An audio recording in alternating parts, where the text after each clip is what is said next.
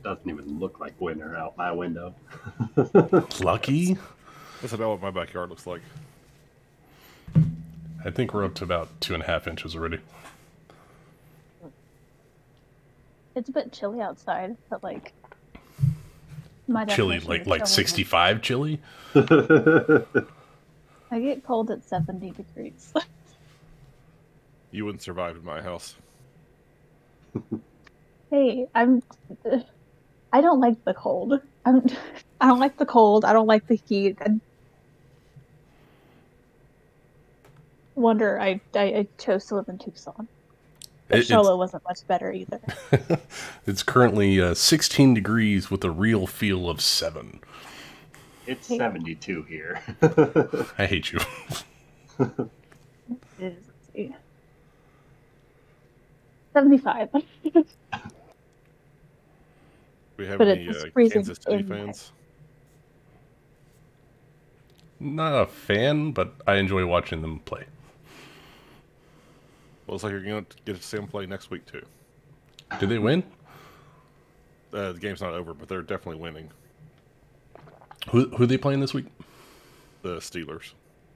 Oh, yeah.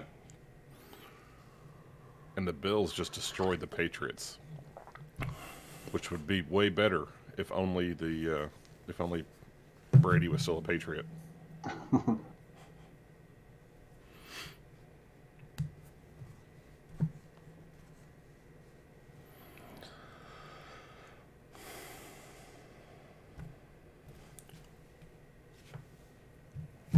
This is what, first week of playoffs? Yeah.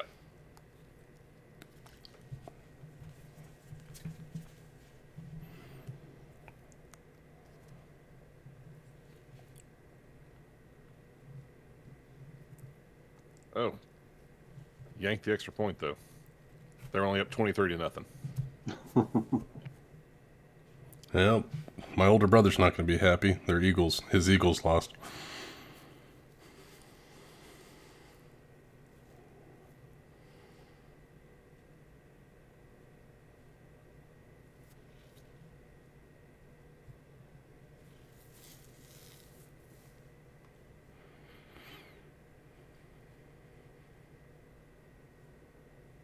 Oh, excuse me. This is a replay of some other game. Oh, no. It says it's Pittsburgh Steelers at Kansas City, but it's on like the NFL Network or something. Yeah, the wild card round doesn't start until 8:15.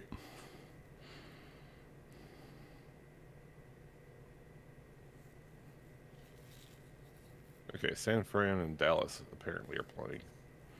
Yeah, Niners are up 16-7. I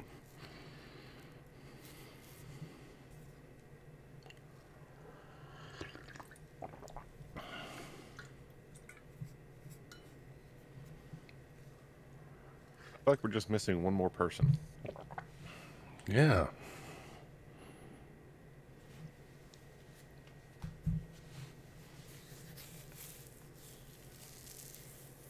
I think she's going to have to do the recap.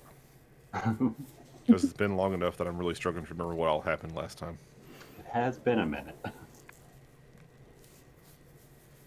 Hey, if I remember right, we all felt real bad. Yeah, it would Yeah. definitely just murder hoboed in the middle of an alleyway last session. Actually, I High don't level remember feeling that way. characters.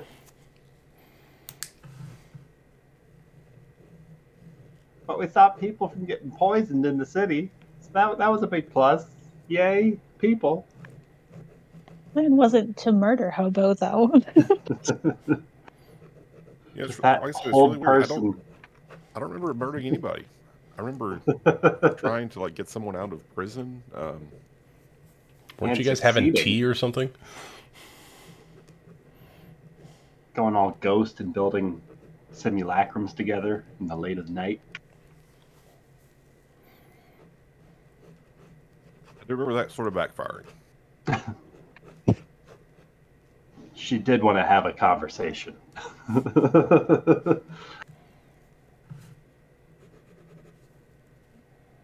There she is. She's alive! Just in time for the recap.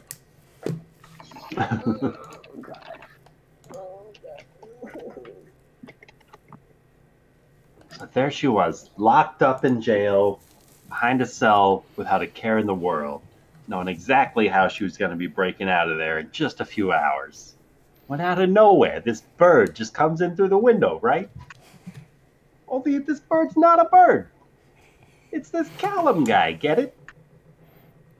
Of course, yeah. And the Callum comes over there, and you know, this bird turns into Callum, and that was like really weird. And Callum goes, "Hey, I need you to, do you trust me?" You know, kind of like that Aladdin shit. And you know, Kevin goes, "Of course I can." Grabs a hold of him, and guess where we are? Market Square, outside of the jail. I mean, it's nice and everything, but you know, I had a plan. You know, it's going to involve some Solid Snake type of shit. Oh fuck! My computer's about to die. Wicked smart. It's wicked smart. I hate to tell this up.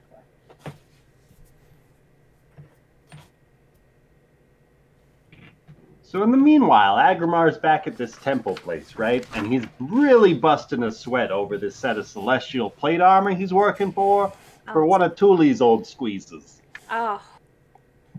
She's got a lot of squeezes. Might as well own a juice bar at this point. Oh, you should.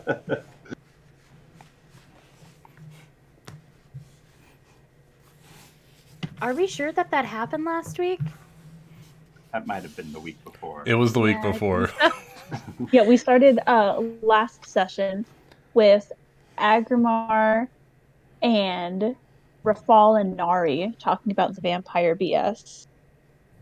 I'd Theory love crafting. to get a recap because I need to practice it. And I don't remember the exacts of it because pretty sure most of what we said was... Agrimar cast the legend lore spell on the Shredskin wrappings to learn almost exactly the lengths of the effect that this curse is having on Nari, how both the blood flowing through her and this artifact reclaimed from the Oracle are both fragments of ectasis that are effectively cursing Nari.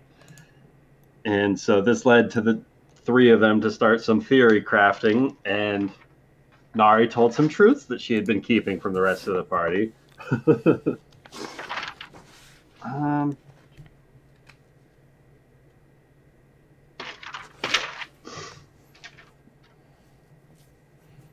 Nari told the party about Thravash and how he lied to the people of Ankaish and how he was basically a real bad guy. And she was starting to come to terms with, oh, maybe they were right about him just being a bad guy with all of his corrupting and nonsense.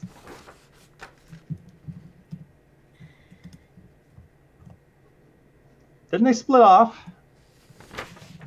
did some soul searching of their own, went and hunted down a member of the bounty board on Reese's suggestion, successfully took him out in an alleyway with little effort wasted, saved droves of people from being poisoned in their drinking wells from the chemicals being dumped there by this stupid idiot.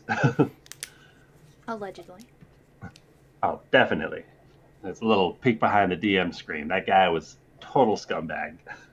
Just because he got held in place doesn't make him any better. But the party took him out, and... It does make it a lot more murdery, though. But it did result in some amazing RPing, like between Nari and Thule there, where just the back and forth, like, I'm not a monster, and I'm going to find a way to fix this. Like, that was just, wow, French kiss, cherry on top. Is it worth inspiration? All the growth that session was. Absolutely, I would say. I think they got inspiration, right? I hope so. If not, then you do have it. It was really good RP. It was phenomenal. I would subscribe to that stuff. It's like watching a soap opera. Right? Right, and then it cuts to Rafal and Agrimar like, we've got to do something about this. Drinking back at the Phoenix Feather Inn together. At some point, cutlery was given to Shreve, And he took that as a threat of sorts, and so he straightened up right away after that and absolved control over the Phoenix Feather Inn back to the party. Not so much cutlery as some very Wooden finely spoons. crafted wooden spoons. Sure, it was like maple or something too. A nice hardwood. Nevertheless, the message was received. In the meanwhile, Callum and Zara were working above the Ridge Bottom Exchange in Callum's workshop, carving a sculpture of ice. And despite the hiccup of a conversation being held causing concentration to flop and losing the first casting of the simulacrum spell, a lot of those resources were gathered and a second carving was started, and the two of them worked late into the hours of the night, perfecting the imagery of this likeness of Zara and this snow golem, this construct, this fake, this replica copy of Zara, to potentially take back to the Citadel to turn into Field Marshal Cassandra Creed in place of Zara, while she is disguised as Callum Simulacrum with the Hat of Disguise.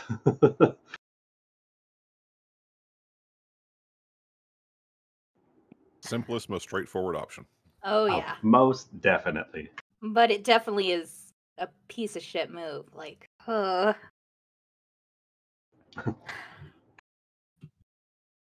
But I mean, what's the worst that will happen? What, they'll kill her in this medieval society with a medieval judicial system? What is capital punishment like in MistHaven?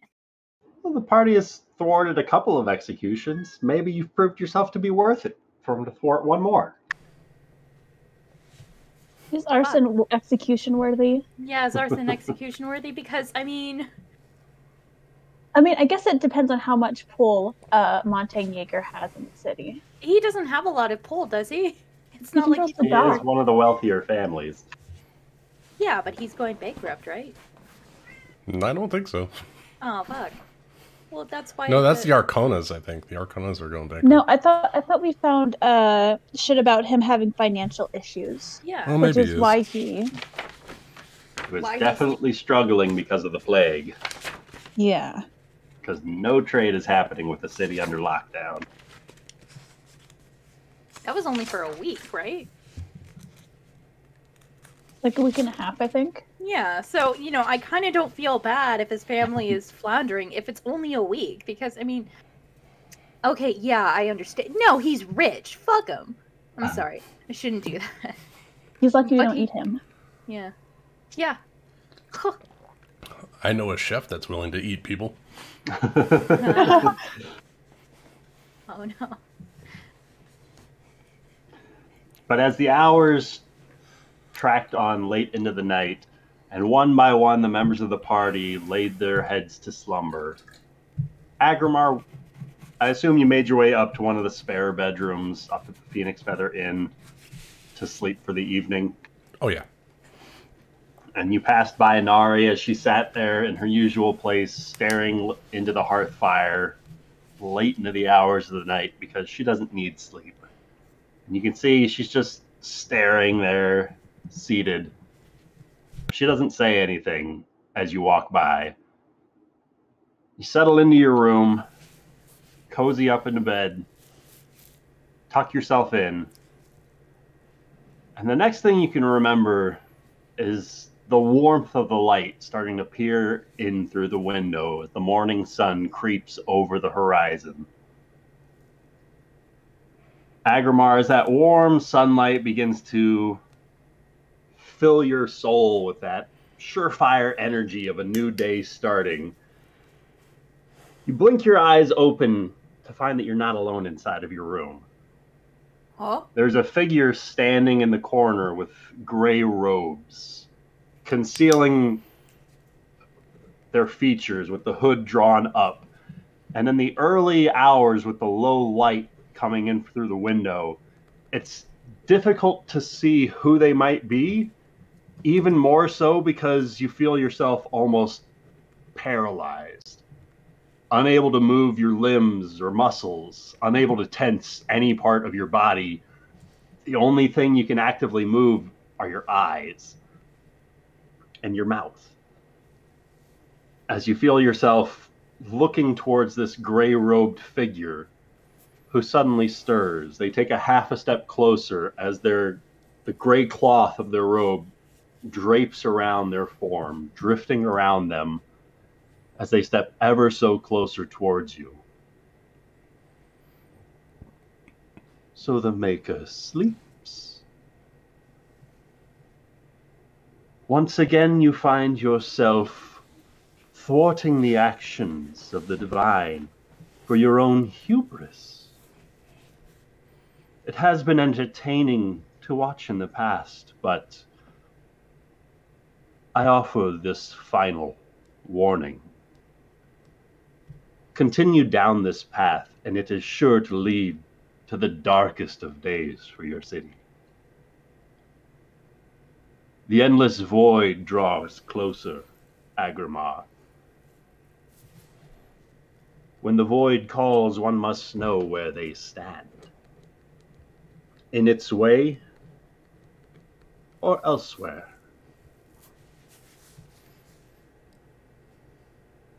The frivolous pursuits of your comrades means little in the grander scope of things.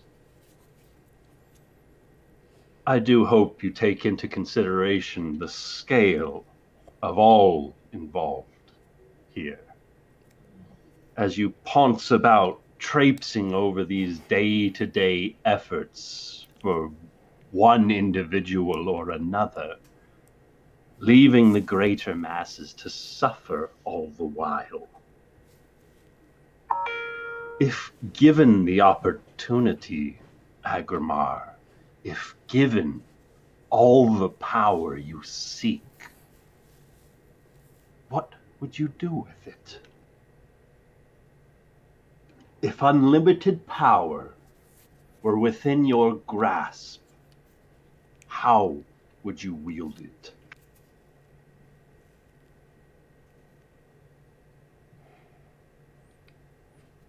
I would wield it with a kind heart. My goals have been changing as of late. But I do wish to make this world a better place, leave it better than when I found it.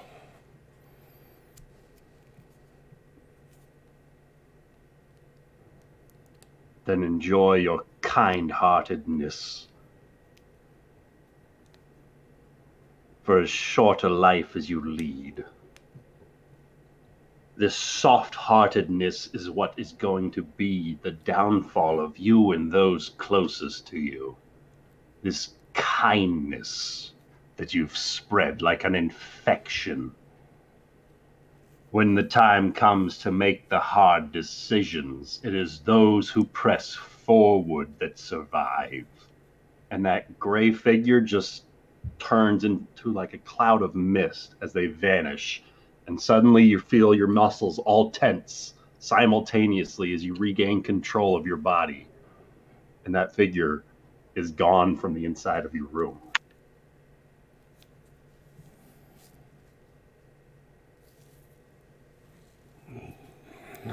Damn it all. Why am I cursed with such atrocities against my mind? He gets up and throws his pants on, just leaves his shirt off, and he goes downstairs. He needs something to drink. All right. You make your way down, and you can hear the early sounds of Bickerstaff behind the bar starting his daily preparations, getting some of the juices ready for the morning cocktails that are a bit more popular, squeezing his oranges, peeling some fruits, and generally just preparing for his morning ritual. Agrimar, good to see you so early. Good morning, Bickerstaff. I trust you slept well. As much as I was able. Cookie should have porridge ready in about half an hour or so, if you're waiting around. Yes, I think I will be waiting around. You wouldn't happen to have something that would perk me up this morning, would you? a drink, hot beverage? I've got a few options available. Are you looking to... Well, I suppose the first question is, how did you sleep? Slept fine. Woke up to a terrible sight. You know. We've all been there. Unfortunately, it wasn't, I don't think it was a person. I think it was an entity. But, yeah, it's not the first time. Something, just to perk me up. Nothing, I need a full mind this morning, if you don't, mind. Now, go with me on this one, but there are a small number of students that traipse in from the academy, and they have brought these small burned beans with them that, when filtered through a hot beverage, can find it quite stimulating. Perhaps you'll enjoy one of these coffees. I would love to try one of these coffees, please. Well, let me see if I can figure this out. Give me a moment. Yeah, so he'll just sit at the bar waiting for it. He starts fumbling around his own unique-looking coffee-making contraption that he was probably sold by a street peddler. Old Bickerstaff. We have the coin, we need to invest it. Exactly what it is. It's got all sorts of dials and knobs that he looks like doesn't really know how it works. It's a gnomish make, isn't it? Probably. It's got the ridge.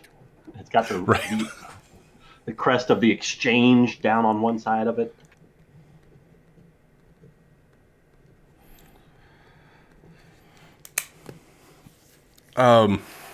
Once I get my drink, I'm gonna try it, and It's scalding hot. well, that works for me. Oh, Bickerstaff, this is quite wonderful, thank you. A little bitter, but I think it works well to liven up the brain first thing in the morning. The aroma does seem to be a bit more stimulating than the taste of it. But it is definitely helping to wake you up. While looking at the steam rise off the coffee, I want to just kind of pour over this visage that I saw. And if I remember correctly, I saw this person before, and it was Sin, I think.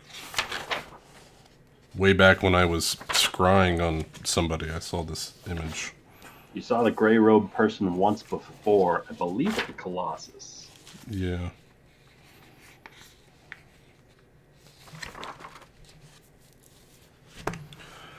I'll just ponder on it, and Sure. just trying to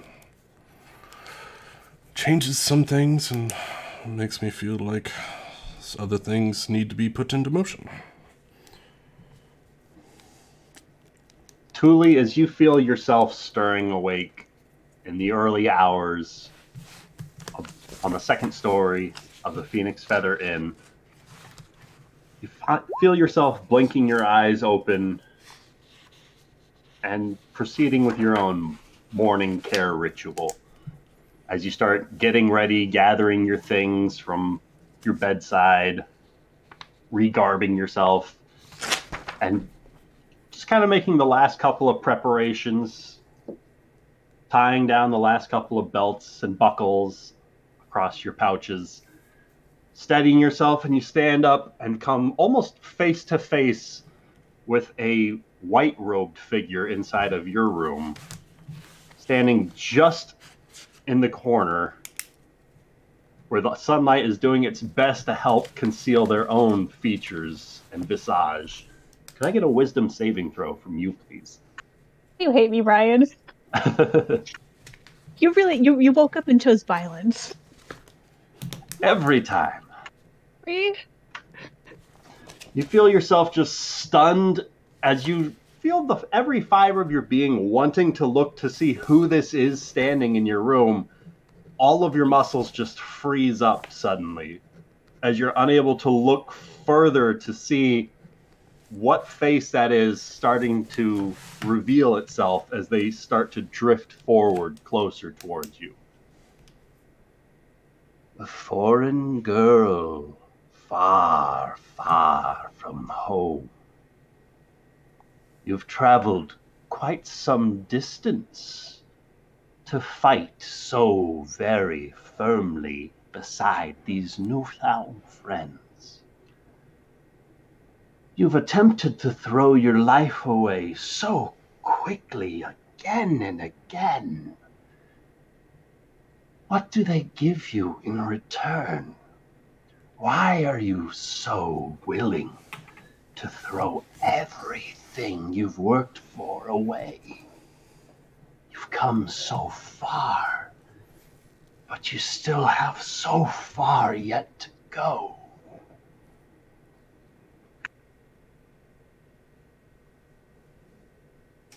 You feel suddenly the muscles around your jaw and effectively around your head just kind of slack somewhat as the tensing stops, as you feel this shift in control over your body, allowing you to respond if you so choose. I don't need anything in return from them. I just want them to be happy. Happiness is what you seek. Happiness is not conceivable for one who's lived a life as you've lived. You don't get to be happy with the choices you've led, with the road you've traveled, with the corpses you've littered behind you. There is no happy upon your horizon. There lies only death and destruction for those who would travel beside you.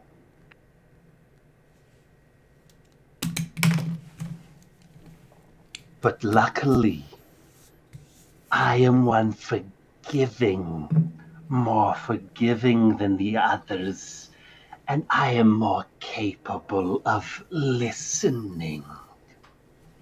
You seek happiness.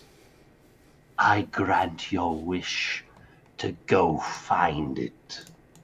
Leave this place, this wretched city of MistHaven. Never return. Seek out what fortune and glory you can elsewhere. Survive to be an old maid telling stories around a hearth fire. Live. But first to live, one must flee. And on that last word, that white-robed figure sort of dissipates into a fine mist as you feel control over your body returning. Out of curiosity, as Sure it thing. fades away, can I try to use vicious mockery on it? You can certainly try. I'm gonna certainly fucking try. Tully always gets the last word. I don't need to take advice from some bitch who won't even show me their face. All right. That was a lot better than Laboratory. And for extra measure, she'll spit at it.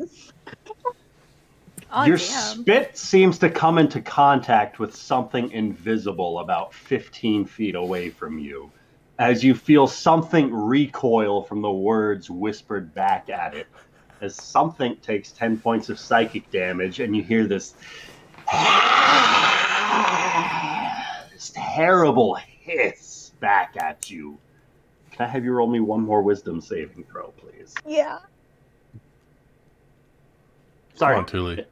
an intelligence saving throw. I can do that too. It's hey. Oh, what'd you get?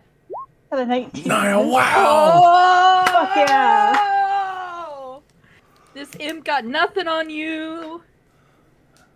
You feel this powerful force that that same sort of control that racked your whole body a moment ago rushes up through your exteriors, all focusing back up towards your brain. You feel this immense force from somewhere inside of you rush up, and this powerful explosion just dissipate instantly as you focus upon it. You feel no further impacts of whatever this force is that just tried to destroy your brain. And you ignore the effects of this psychically charged blast. As this hiss starts to fade. Jesus Christ.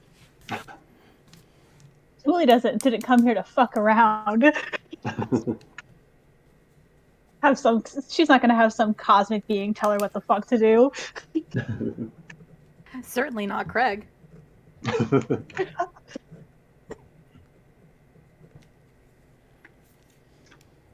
But after a few moments go by, you realize that you're once again alone in this room. And you regain control of your faculties. How would you like to spend your morning? Well, first of all, she's gonna compose herself before going downstairs. I don't know, maybe like find a mirror or something to make sure nothing weird happened, like physically on, I guess. You go and just kind of survey yourself in the nearby mirror that's off just above the sink, and you see a fine, like a single drop of blood has pooled up and dripped out from your eye, almost like a bloody tear. Just the one. Yeah, she'll like dab that away and like rinse her face off just to make sure there's none else, and then head on downstairs. Make your way downstairs, and you can see Bickerstaff fiddling with some sort of a brass knobbed contraption of some sorts. It's letting off all manner of hissings and high-pitched squeals like a tea kettle. But he's letting out the occasional curse and just smacking the side of it as other bits and bobs of it start to move about. Agrimar's seated at the bar stool closest to Bickerstaff, and there is the faintest of sounds coming from the kitchen as breakfast is being prepared.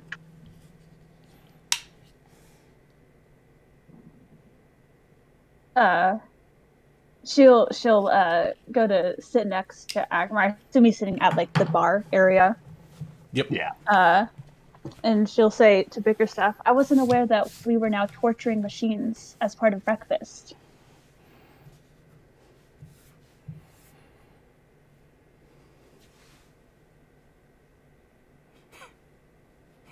You shocked him into silence.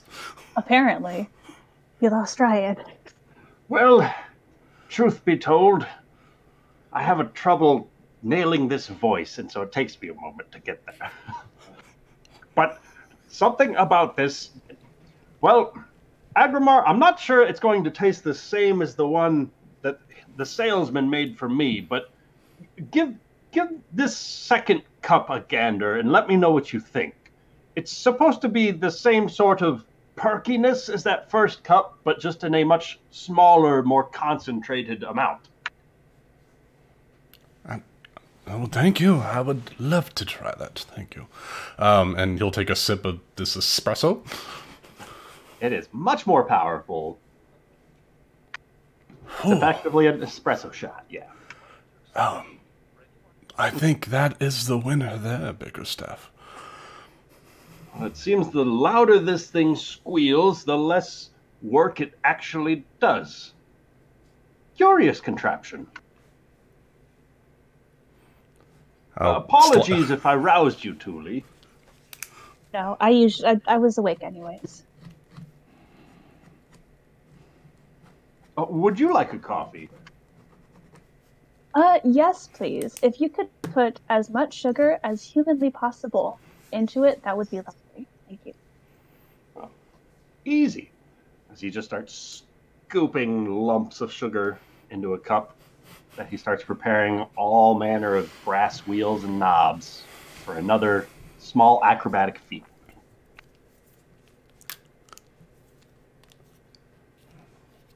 So, did you have as interesting a morning as I did, Julie?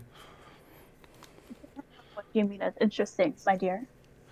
Apparently, one of the three, I believe it was Pharaoh, decided to have a conversation with me this morning. Did he happen to have a white robe?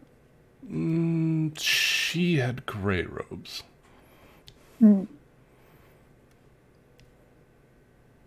Apparently, I've been living life too soft recently, and I haven't, and I guess these trying to play God or something is not helping, and will bring the end of MistHaven, and bring about this endless void or something. Uh-huh.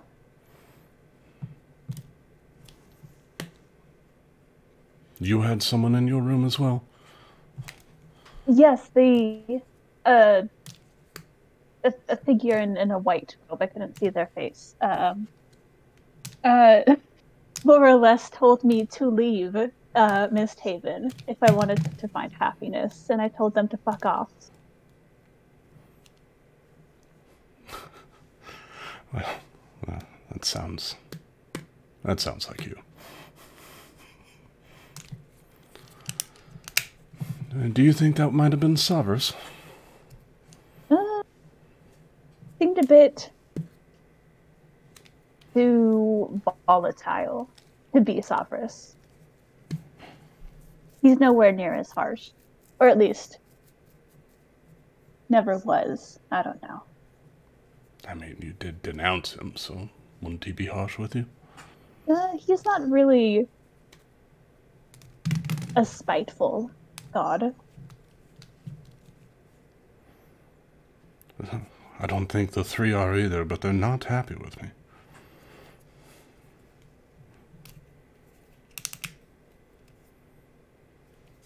Apparently wanting to spread happiness and, make people's lives better is not good for them.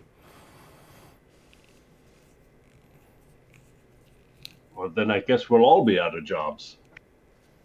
That's what I'm saying, Bickerstaff.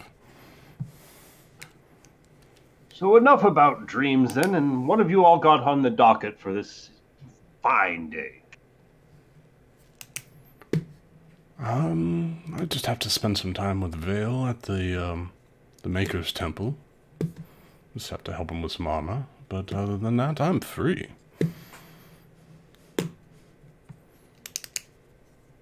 How about you, Julie? Do you have anything pressing that you want to get done? I know Nari wanted to go into the sewers because we got some points of interest from our lovely friend Reese. Not friend, a business partner, I think is appropriate term. I don't think he's friends with anybody. And what's supposed to be at these points of interest? Is just meeting locations, or? Need my notes. You guys were going on and on about soul stones or some such.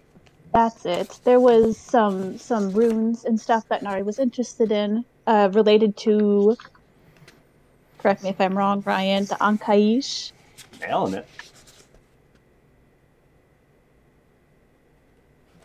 Apparently, Reese lost some men down there. Some odd metal figures that were rather deadly.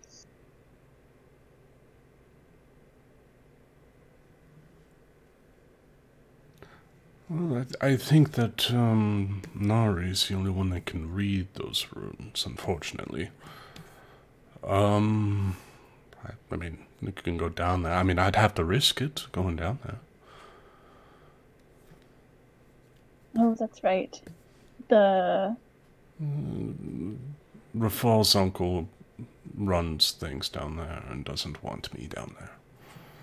Maybe you guys could find some sort of a translator or the like, because the way she was headed out this morning, she made it sound like she might not be back for some time. Nari left this morning. Yes, she gathered some things in her pack. left a couple of things behind in her room upstairs, but assured me she would be back soon. But she doesn't normally make a point of saying so, so I assumed she'd be gone for some time. Truly, I think she's gone soul-searching. Oh, I did not mean that literally. But it might be literally. Well, I just hope she stays safe out there. Oh, you know she will. Well, maybe. Maybe we should see... She might have left something for us. A note, perhaps? Yeah, I mean... Yeah, we should go check her room if she left items behind. You know, it's like an old-fashioned treasure hunt. As you guys go upstairs to check out Nari's room, not too far away from that hearth fire where Agrimar saw her seated last night is the door to her usual room when she used to sleep. And inside of that, you guys see a couple of just random knickknacks, like a roll of rope that's been left behind, a couple of candles, some loose parchment, utensils for like drawing maps and such. Effectively, it looks like she just kind of cleared out some of her inventory. I think we lost you, Ryan.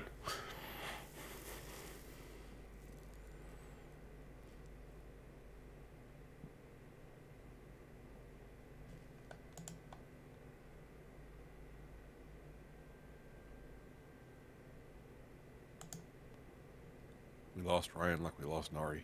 Aww. Well, who knows? Too soon. Maybe she's setting fire to a lord's manor or something. It's possible. We lost you at clearing out her inventory. Oh, no. Ooh.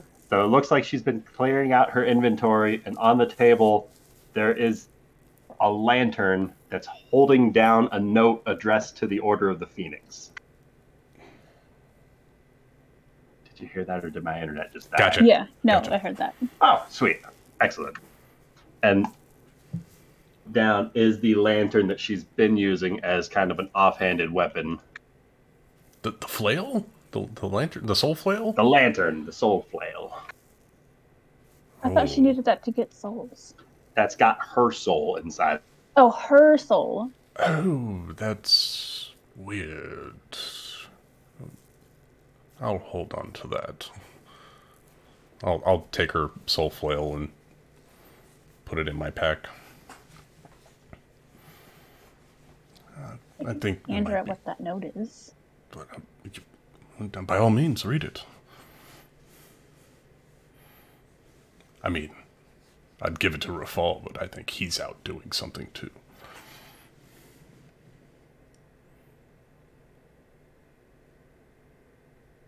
Testing, testing. There you are. Yes. Yup. All right. What did you hear? Nothing. We Excellent. asked to see the note.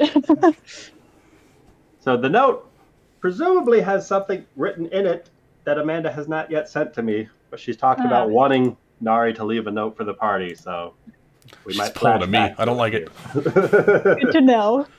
It's very heartfelt and like she's very sorrowful. And she's like, here's my soul, take care of it. I'll be back soon. And there's a little peace sign drawn on it.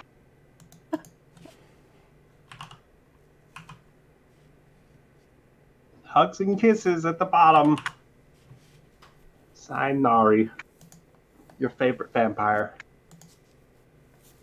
And still She leader is. of the Phoenix.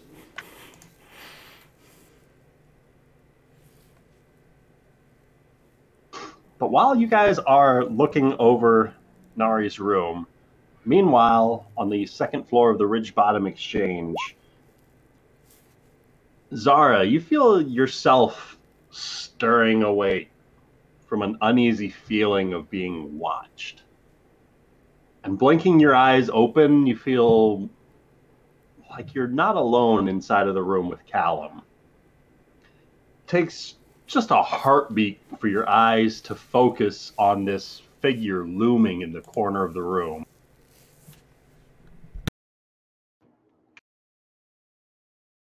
Is there enough time to kind of grab a dagger that's hopefully... Oh, what the fuck? Can He's she got grab a a dagger? large, obnoxiously purple hat on the head of his person and this gaudy-looking armor that looks as though he spent so much more money on the flange and filigree than the actual protective elements of the armor itself. Can she grab a dagger that's hopefully at the nightstand right next to her? Can she throw something at this man? You can certainly try. Go ahead and roll me a wisdom saving throw.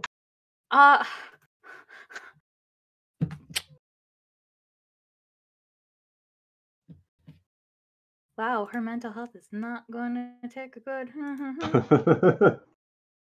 13! As you feel yourself reaching out and you fumble into the nightstand and your arm wraps around the hilt of that dagger when your body just freezes and locks up. Every part of you just stiffens into place. As you feel yourself unable to move, you hear this voice echoing from that corner that you just turned back from a moment ago to grab your dagger. You hear Virader's wicked voice, as if it's right, like a half an inch from your ear, whispering into it. Hello, Zara. So is this what you've been up to lately? Playing house?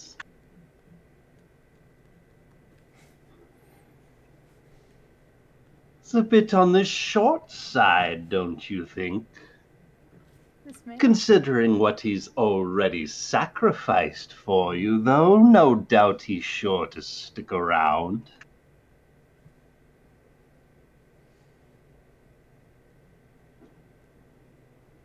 As he's speaking to you, you feel this numbness about your jaw as your head becomes unparalyzed. And you feel yourself able to move again. Just your head, though.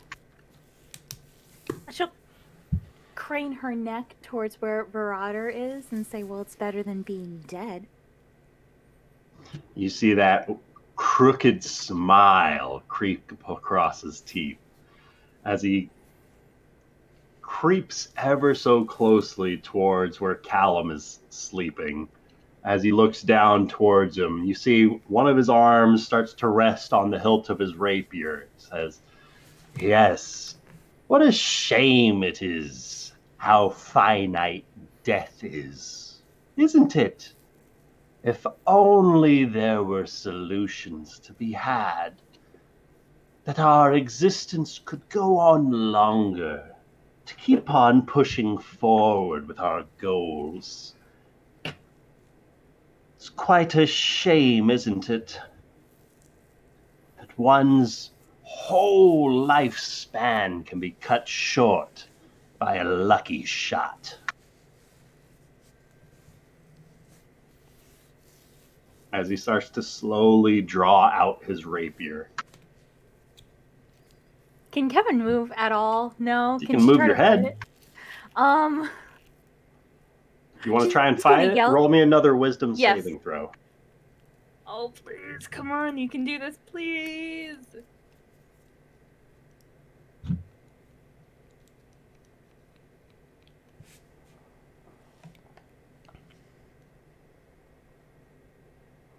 $13. You feel this immense pressure building up inside of your mind as you feel this warm trickle start to exit from your left nostril. Looking down, you can see small droplets of your own blood starting to pace out and drip down on you. You're straining and fighting against whatever control this Virader has over you, but you're unable to fight it as he slowly produces his rapier and places it onto the pillow beside Callum's sleeping head.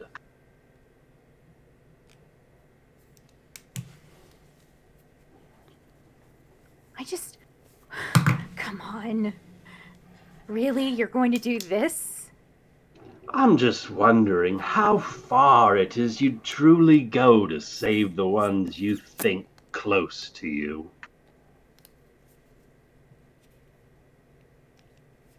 So tell me, Zara, how far would you go to save his life? I definitely wouldn't be a traitor like you. Oh, certainly not. We've all got our limits. It's just a matter of finding those limits and pushing past them.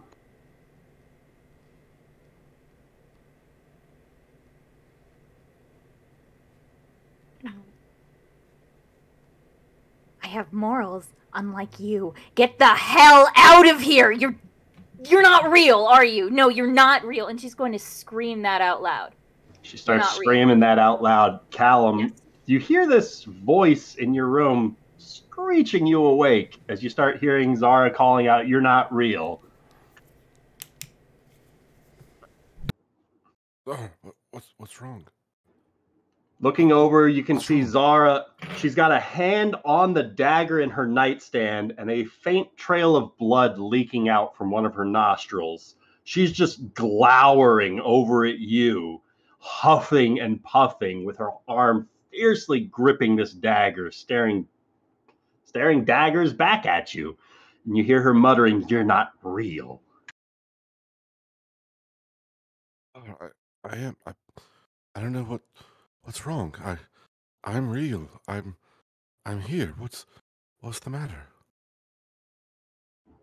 Zara, you hear that same voice again as Virader's mouth does not move. It would be a shame how far ours, who once loved us, would distance themselves so quickly if they knew what you really were. You're not real. You're not real. You're not real. I saw you dead. Rafal killed you. I burned you. You're nothing but ashes. You're not real. Get out. Get out. Get out. You're not real. You see as he starts to lift his rapier up to take a swing down at Callum. Clearly making a slow, grandiose gesture as if to just piss you off even further. His eyes are locked with you. All the while as he slowly starts to lift his sword up and back. Can she try to fight it again? Roll me another wisdom save. Please, come on. Better than the 13. A 5!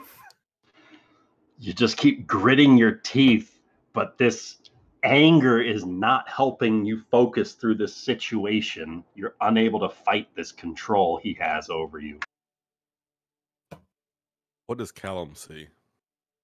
Callum, it looks as though she's staring at you, but not quite at you. Like there would be somebody else in the room that you are not seeing. But clearly she's focusing in your direction.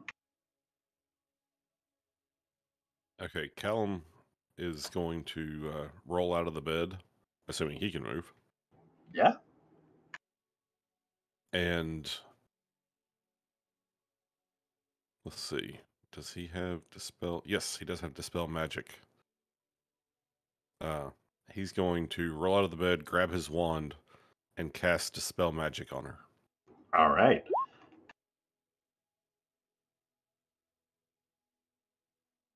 Go ahead and roll me an intelligence check, please. Intelligence check. Ooh. As you see this shimmer of arcane magic ripple across Zara's eyes. Callum! As the effect is washed free, Zara, in this moment, you watch as Callum rolls out as the sword slices down through the bedding that he was just asleep inside of. As he rolls to the side, he whips up his wand and launches out some sort of a spell, not at Virader. But the spell makes contact with you as Virader just dissipates into mist. His blade vanishes in this instant. That control you felt seizing over you slowly loosens and releases. And you are back to your own senses. Just for with that dagger gripped tightly in the palm of your hand still. Just for theatrics, can Kevin throw, as soon as she gains control, throw the dagger to where Verada would have been? Absolutely. Yes, I just love the theatrics. Yes. It launches across the room, inches from where Callum was just sleeping.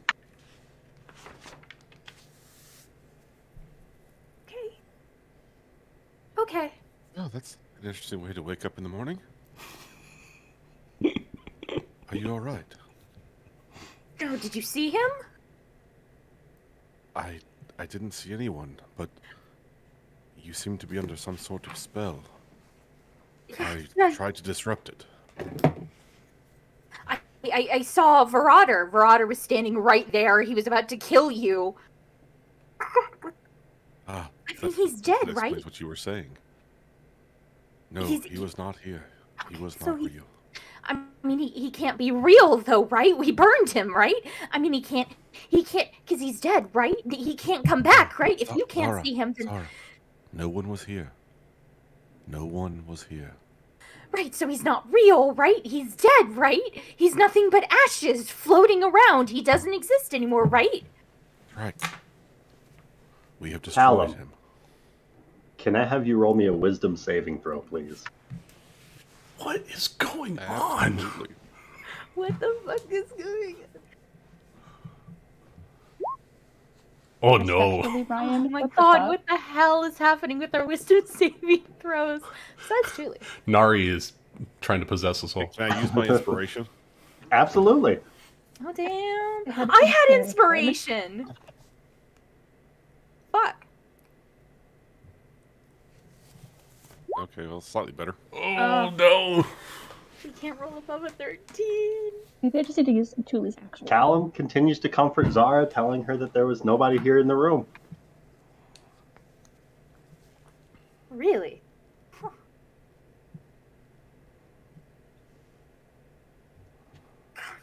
What about the others? All right.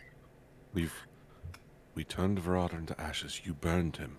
You destroyed him. Right, I did. What about the others? What others?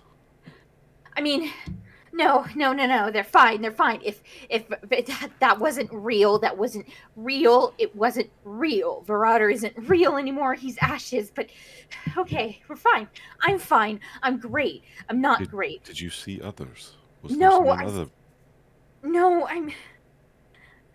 If Verada's real, then that means he couldn't hurt anyone. He can't hurt anyone, right? No, he can't. He was not here.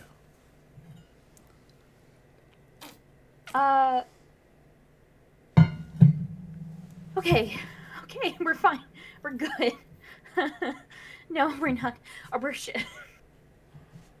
Things are okay. It's going to be okay. Right. Yeah, of course. Yeah, because he's dead. He's dead.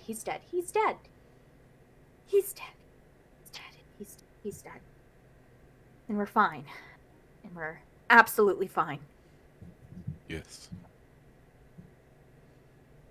We're going to turn you into the authorities today. Get that behind us.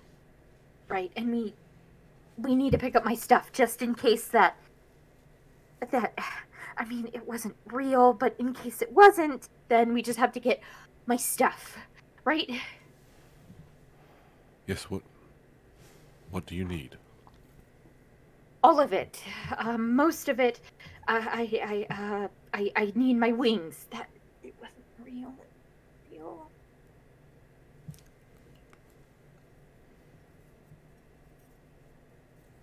Well, I think I can manage that when we take you in. Right.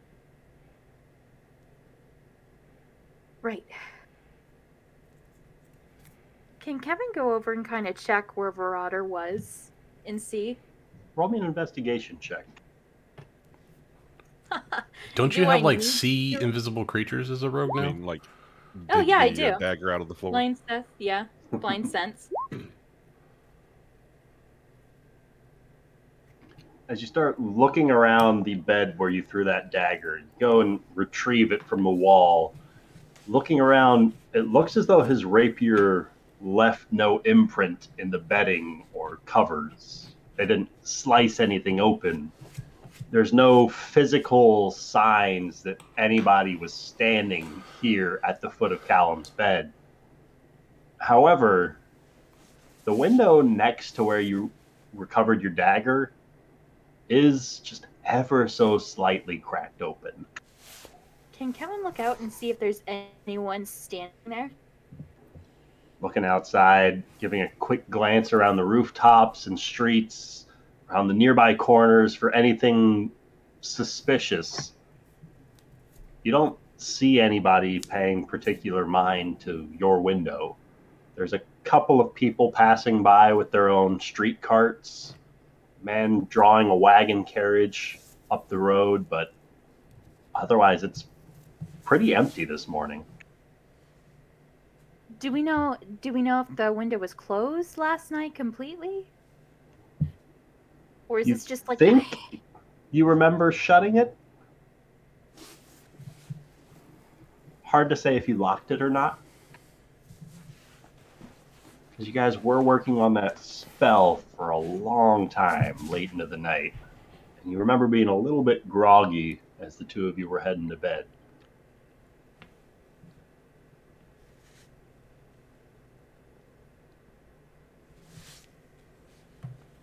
Okay, he wasn't real. He wasn't real. I think we just need to go talk to the others. This is...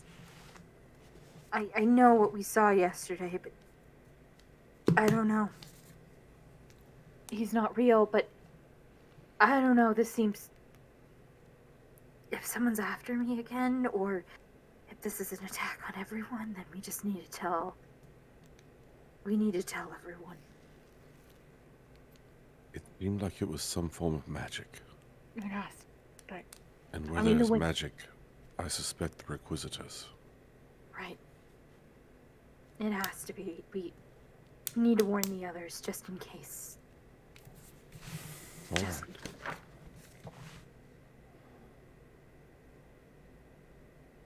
We But can he go to can't them, but remember what you saw. Yeah, I know. But he can't come back, can he?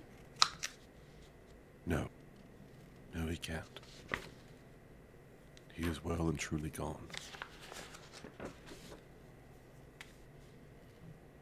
All right. I'll get ready. Just... If anything happens, just scream. I don't know what I'm going to do.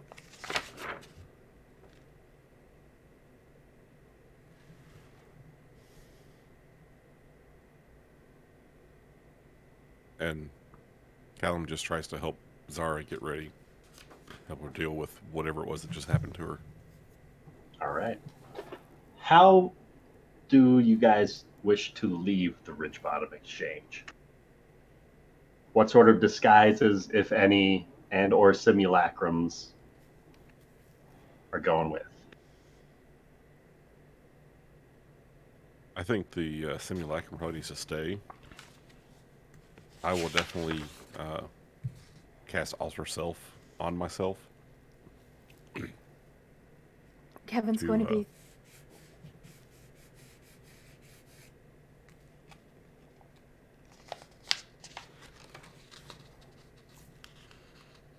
Hello. That's our-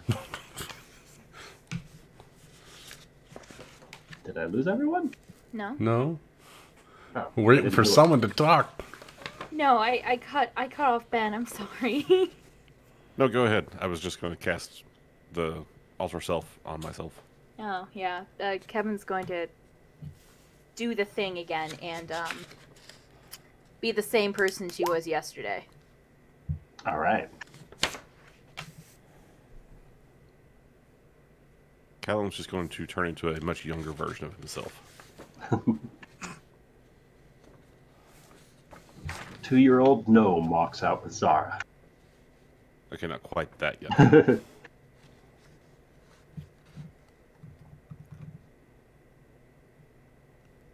All right. More like that young. Excellent. And then everyone make sure you took a long rest, so you should be at full hit points and spell slots and all that good stuff. Oh, Ryan, I never use my spells. Well, you're just saving them for that one moment. Yep. It's going to be super clutch whenever Zara loses her I've done ultimate that spell before. combo. Ryan, Ben, you remember that in the swamp? Yep. Whatever it takes. That clutch cleric dip. You never know when Zara's going to start casting. So anyway, I started blasting.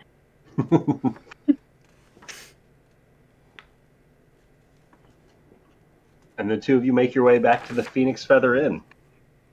And about the time that you are arriving, Agrimar and Thule are coming back downstairs with a couple extra items in their possession. Just about the same time that Cookie's making her way out from the kitchens with a warm pot of porridge. As bowls start getting scooped up and served out to everybody inside of the inn, you guys can all take a table and gather up with some warm food for your bellies as you all reconvene. Well, or rather, Agrimar and Thule consider the table as these two complete strangers walk into the door. Well, no, Thule is aware of Heaven's disguise. She spotted her when she was trailing the party down to find the mage guy. That's Yeah. right. You spy Hello her and working with welcome some to young stud. Hello and welcome to the Phoenix Feather Inn. Please have a seat somewhere. We need to talk. I'm sorry, do I know you? Yes. It's Zara. Oh, thanks, Thule. I'm trying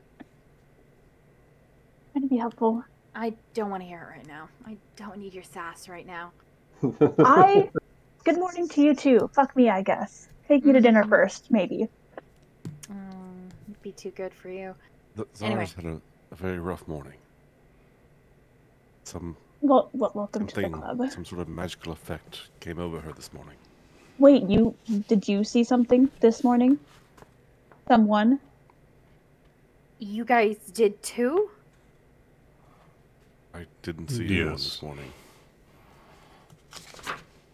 I saw Varadar. Well, that sucks.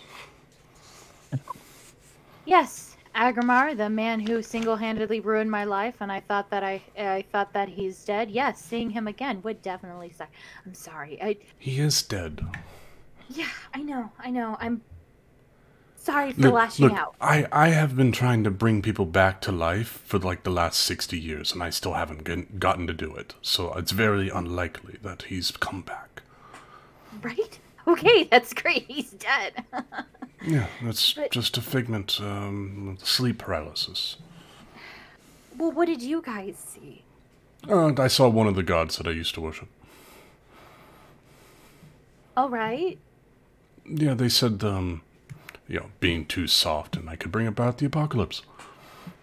Oh, dang, that sucks. You know, it's a Tuesday. Yeah.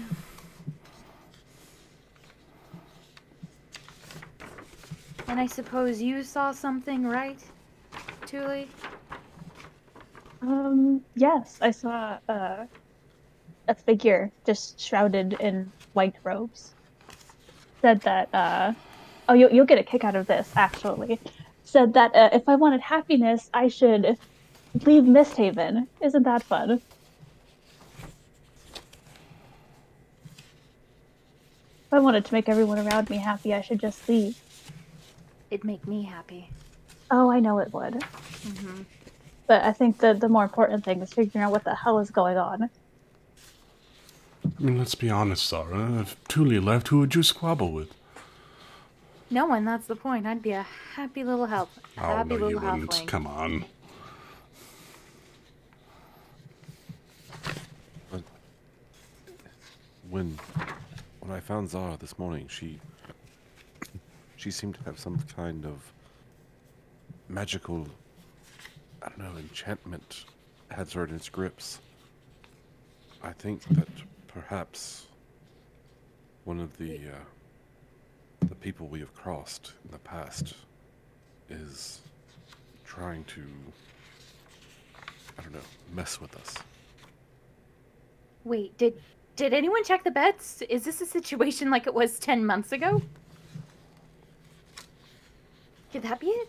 No, because in my case it wasn't like a harmful attack on me. It was just a warning that the path I have currently chosen is probably not right. Right. Besides, those manner of devices shouldn't work in here because of Phelan. It's, she has barred this place from divination-type magics and sensory-type magics, so something trying to peer through shouldn't work. Is there a possibility that the magic could have failed? She's quite the capable wizard. I don't think it would have. I'm aware, but would we even know if it did? Yeah, I mean, a simple detect magic would be able to tell if the effects were still up.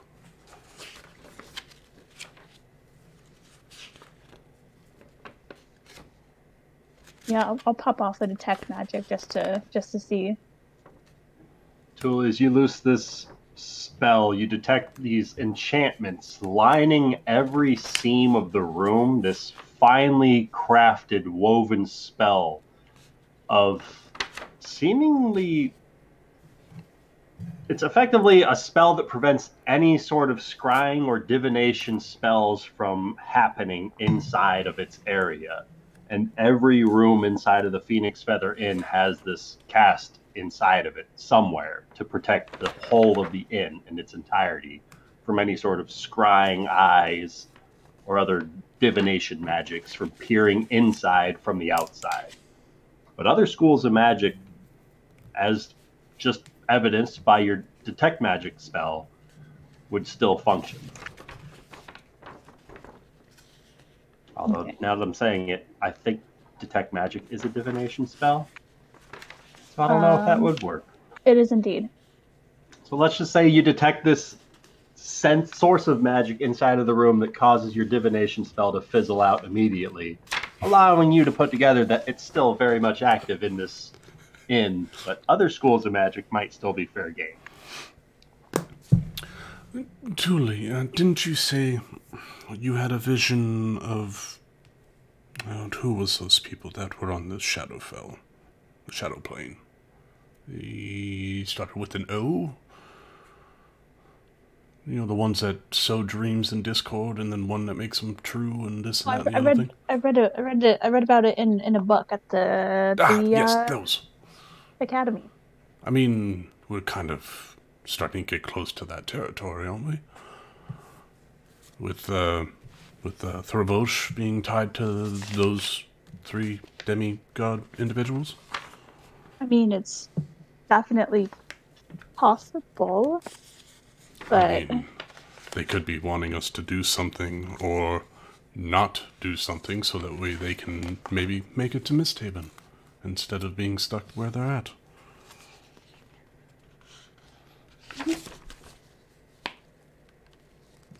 sorry, I'm reading my shit again. My shit has nothing in there, that's why I was asking.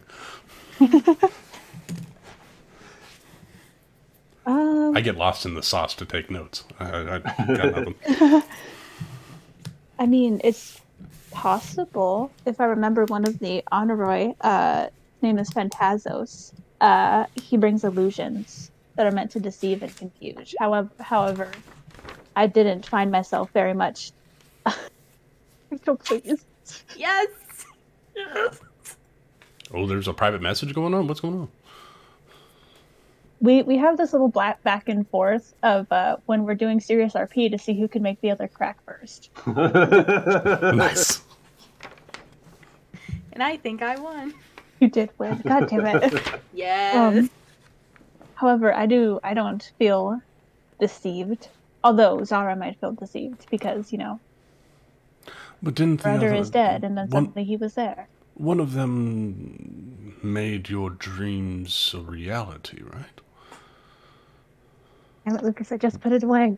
One fabricated dreams, one made illusions, and then one made dreams come true. Yeah, Phobator is for nightmares, Phantasos does illusions and shit, and Morpheus can make visions of the quote-unquote truth and then make those visions of reality because you believe so much of them. Is that about right, Ryan? That's like the gist of it. Doing great. Oh my god! I spotted Nari. Oh, yay! A wild Amanda has appeared. Hi, I'm only like half here though, because I'm driving home from work, but I wanted to listen in. And I still have to pick up my kid from my mom's house. But I'm listening. Don't worry. So Nari told Bickerstaff that she would be back later, implying probably not like tonight, but maybe in the future at some point. And the party found Nari's lantern upstairs with some of the loose gear she wouldn't be needing. And the lantern was on top of a note addressed to the Order of the Phoenix that we can flash back to later at some point. Because I don't know what's on the note. Yeah, it's sealed, so you guys just need But like special. It was a super heartwarming note, and everybody felt emotions upon reading it. And now your soul belongs to me. I cried. Who else to better protect my soul than you guys? Okay? Exactly. Technically, Callum didn't feel anything. I think they were talking about giving the lantern to Shreve. He's the Oh safest. my god, yeah. Your new character is Shreves, the Awakened Shrub. Wait, isn't the lantern have people with fire? my soul? That would be so great. So great. You know Oh, what?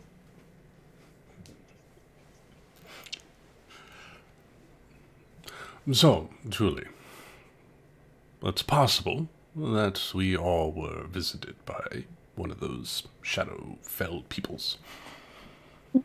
I mean, it's possible, but given the circumstances and what we were told, I don't think it's plausible.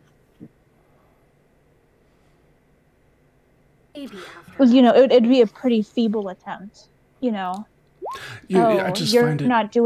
you're not doing well, you should leave. Ghost of your past. Seems all very mediocre. Yeah.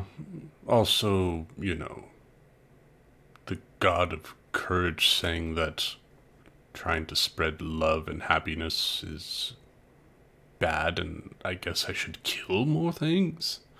I mean, I'm not without courage. That's far from it. Unless there's something going on with the gods, which is supposed to happen anyways. Well, that's You the just don't thing, know that when. this is not the first time. Since before I went with you all to that wonderful place amongst time, I saw Pharaoh before, out in the desert. She told me that different paths lead to different destinations. Two paths lead to ruin, the other will bolster us on the road ahead. And clearly, I'm on the path of ruin.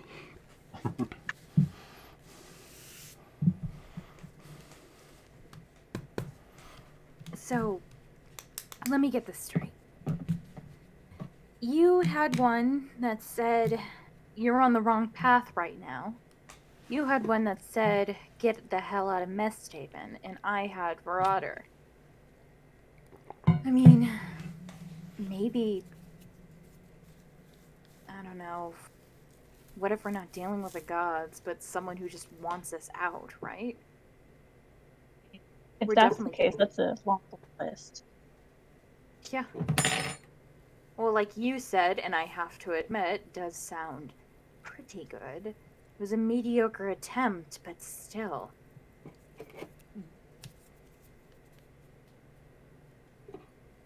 Who do we know that would want to fabricate these machinations against us? The guy's manor that I burned down? He was into some deep shit. Yeah, but why target But the you three didn't of do us?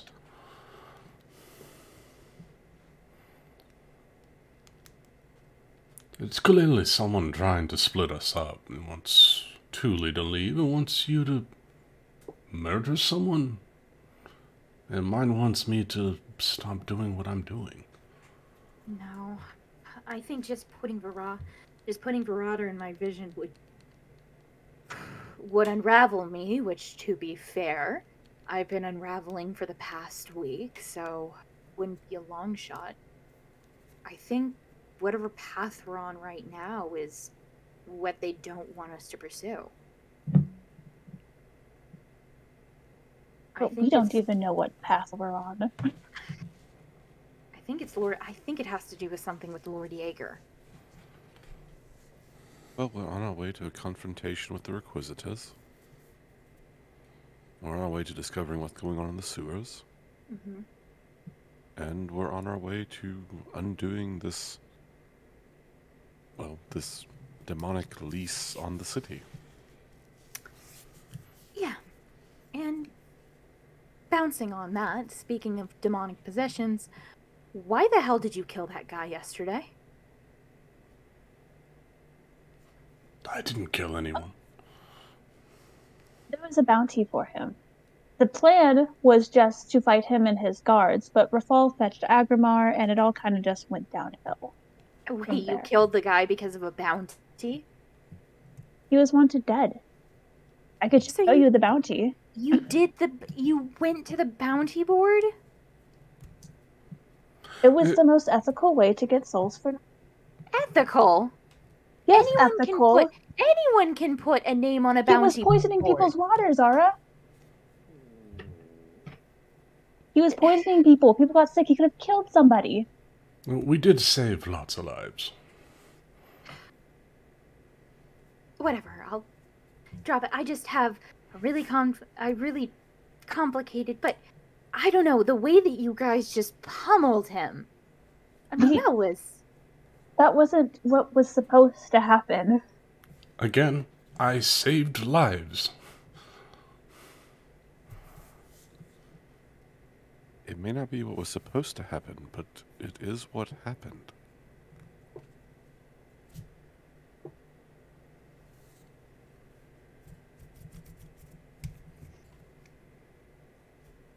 I can understand how it looked bad, but people die every day. He was going to die anyway. Somebody would have gotten him.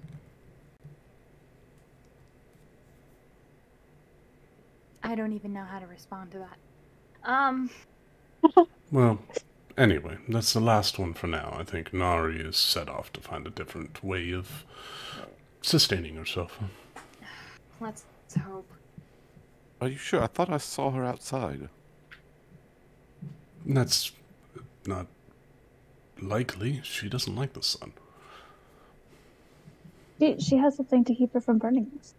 Yeah. Oh, that's right. Sunburn. I would swear I saw her and I thought I heard her voice, but maybe not. You're seeing things too, Callum.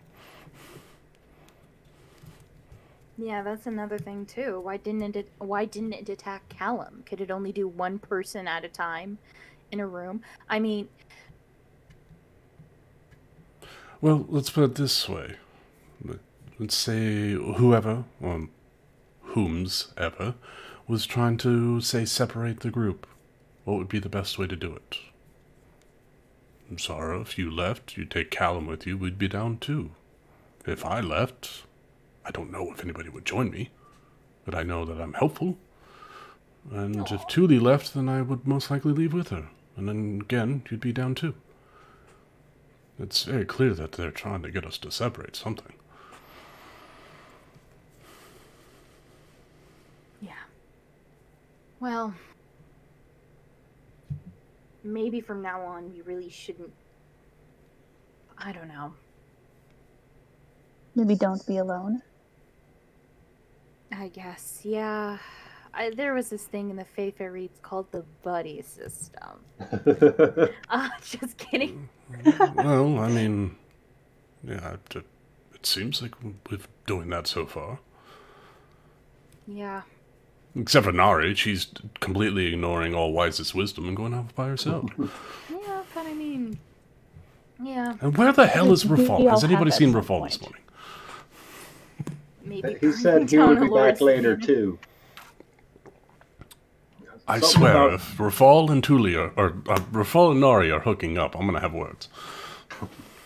He mentioned wanting to go check up on his mother. Mandane has been feeling ill as of late, and I guess her sleep has been a bit restless, so he was going to go tend to her. Oh, that's true. Yeah. Well, you'd want to have words. I mean, you and Tuli. What? Tuli and I what? Never mind. No, I didn't. I mean, it just is what it is, I suppose. Just saying you shouldn't be jealous if Nari's found someone or if Rafal's found someone. I just don't see them together, that's all. Well, you know, sometimes opposites attract. Tuli's gonna like blank stare, gesture at herself, and then to Agmar a few times, like. I have a high insight, but I'm not picking up on it.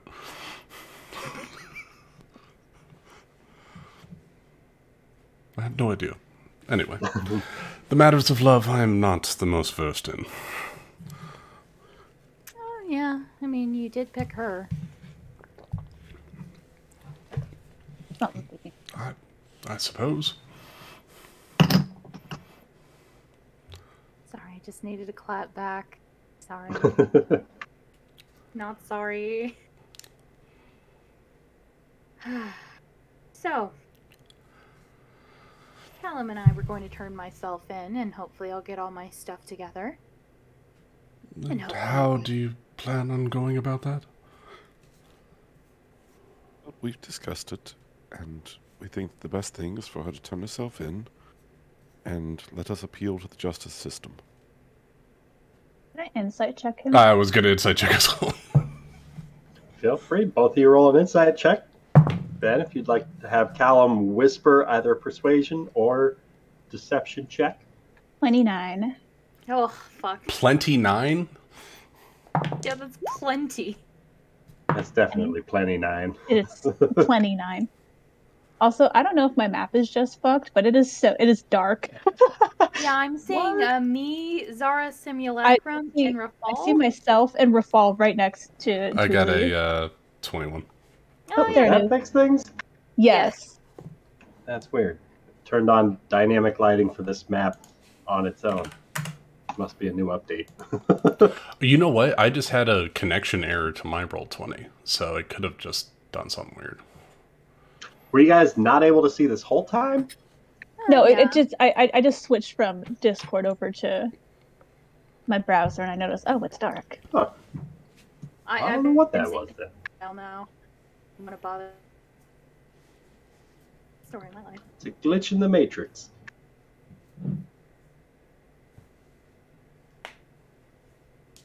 So, Ben, how do they read Callum? Well, I mean, he's telling the truth in a fashion. From a certain point of view. But He's they- stretching Seems like his truth. he's lacking in specific details for this plan. So Probably purposefully omitting some details. Tuli's gonna cry just a little bit.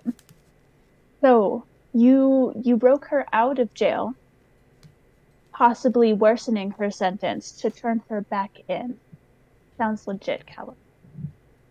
And you're just gonna get her stuff. Well, Yeah. I was acting rashly, and after we spoke, she convinced me that it would be best if Rafal used his influence to try to get her out. So, we are turning her back in, and hoping that there's not too much made of the fact that she went missing for a short period of time. I don't know if you've been in town long enough, Callum, but they execute people that they don't like. Well, I won't let that happen. And I've never met her, but Sandra Creed sounds like a hard ass. Oh, at 100%. Well, Well, if things don't work out for us, I'll fetch her again. I've done it once, I can do it again. and who knows? I did help to defeat a dragon, so that's gotta. And all the while, Zara's gonna have this shit-eating grin on there. And who knows? So maybe that's going to lessen my sentence. Because, I don't stab people in the back to do things. Speaking from experience, just because you did a noble deed does not lessen a sentence. Oh. Yeah, but I didn't betray anyone, did I? I didn't get anyone's trust. Oh my god, would you get over it already? I'm not going to get over it. It has been a week. And? And yet every attempt I make to smooth it over, you just brush me off. I'm trying, Zara. You're the one that doesn't want to try. Not really. I don't have to put any work into it. But hey, at least I'm not pummeling you into the ground anymore. Julie's gonna get like a shit-eating grin on her face and wink at Zara. Is that a threat or a promise? No, it's a promise. Can't wait to look forward to it. Oh, yeah. What, this time are you going to hold out a little bit longer?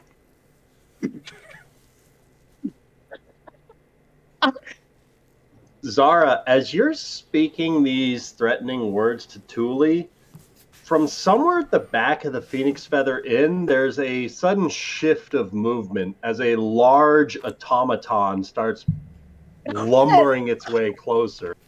I forgot about Cognar. As Cognar, the shield guardian, starts to step forward to defend the wielder of its amulet. Effectively, now, I'm not sure if he was actually already here at the Phoenix Feather Inn or not. But he was. Now, canon, he's here. He was there. So whatever you guys do with him. I had him stay at the inn when we went to the Baylor's retreat. Okay, I thought so. Because I didn't want to draw any unnecessary attention than what we would have already drawn. Gotcha. Agamar, make your golem stand down.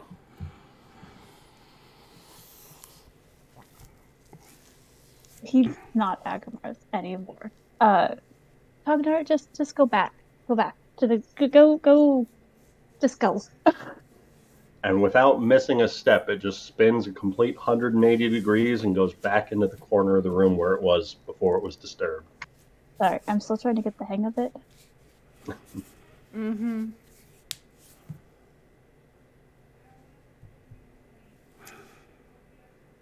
But anyway, Agamar, what were your plans today? Before we came over, told you what happened, and then we realized we're all connected for something or someone trying to get at us. With a half-hearted attempt, almost. Just trying to keep my temper in check. That's what I'm doing today. I was going to help Vale with his armor today, and then other than that, I don't have any other plans.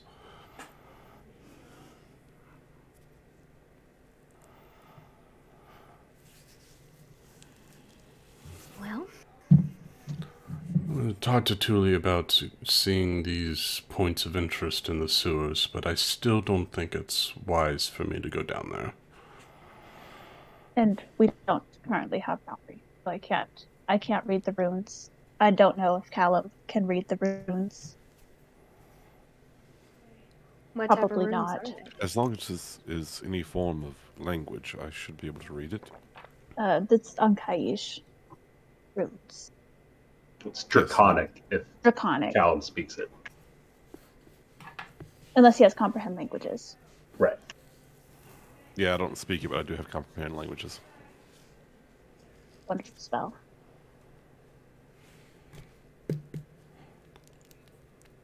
But I feel like a duo team, or maybe a trio, if you would like to tag along, Zara. I don't Which think it Zara was would be able- originally going to be tag a along. trio.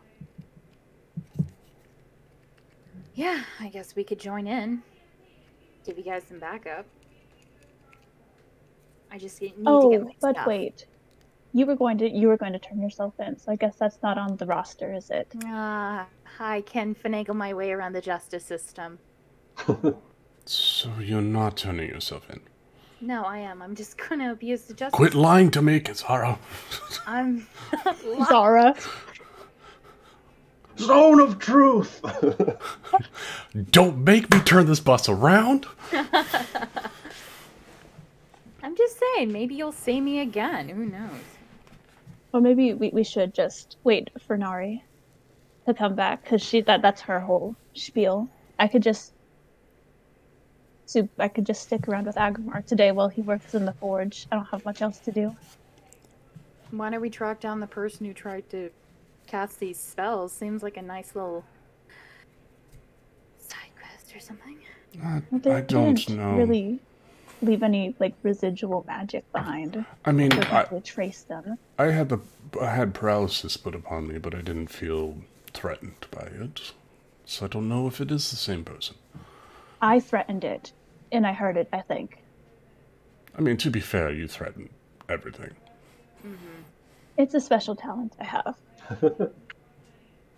I haven't seen it personally yet, but I know about it. What the shit? You need to work on your talent then. I'm sorry.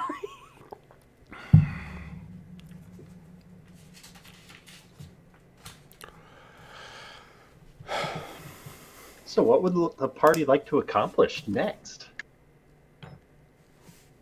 As they start scraping up the last couple of bits of the porridge in their bowls, they're finishing breaking their fasts. The dishes have been scooped up by Shreves, and there's an audible clatter of washing happening in the back room. Some of the morning to head back to the shop, to the simulacrum, and dimension door back into the cell. All right.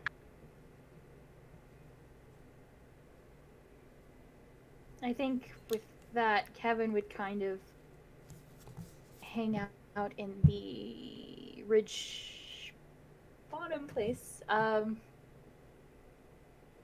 wait around then. Do we know who has the sending stones? No, for Fall and Agmar? Yeah, is it possible we can trade if Callum or I could have one of them, so that way we could, if we're in two separate places, at least we can keep in contact, right? Oh, yes, so Rafal did leave the sending stone behind this morning before heading out. He wanted me to give it to one of you. Yoink.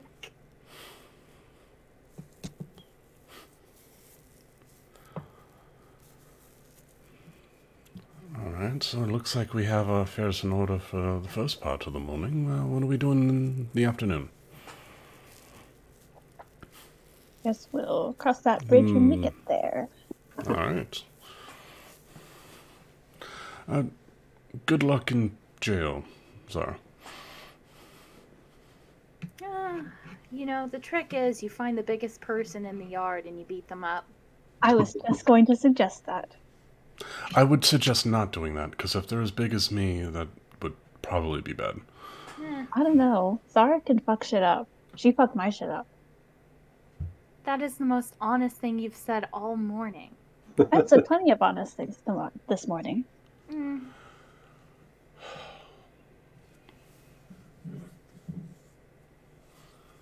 Well, Lars, shall we go? Yes. 1, 2, 3, brave. Oh, team. Yeah. Okay, so who's on Team Simulacrum? Me. The short folk. All right. All those small and under make their way to the Ridge Bottom Exchange. Now make sure Zara's got the amulet of anti-scrying. Make sure she's attuned to it. Yep, I believe I am. I think he should be all good to go. Yes, I have also, on the back of my punches, just for shits and giggles, have created an X, so that way you know I'm the real Zara. Right. You're totally the real Zara. Wink. No. Yes. As make your way back to the Ridge Bottom Exchange, there's Zara waiting patiently behind the counter. And I'm going to make myself invisible and escort Simu Zara to the place where we teleported out of the prison. All right. And then I'm going to teleport us back into the prison, the same cell and everything. All right, let's see if I can do this. So I will be invisible. Now, just to make sure, you're not just going to leave me in there to, betray me or anything, right? You're going to No. try to get me out? Yes, we're going to work on to ensure that the justice system does not harm you. Right. Now, what if, for example, they try to, execute me? Do you have a plan for that? I will get you out the same way I got you out the first time. All right, and I just become a fugitive, right? Better Well, than I being mean, executed. already more of a fugitive than I actually am. I don't know how this all works or nothing.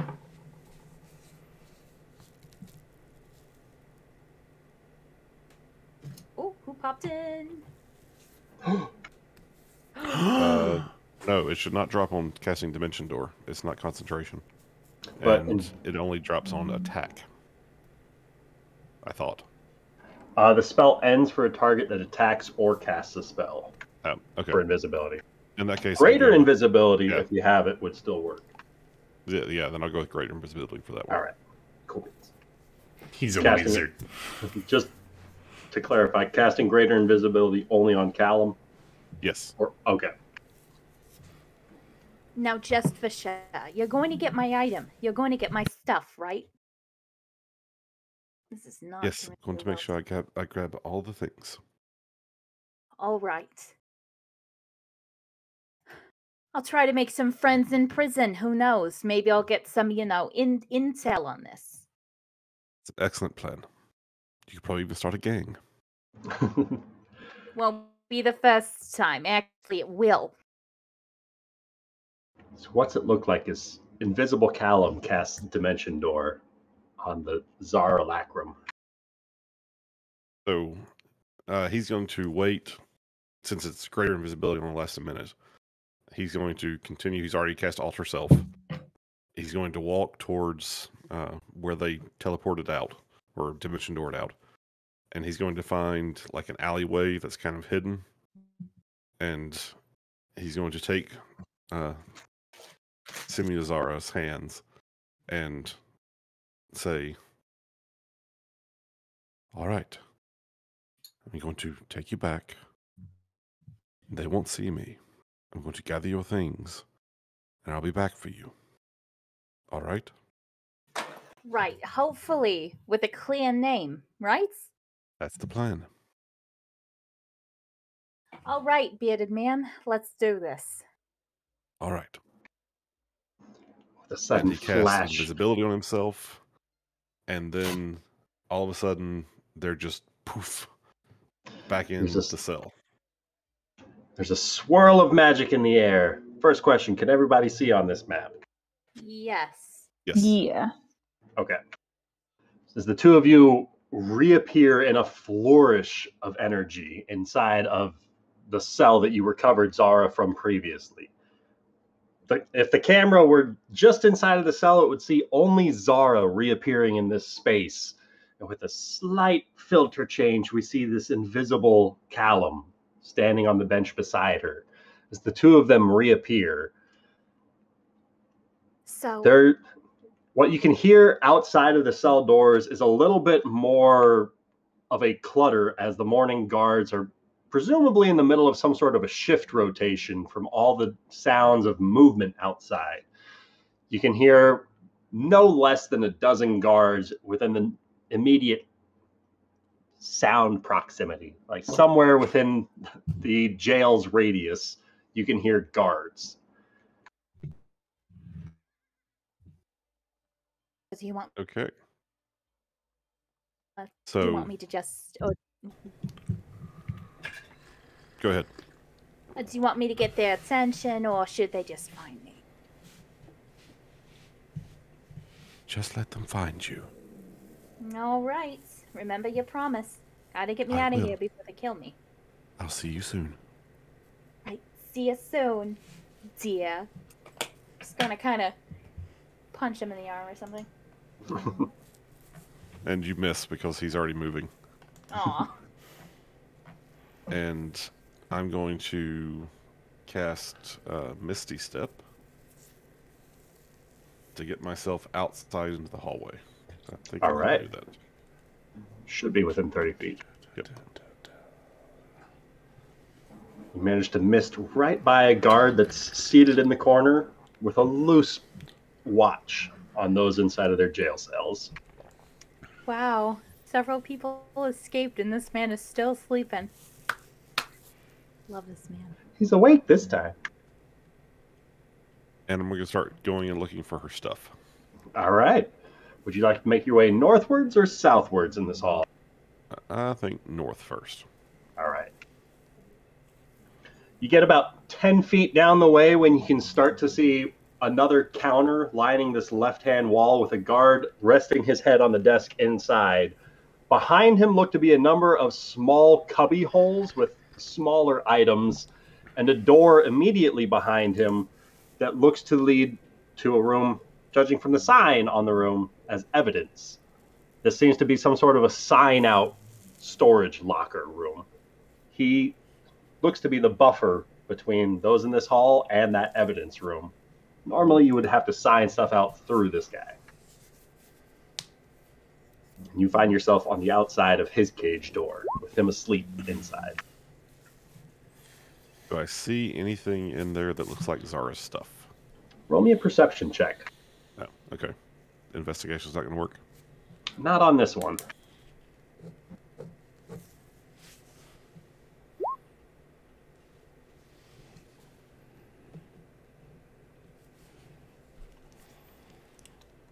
Looking at a couple of the things, most of the artifacts inside of that cell with him look to be a bit too mundane to be any of Zara's weapons or equipment. That being said, however, that heavy crossbow that's on the wall does look to be of the same make of the Emerald Enclave's officers that you've seen about the city. And one in particular you've seen on Zara's back for some of the stretches while she's flying. That +2 heavy crossbow. Okay.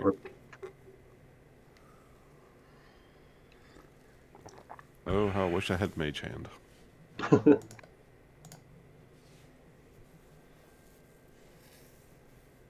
All right.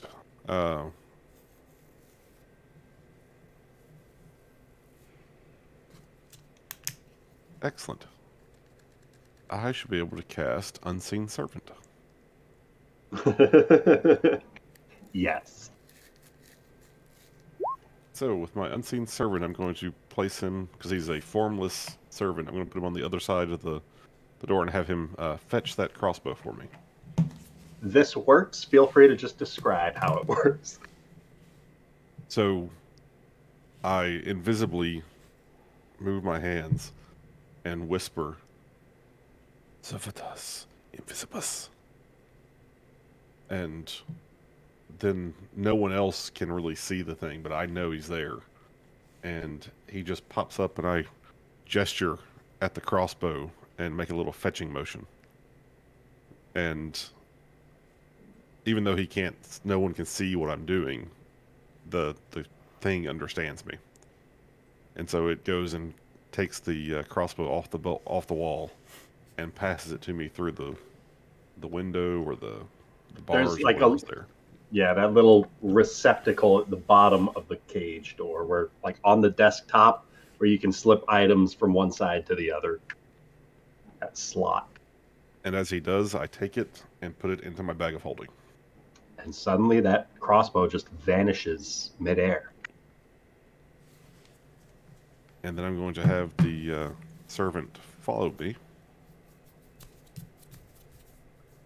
And around this time,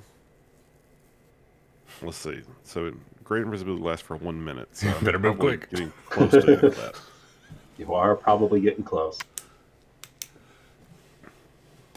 Okay.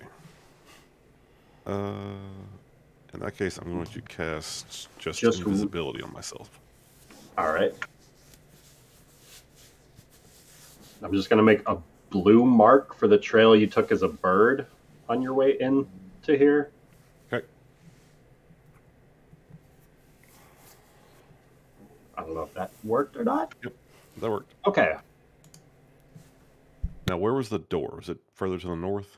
There is a door further to your north. You can just make out through this. There's a locked, one of these barred doors, and you can make out stairs on the other side that go down. Presumably into a dungeon, possibly more cells with some more hardened criminals. Where was the evidence room? On the other side of the wall that guard is at. So, like, right behind him? Right behind him, if you want to go through, or the other side of the facility to get in through the back doors of the evidence room. Okay, well, does he seem to have the keys? There's probably, yeah, you probably would have spotted with that 18 investigation a loop of keys around his belt. Okay, I'm going to, again, have the unseen servant go fetch the keys. Feel free to roll me, I'd say, a sleight of hand with your intelligence stat for your unseen servant. Okay, with advantage, because he's asleep. So that's going to be just a +5 with advantage.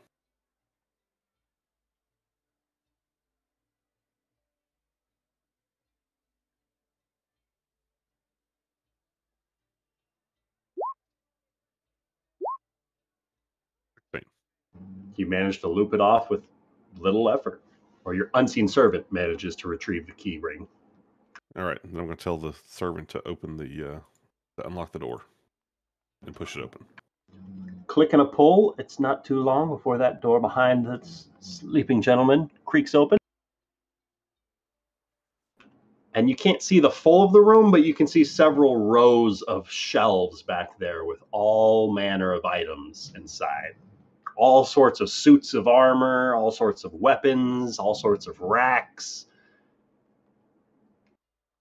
Okay. Agrimar would love it in there. Cognar, probably more so. Yeah. Well, things are likely where I need to be. I'm going to go ahead and use Misty Step again. And put myself into the evidence room. All right. That will make me visible.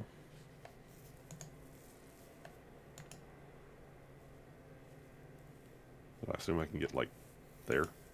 Absolutely. Actually, I want to get, like, as close as I can behind the door so I can then, like, close it quietly. All right. Roll me a stealth check to close the door.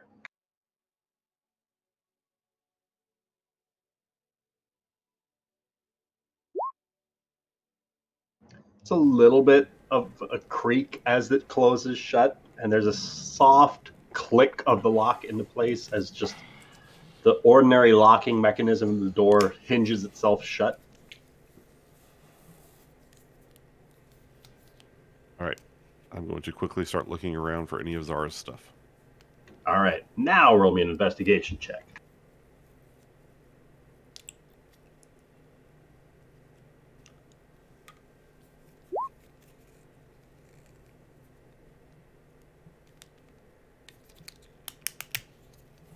About a 20. 20 is pretty excellent. As you start rummaging through some of the shelves, it's strange. The organization in here isn't quite what you would have expected it to be. It looks as though some of these shelves are just mixed together, like almost as if you're not the first person to go rummaging across these shelves. And judging from some of the empty spaces, it looks as though some of the inventory has been emptied out recently. But one piece after another, you do start to piece together the inventory of Zara's items that she had on her person as she was arrested. The last thing that you find is probably the most difficult for you to spot because it looks almost like a leather cloak, this black leather cloak draped across one of the coat racks on the side of the wall. These dark leathery wings that are normally white feathered wings when Zara's wearing it, but you do manage to find the cloak, the winged cloak that she normally has. It just looks different than usual. But effectively, you are able to recover Zara's items. Okay. Is there anything else in there that seems particularly valuable, magical? Let's see. Yeah, what else could you steal? I've They're been made for playing- each other. I've been playing some like Fallout-like games, you know, where you have your. You got to get the inventory, can of you're beans. You got to get the constantly rifle, picking up shotgun shells. everything. Oh yeah. There's, Yeah, there's- several piles of scrap available. Excellent. Bottle caps. Is there any Roll a D100. D100. Okay, I'm gonna roll this. You found a Live plasma number. cell? What? A fat man, whatever that is. How about a 19? 19. Pick a spell of 4th level, and that's the spell scroll you were able to find in here. Ooh, Ooh, put it in the book. that's right. Okay, I will pick the 4th That's level spell expensive, later. though, isn't that? That's like, what, 700 gold in materials? It Pretty depends on what pricey. it is.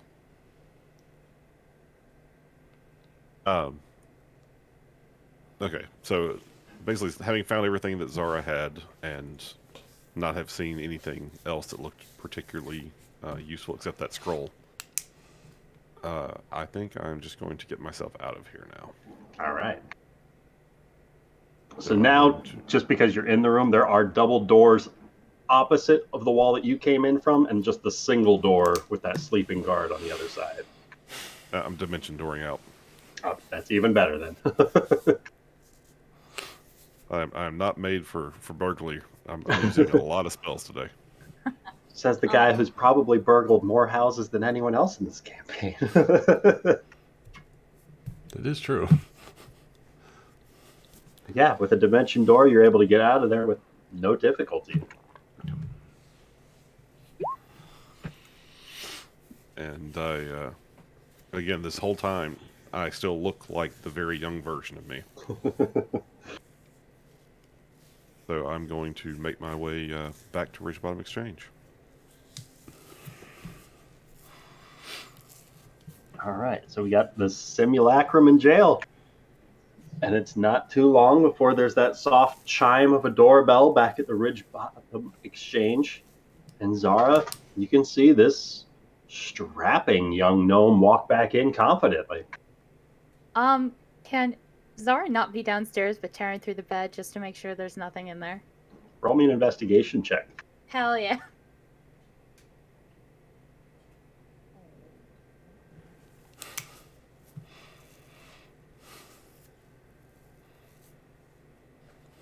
You didn't find anything. No. You go through the mattress, through the covers, through the sheets, through the pillowcases, underneath the bed. You tear up a couple of floorboards, peel away some bits of the wallpaper, but don't find any sort of hex bags or the like. Nothing nefarious. Nothing more odd than what Callum might have placed there. All right. However, as you are moving through some of his furniture, on the left-hand side of the bed, almost tucked underneath the frame, you do find a pair of dirty underwear. Ew. The wizard forgot prestidigitation. I'm not cleaning that. I'm not touching that. Gotta wash my hands. And she'll make her way down, you know, if she can, to meet Callum. You hear that Oh. soft jangle of the doorbell, which diverts your attention from the underpants. Oh.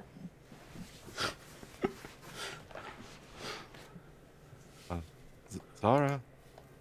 Yeah. Yeah, no, I was ensuring that there was nothing strange going on in the bedroom. We're safe, and you need... Just need to clean a few things. But besides that, that's it. Oh, well, not with one thing, though. How'd it go? Did you get my stuff? Were you okay? No one saw you, right? No, I don't think anyone saw me. Your simulacrum is... well, we may have a new gang by the time we get around to rescuing her. That's good for her. And I think I've gathered all your things. Thank God. Did you get the ring? Did I get the ring? I believe you did. Okay. Oh, gotta go back in. And he You just starts mean pulling, this ring? he just starts pulling all the things out of the bag.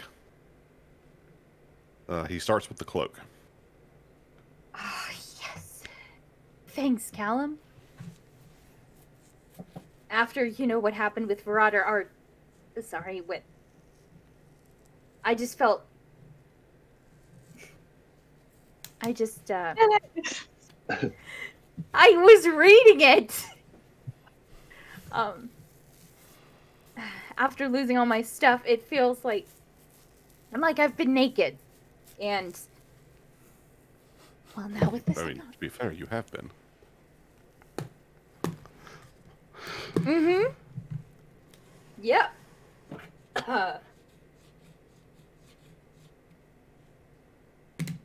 Yep. Mm-hmm. Mm-hmm. Yeah. Yeah. Mm-hmm. Yeah, but it... moving on from that... I know what you mean, though. Yeah, Yes, yeah. Mm-hmm. It's important to have the things that help you get through the day. Yeah. And honestly, with some of the days we've had, a good weapon or wand by your side can be more important than just about anything. Yeah. But yes, here. I was most heartened to find this. And he pulls out the ring and gives it to her.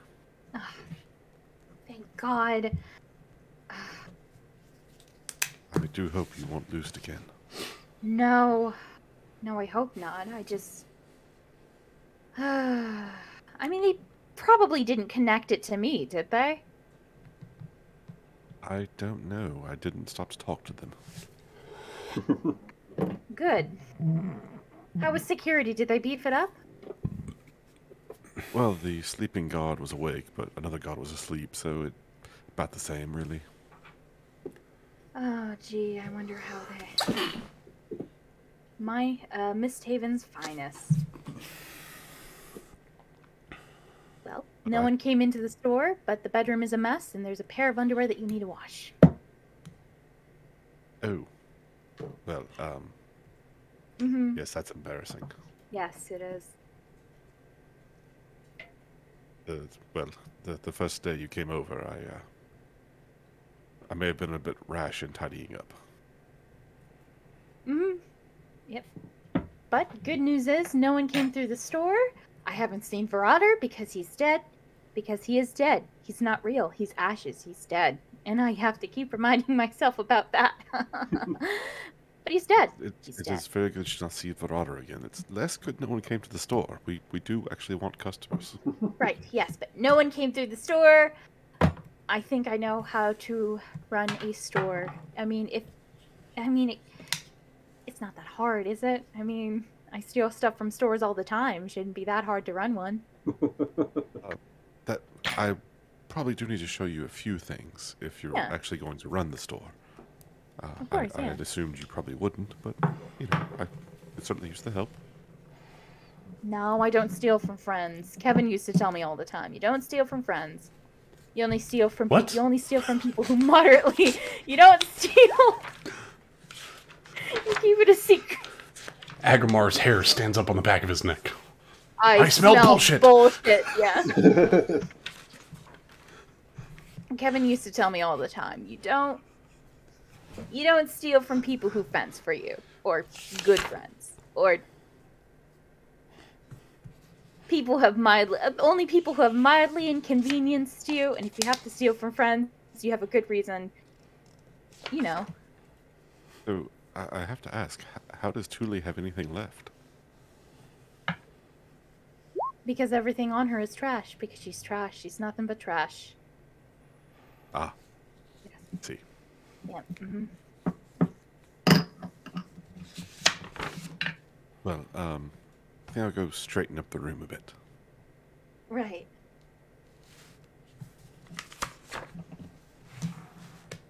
And Callum heads upstairs, All right. readying prestidigitation for anything and everything. As Callum starts his spring cleaning, in the meanwhile, Team Temple Run has made their way across the city of MistHaven to make their way back to the Maker's Temple to continue forging a set of plate armor. Is Agrimar going alone?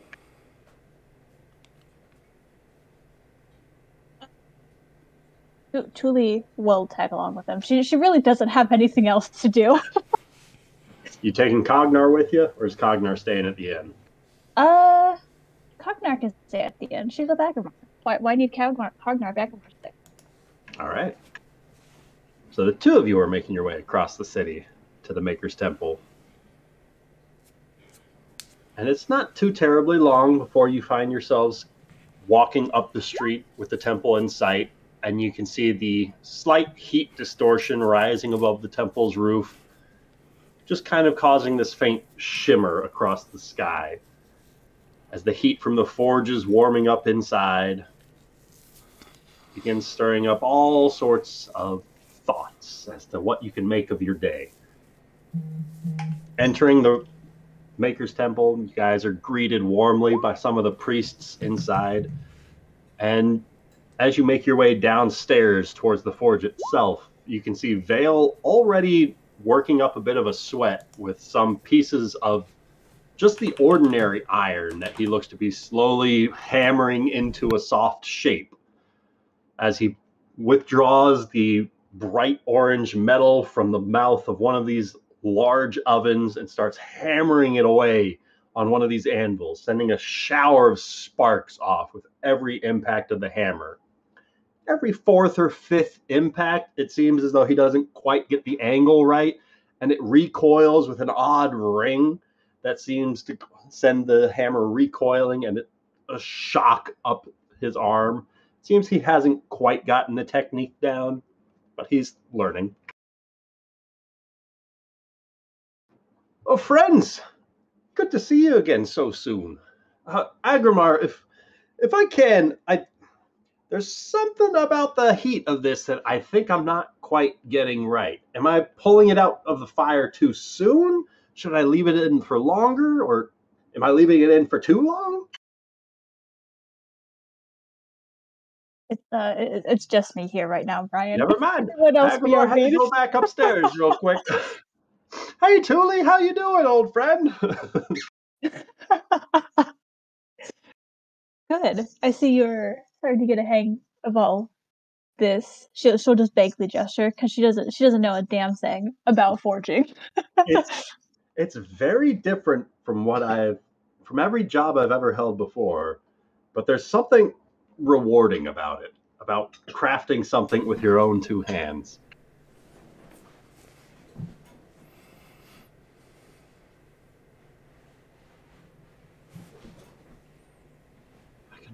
I can almost say it's like I found a renewed vigor for what I'm after. I'm not quite sure what my end destination might be, but I definitely think this is helping me find my way.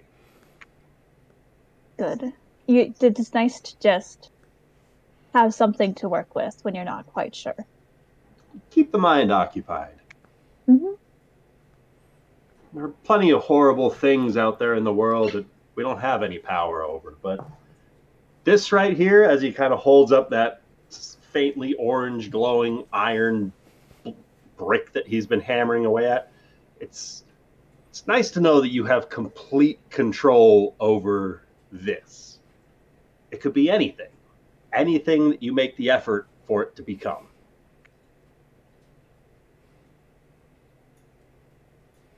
Sounds a bit too philosophical for just forging metal.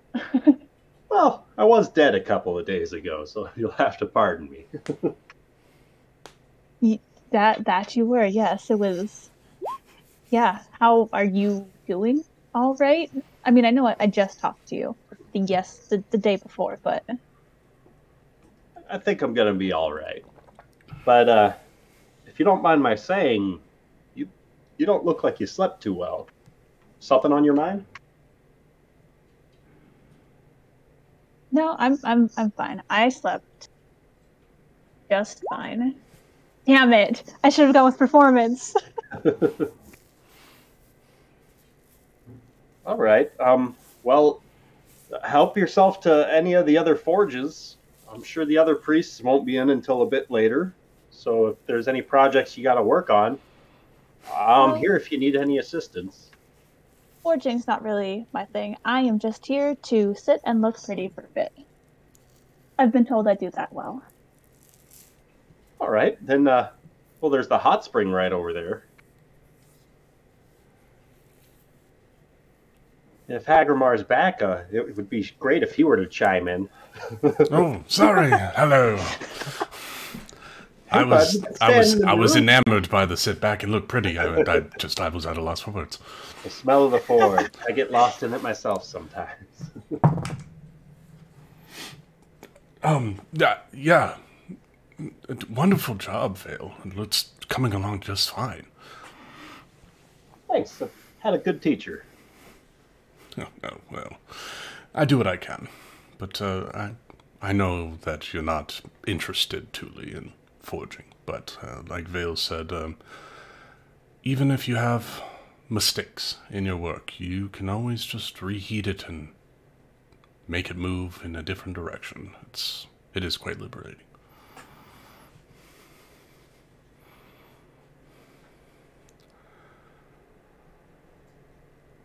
So what brings you by, big guy? Well, I was going to come and help you with your armor, but it looks like you're becoming quite the craftsman. Well, I'm still leaps and bounds from where you're at, but I could probably make a horseshoe or two.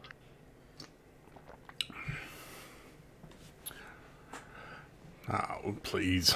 You're coming along very well. It'd be a magnificent horseshoe.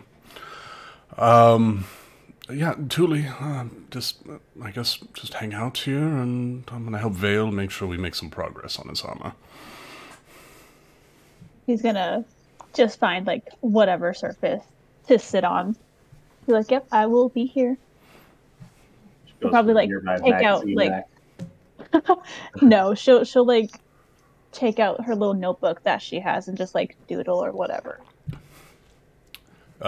Yeah, Agramar definitely takes off his, like, nice shirt and hangs it up on a coat rack and pulls off a leather apron, wraps it around his waist, and he, in blacksmithing, the master blacksmith actually holds the piece and the apprentice hammers, and so he pulls out the piece of the stellar iron and starts instructing Vale on where to hit it. All right. So as you start instructing Vale on where to strike the piece as it's at its most opportune glow, go ahead and roll me a persuasion check on the first of your skill challenge. Oh my goodness. Persuasion. Yes. I'm not good at that. You wanted to use your words. 15. 15's a success as the two of you start to get into the flow of Agramar producing this stellar iron that comes out from the forge, this immensely white hot color shooting off the occasional spark. But with Agramar's constant supervision and his knowledge, having done this a couple of times already, the stellar iron isn't nearly as caustic to work with, as he's able to slow down the pacing of Vale's hammer strikes with each impact, carefully measuring out the crafting of this breastplate. Listen to it sing, Vale. Listen to it. As the two of you are continuing to go, the hours start to stretch on. Go ahead and roll me an athletics check for your second skill check. All right, here we go. 26. 26. Though the hours start to tick by and the heat is noticeably swelling in order to start making this stellar iron a bit more malleable, it has to get a bit hotter than your average iron furnace. So these blast furnaces are going full power, and that white hot glow is almost a constant on top of the anvil. And as these hours are ticking by, the top of the anvil starts to melt a little bit with each hammer's striking impact. For the last check, go ahead and roll me a religion check. All right, here we go. This is +7, not too bad. That's a 9. 9 total? Or 9 total. 9 9 total. 2 on the die. As you start describing some of your ventures and some of the victories that you've had with your own stellar plate armor, it's clear he starts losing some of the focus, viewing you more like almost like a superhero of sorts. Like, just because he gets this armor, he doesn't picture himself fighting off any sorts of phoenixes or an armor of requisitors with it. It's functionally just nice armor for him. And so you notice that the impacts of his hammer are starting to slow down a little bit, whether he's just tiring out after all of these swings over this period of time, or whether he's just starting to lose that vigor that he had when he started this morning. But you guys finish the piece, and as you leave it to set and start to cool, he looks a little bit relieved at the progress you guys have made on this stellar plate armor. With a majority of it having been finished between the two of you over the course of several days' work. Is there anything else you would like to do? Yeah, with the day's work done, I'll slap Vale on the shoulder. Vale, you've done a wonderful job today. Your striking and endurance is definitely growing. I think pretty soon you're going to be doing this in weapons by yourself. Maybe with a few more sessions with your supervision, you might be making a bit of progress. Not to sound too overconfident, I still would absolutely need your assistance with any other sort of project, forging anything else. But I think at the very least, I'm starting to get plate armor down. Exactly. And I'm here. I'm here to help. And I think we have something special here, Vale. I think it's going to turn out very nice. I think you're right. Why don't you go clean up and take the rest of the day off? Well, I appreciate that. I think I'm going to make my way to the market. I heard that strawberries should be in season. Oh, that would be wonderful. Yes. Go for it. It's been a long time since I've tried a strawberry. He just kind of pats himself down, wiping some of the soot across his apron as he gives you a polite bow, looks over towards Thule, gives her a wave as he starts to make his way out from the forge and back upstairs, leaving the two of you alone in the forges of the temple. Agrimar walks over and grabs the towel and wipes his face off. That Vale, he's a good kid. Yes, he's very ambitious. That's good. You gotta have ambition, otherwise you're stagnant in life. It does get a bit boring if you don't have some kind of fire, I guess. Pun intended. Yeah. Speaking of fire, passions and goals, what's your goal, Thule? We've been around for a while. Yeah, I mean, you're just here. What do you want to do? What do you want to accomplish?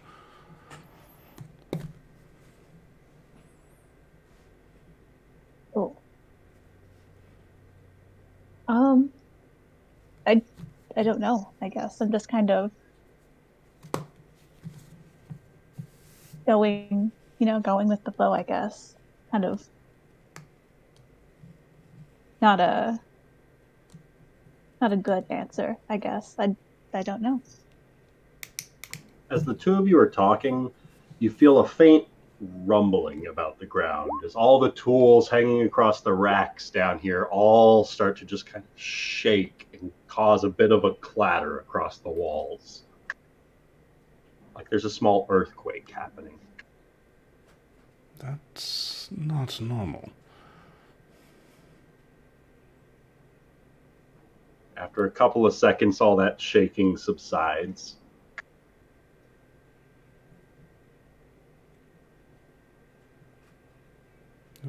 You felt that, right, Tuli? Yeah, the ground shaking. I assume that doesn't happen often here. I don't think I've felt that since I've been here.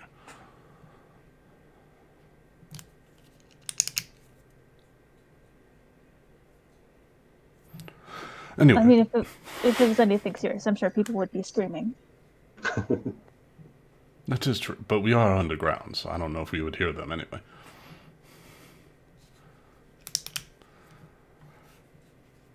And as you were asking about goals, I gave you my answer about goals, which wasn't really an answer. I don't. Well, yeah, I'm just trying to figure out, what you're trying to achieve. What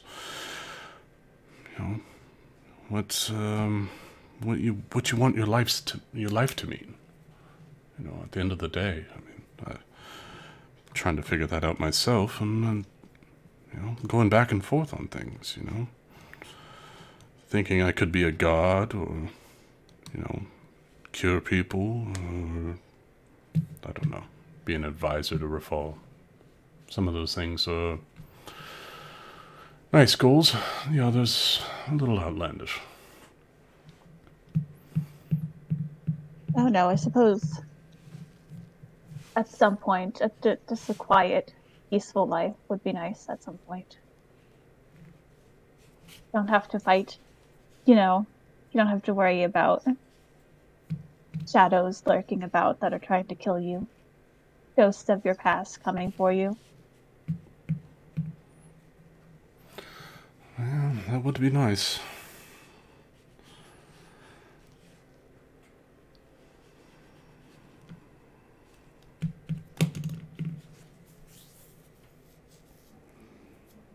A couple of priests from the main floor of the temple start to make their way down the stairs, and you can hear one of them shouting, "Oh, Agramar, are you still here?" Yes, I'm still here. What's going on? It seems as though there's been a bit of a quake about the city. Would you be able to give us some assistance? It seems as though a bit of the streets have collapsed inwards. Some people might be stuck. 3 above. Yes, of course. He grabs his shirt and heads out. Tuli, you coming? Yes, of course. Never a quiet moment in this city. All right, let's see what we can do. Two of you start making your way through the main floor of the temple. You can see a bit more hustle and bustle about the front door. Priests rushing in and rushing out with all manner of supplies in their hands. Some of them having bandages and what looks to just be like loose boards and timber. Another one running around with just their hands full of supplies, going in and out from the main doors of the temple. The two of you make your way out. Double checking. And with both of your passive perceptions, you are able to spy, floating over some of the nearby rooftops, a pair of purple armored figures floating just about 300 feet away, floating away from the temple. What are they doing? I thought the Requisitors were supposed to protect the city? I think perhaps Rafal might have angered them. You can hear the faint shouting of some sort of civilian. Like, "Hey, somebody help, she fell down there. We need some rope to get her out. Quick!" Oh, rope's in short supply in this city. Agramar takes Nari's rope and All attaches it to his pickaxe, slams it into the ground, and starts making his way down. Agrimar, you can hear these shouts coming from one of the nearby alleyways, but you can't quite see where the shouts are coming from just yet. But they are relatively close by. Go ahead and roll me either a perception or investigation check. I'll do a perception. Oh, I haven't. Oh, I don't have my shield on me. 15. 15. You can hear the shouting coming from apparently the northeast of where you guys are at. Yes, northeast of where you guys are at. You start tying your rope off to your pickaxe and start making your way up the street towards the sound of the shouting and commotion. And it's not too long before you look down one of these cobbled streets and you can see about 80 to 100 feet away from you is this open pit in the floor. It looks as though the main cobblestone street has caved in towards the center, and effectively there's a large hole in the middle of the street now. Half of a wagon is currently stuck on the edge of this pit, and you can make out a couple of arms scrambling about the side as there's somebody crouched near the edge of it, and they seem to be reaching down the hole towards something. The horse tied to the carriage is noticeably freaking out beside that man crouched beside it. But this is the scene that you guys are approaching.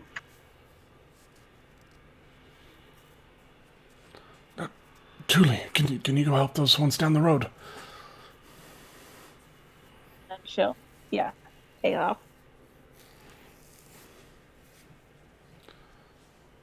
Agrimar will go down the first hole. You're still like 80 feet away from it when you hear that person shouting back. You go, oh great, help's coming, don't worry. They're coming to help. Tell me you've got some rope or something. As I have rope. this very nervous looking human with a medium-sized beard looks back at you guys, clear panic in his voice, as the two of you see this large tentacled arm reach out from the pit, and it starts to almost flex open, and you can see a number of teeth at the end of this tentacle ripple open as it latches onto this man's back and goes to grab hold of him. As this massive blob starts to pull its way up from this pit.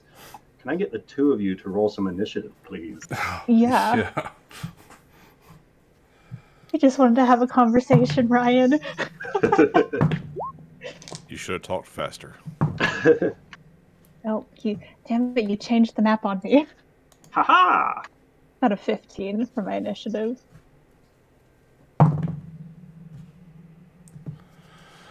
Oh man, not having gear sucks. Fucking Artyog. God damn it. You're so gross. Now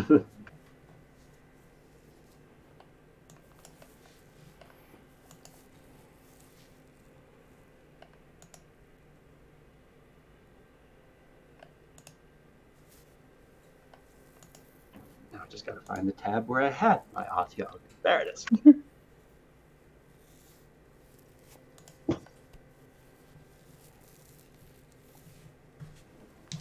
Ba-ba-ba.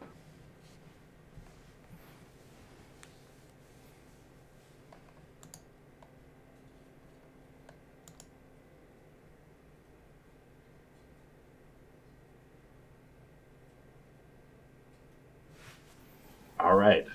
So, from the depths of this odorous pit, a plume of foul gas suddenly erupts, stinging your eyes with this putrid scent. You reel back from the odor for only a moment as this tentacled shape bursts forth and a toothy, misshapen maw roars its pleasure at having led its prey into its reach.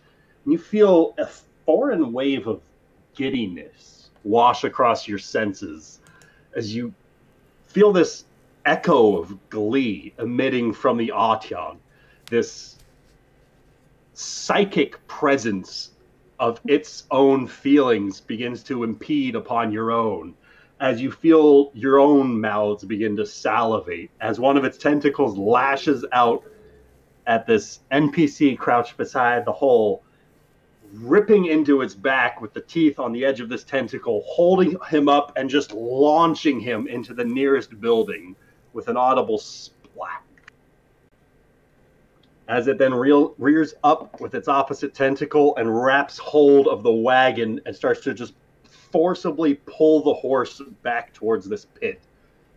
The horse doing its best to claw and fight back against it, but it is slowly being pulled back towards the pit. Thule, this is the site that you and Agrimar are approaching.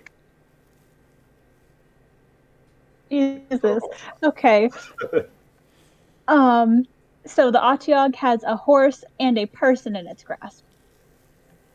Person is no longer within its grasp. The horse is attached to a wagon that the Otyog is slowly pulling back into this hole that it emerged from. Is there anyone still in the wagon? You did hear the person on the side of the hole talking to somebody as you were approaching. When he was asking to make sure you guys had some sort of rope. Okay. Oh, I know. I'm going to move. Oh, what did I just do? I can't see the map anymore. Hold up. There we go.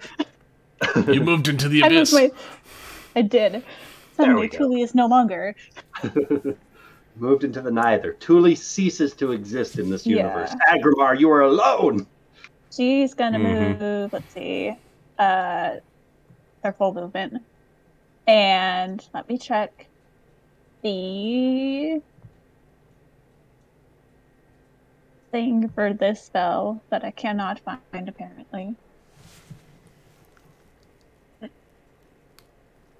60 feet. Okay. From where I am, can I see the wagon? It's probably got some partial cover if you're depending on what you're trying to do to it, but it is between the Otyog and the horse. But you can't see part of it sticking out the hole. Has a hold of it? The Otyog is grappling the wagon that is attached to the horse and trying to pull the horse into the hole via the wagon. Sorry, I'm checking something. Okay. I would like to cast, if this is possible, I'd like to cast Levitate on the wagon. All right. Wait, let me check that real quick. I need to make sure I can actually do that. I think there's a weight limit to it.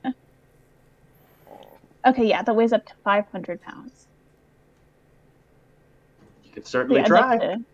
I would love to try. Because I don't want to attack the Otyog and risk it dropping it if there's somebody in there. Because I'm not positive if there's a rule for it. I would say let's make it an opposed grapple check between the Otyog and your spellcasting ability. Okay. With your success, you're able to lift it free from the Otyog. With its success, the wagon just stays where it's at and doesn't begin to float. So against my spell save DC or against the Constitution save for Levitate? So if you make a D20 roll and add your charisma and your proficiency bonus, I will just make a strength check for the Otyog. We're bending the rules here a little bit, sorry. You have to beat a 7. So plus my proficiency in charisma? Yes. You fail. That's a total of 9 plus 5. That's 14, 18. You hear this slickening slurp as some of the slime just dripping off of the Otyog's tentacles just loses its grip in this instant as the whole wagon shifts and starts to get pulled out from this hole and just ever so slightly starts inching up off of the floor as the horse takes a couple of steps forward, being freed from its grapple. Okay. How high up would you like to lift the wagon? How can I gauge about how deep it is in the hole? Without looking into the hole, judging from the size of this Otyog alone, you'd guess at least 15 to 20 feet deep. Okay, cool. Then I'll since I can only move it up to 20 feet at a time, I'll just move it up 20 feet from where it currently is. All right, it starts pulling upwards as the horse gets starting to pull and lift into the air with the wagon. No longer being grappled by the tentacle, but now being levitated up into the air by its restraints via wagon. Oh shit, I forgot about the horse.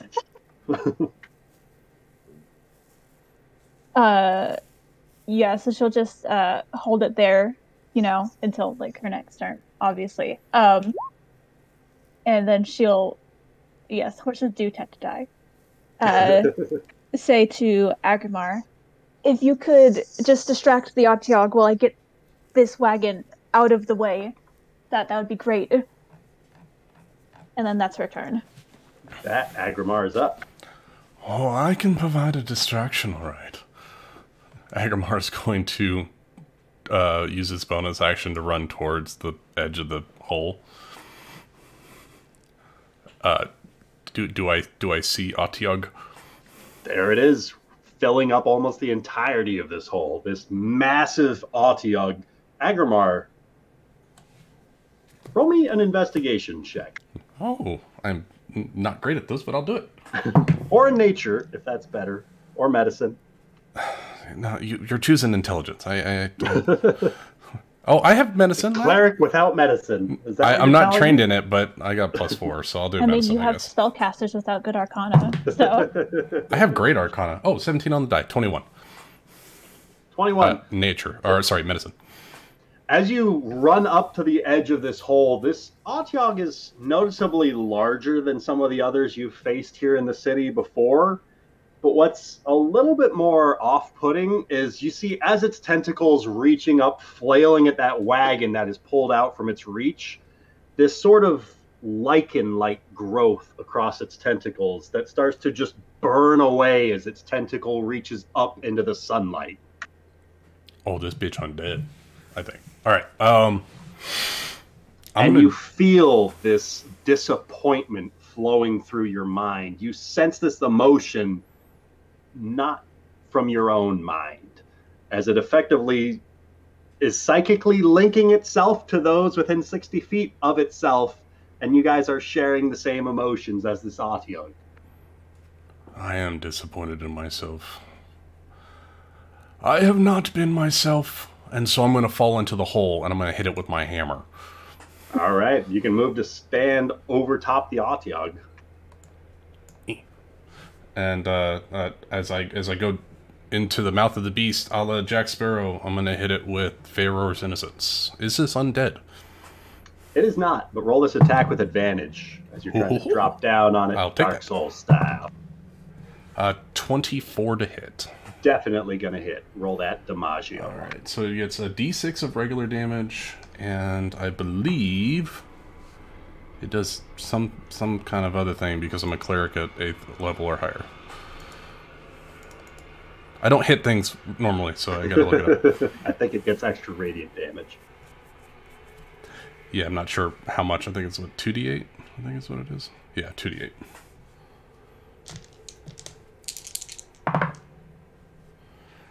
Oh, the damage dice are screwing me again.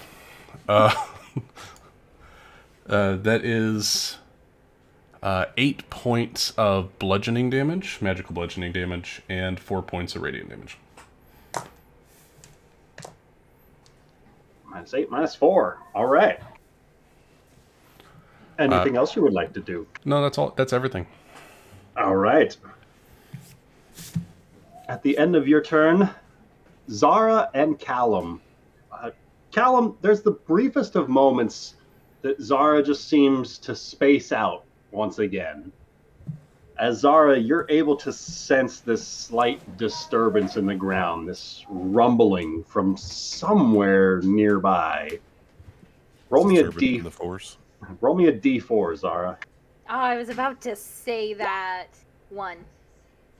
You are 1 round away, should you choose to sprint after him. Nice. Yes. If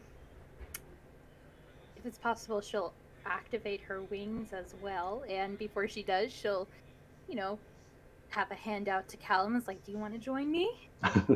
think our friends are in trouble. I think our friend is in trouble.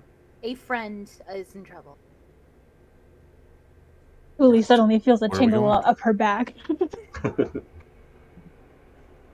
I'm sorry, what did you say? I'm So with with that- you. Where are we going? Okay. The two of you go ahead and roll into initiative, as you will be joining after this round. As the Otyugh rears back, just kind of crouching in on itself, Agrimar, you see its many rolls of chins start to bunch up underneath its now closed jaw. As its 3 tentacles lift up, the middle tentacle has 3 eyes glowering down at you. As its 2 tentacles lash out with a lightning-like speed. With a 19 followed by a 23 to hit, Who's he attacking? you. You. Oh, goodness. I have a question. Did I have my armor? You tell me. Did you Nope. put your armor on? You put it. No. You said you No. put a shirt on. I have a shirt. So Took off your fancy shirt even. yeah, that hits. AC of 13 at the moment. All right. So that's going to be 9 bludgeoning damage on the first hit and 9 bludgeoning damage on the second hit. As its mouth opens up to try and attempt a bite at you, since you're up close. Bite is going to be a 19 to hit for 20 points of piercing damage. And I need you to make a Constitution saving throw. Oh my god. Okay. As its tentacles grapple hold of you, wrap around your form like a constrictor snake, and just start to compress your body as it pulls you closer to its jaws, where it takes a large bite into one of your legs. 20 on the con. You are not diseased or poisoned by this creature. Nice. And that is going to be the Otyugh's turn. Thule. Okay. I am going to move. Is it safe to assume that this is to scale, how far it is? Yes. Okay. So I want to move this guy. So I want the end of the wagon to be out of the hole. It's So I'm effectively guessing- floating over Agrimar's space right now. Just Yeah, moved it I so you wanna- can see. Move it towards me 20 feet. All right. I don't think that works that way. It does. I can move it in any direction. Can you? I thought it was only Yep. up and down. Yep. With I can move levitate. it any direction. Now, Just if it 20 feet. itself, I would need a solid object to push or pull myself okay, against. cool. I don't play those kind of spellcasters. These are my favorite kind of spellcaster. They make sense.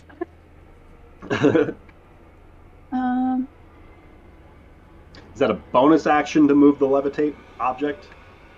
Or a It full action? is. Sorry, I'm reading it.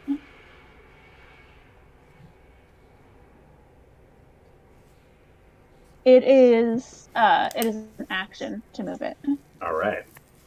So as a bonus action, I would like to. So I'm looking at my bonus actions. Don't have a lot of them.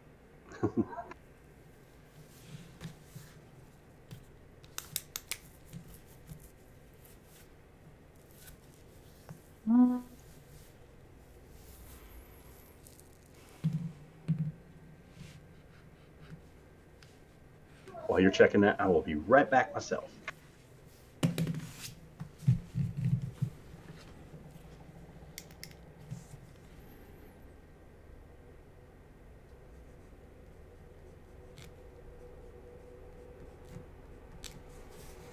Have you been seeing the gifts I've been sending you, Summer?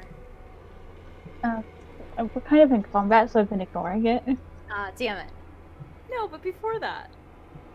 No, Ah, damn it. I saw the Waluigi as Link and Wario as Zelda, and that was it. I really don't have any bonus action. Ain't no fair having secret gifts. Bardic Inspiration and Healing Word. Yeah, that's about it. And then I have other spells, but I have to make a melee attack for those to work. Oh, Ben, you Those don't are the want to dopest of spells. the secret gifts we send each other. They are the dopest of spells. Searing Smite is a banger of a spell. Yeah, I'll bonus action. I will use Bardic Inspiration on Agrimar. All right. Agrimar's inspired. She'll say something along the lines, "Don't get yourself killed." I think that's pretty inspiring, at least for Thule. Who knows what that could possibly mean? And What is that your is- inspiration die? my inspiration die, that is a great question. A D10. Ooh. I know. I gotta get a blue D10 for Tuli. Would you like to move at all? I think I'm a good distance away right now. I don't think it'd be smart to move closer. In that case, Agrimar, All you right. are currently grappled by each of the tentacles of this Otyog, and it is pulling you into its open mouth. You're gonna have heartburn, my friend, if you try to swallow me. I need it to make a wisdom saving throw, please. Sure thing. Will an 11 do? No. Get Then ready for what have some you got? D12s, my friend. And it is not at its maximum hit points. Ooh. That's 23, 28 points of necrotic damage. 28 necrotic damage, yo. It does not like that. And since that was just a cantrip, no, I'm actually good on health. That's it for now. All right. As the Otyog is going to try and gripping you tightly, it opens its mouth to pull you free, to try and slam you into the floor to soften you up a little bit. Go ahead and roll me a Constitution saving throw. Okay, here we go. That's a 17. That is going to succeed, so you're only going to take 10 points of bludgeoning damage as it slams you into the edge of this pit, right into the cobbled bricks. As it draws back its second tentacle to just rake across your side with a 23 to hit for another Can I 7 cutting words bludgeoning. Absolutely. Do you have to see the target? She can That's a see it good ripping into. Oh, Agrimar. for some When reason, a I creature feel that's like not I've... immune to being charmed. That's it. That I can see within 60 feet. So I I'm keep using cutting thinking I'm words like... on the Otyog. I keep thinking I fell into like a deep pit and like you can't see me.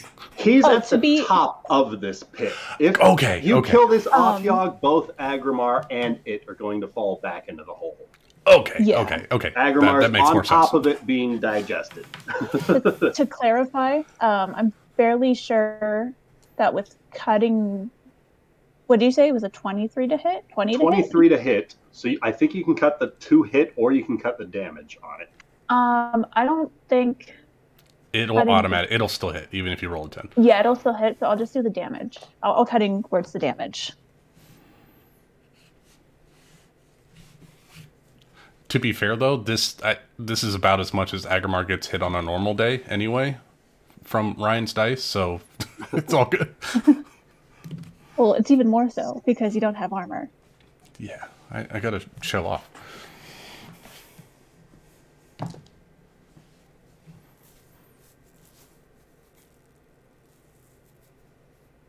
So what's the damage, Ryan? 7 damage, but if she's countering it, maybe no damage. Yeah. Roll that d10, Thule. Yep. Damn it! I should have Only just used 6 my actual bludgeoning die. damage. 6 points of damage. I see your vote of confidence in me. As its jaw opens up to try for another bite on you with a 13 to hit Meets it, beats it. for 13 points of piercing damage. And I need another Constitution saving throw.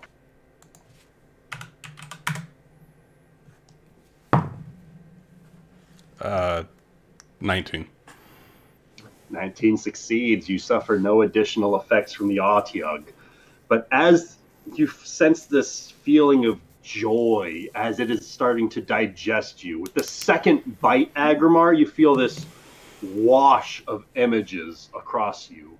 And both you and Thule is close enough that she also sees these flashes of images. Just the briefest of moments you see underground in the dark as your tentacles are scraping across the sides of these stones, of these bricks. This pattern starts to appear across some of the stone. It means nothing to you, but it's curious, to say the least. As you continue, another flash of a moment, you sense yourself somewhere deep underground in this enormous cavern with these faint blue arcane pools that begin to glow, one after another, with stone golems of some sort overlooking these soul-stone pools. Just these flashes of images of places this Autiog may have been previously.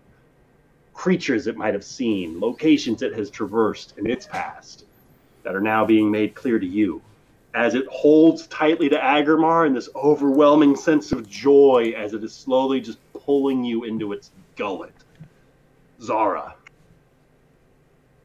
Flying overhead, with Callum in hand, you catch sight of this Autiog, this tentacled monstrosity that has got both of its tentacles wrapped tightly around Agrimar, and he himself is about halfway into its open jaw. Agrimar, your friend, is being devoured whole.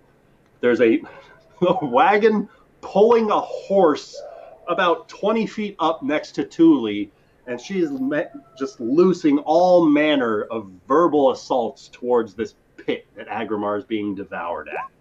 This is the sight you see as you fly up over the street.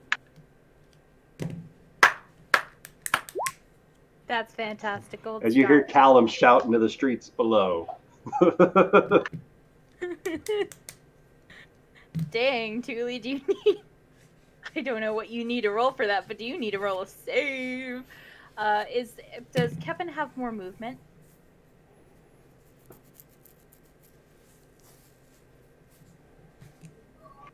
Did I lose my connection? No. Okay.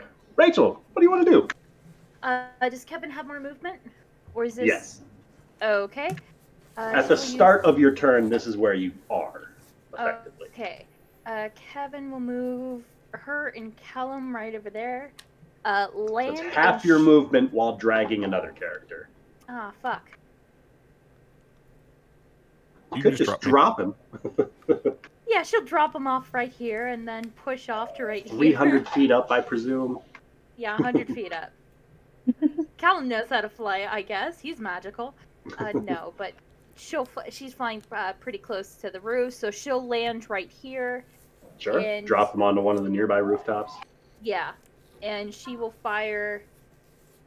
Is it possible as a bonus action to hide and then fire the crossbow? What would you like to hide behind?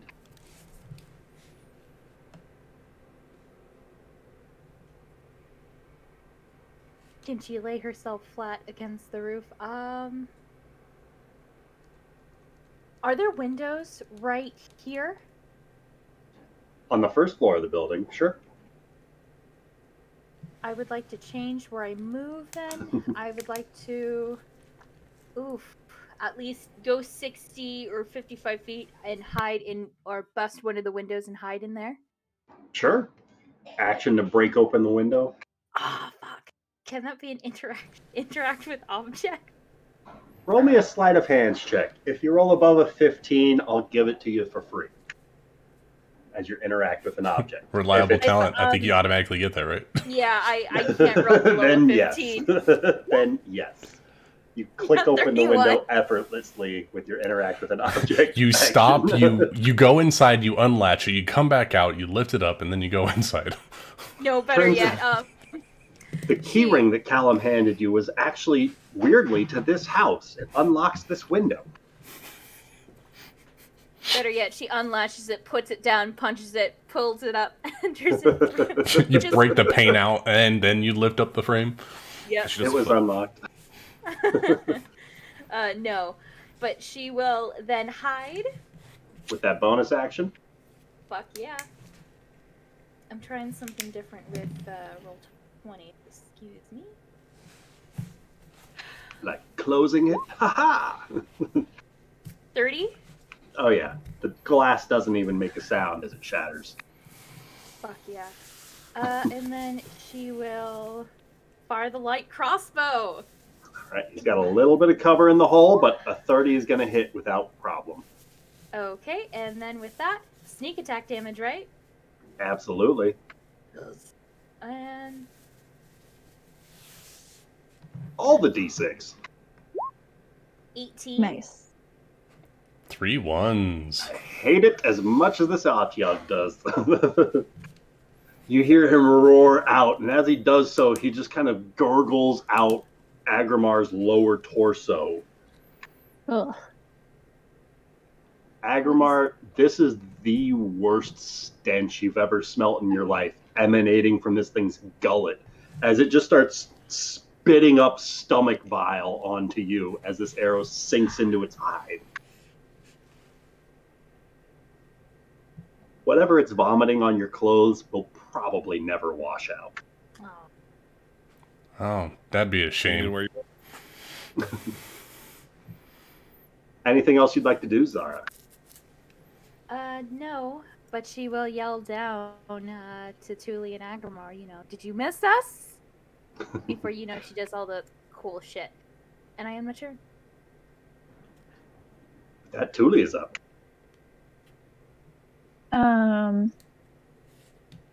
Oh my god, I totally read the fucking spell wrong. God damn it. Ooh. I can use the 20 feet to move the object as part of my movement. My reading comprehension is honestly 0. you So need as me part to of- cast comprehend languages on you. Apparently. So as part of my movement, I'm gonna lower this carriage down to the ground. That's from the 20 feet. Yeah, I had it 20 feet up, so I'll lower it back to the ground. So I think And- if you're the target, you can move as part of your movement. But if you cast it on anything no. else... If you are the target, you can move up and down as part of... Oh shit, no. You're right. God damn it. I hate I told hate you, the there's reading wording of some of these comprehension. You could just drop it and kill the horse. Like, just Don't draw a go- diagram, guys.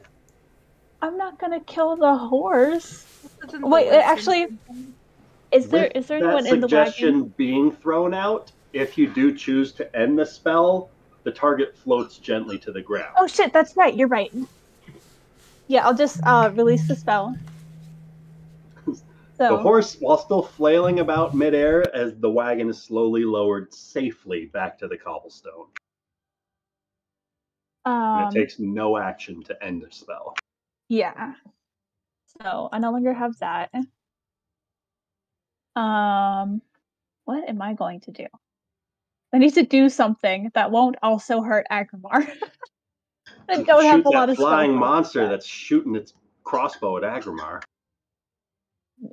burn down the Summer's building not a it's hiding in. monster.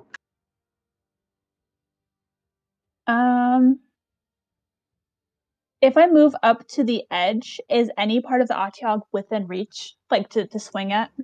It's about 5 feet from the edge. If you were to reach into the hole, you'd be able to reach it with a melee weapon, if that's what you're worried about. Yeah. You could probably hit one of the tentacles wrapped around Agrimar, because that's closest to the surface of the cobbled streets. Yeah, I'll do that. So I'm Swing gonna- away! I'm gonna hit this bad boy with my Bone Claw Rapier. Does a 25 hit? 25 absolutely hits. All right, for 16 damage, and Ooh, you doesn't know I'm like gonna that. Divine Smite that. I mean, you don't have to. Oh, but Ryan, I'm not even done yet. But you could be. I'm gonna cast. I'm gonna Divine Smite at a. Let me think. One spell slot is 2d8 plus an extra d8. So.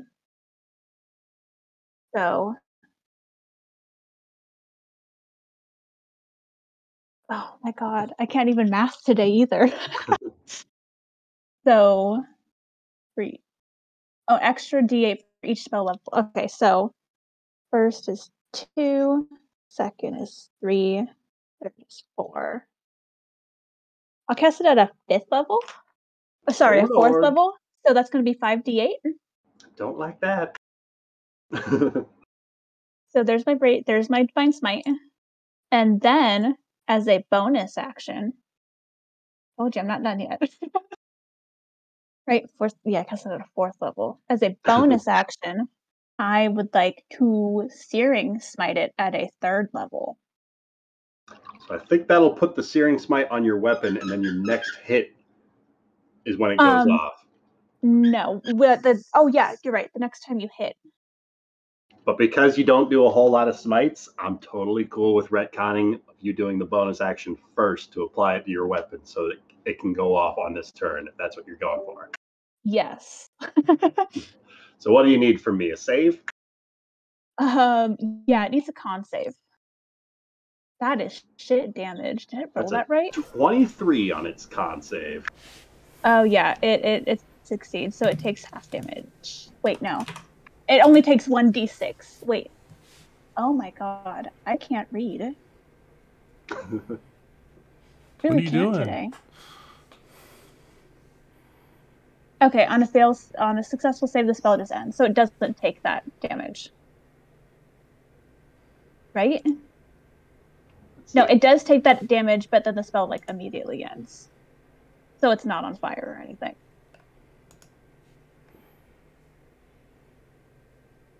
So it takes the 8 damage on a success? Yeah. All right. Yes, and then the spell ends. So it doesn't have to keep rolling its saves. All right. And that's Thule.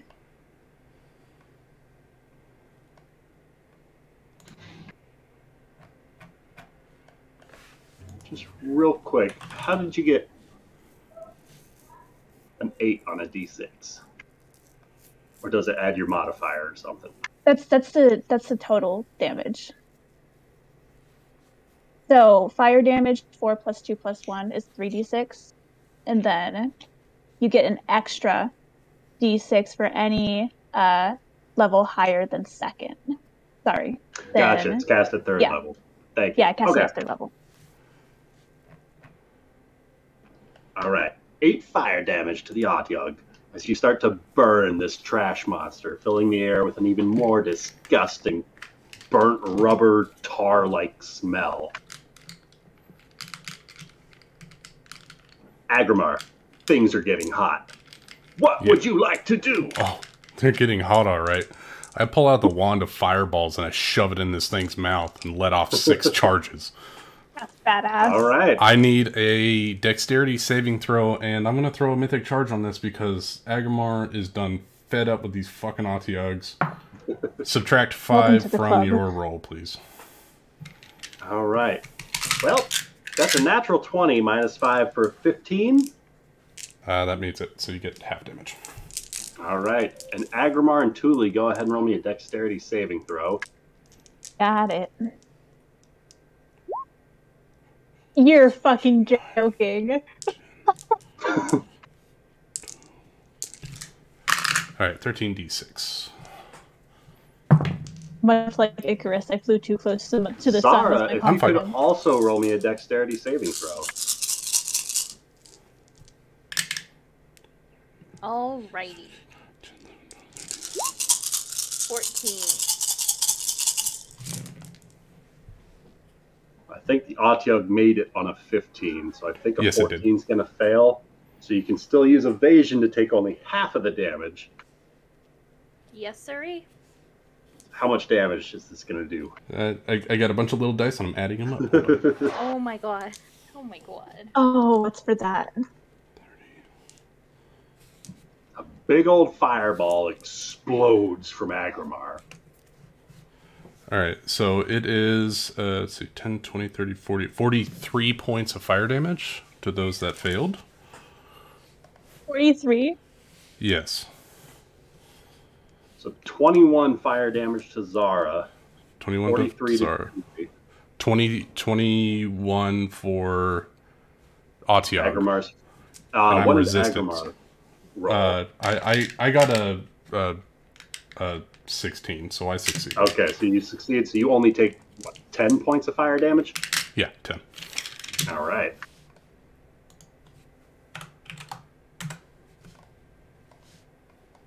Anything else you would like to do?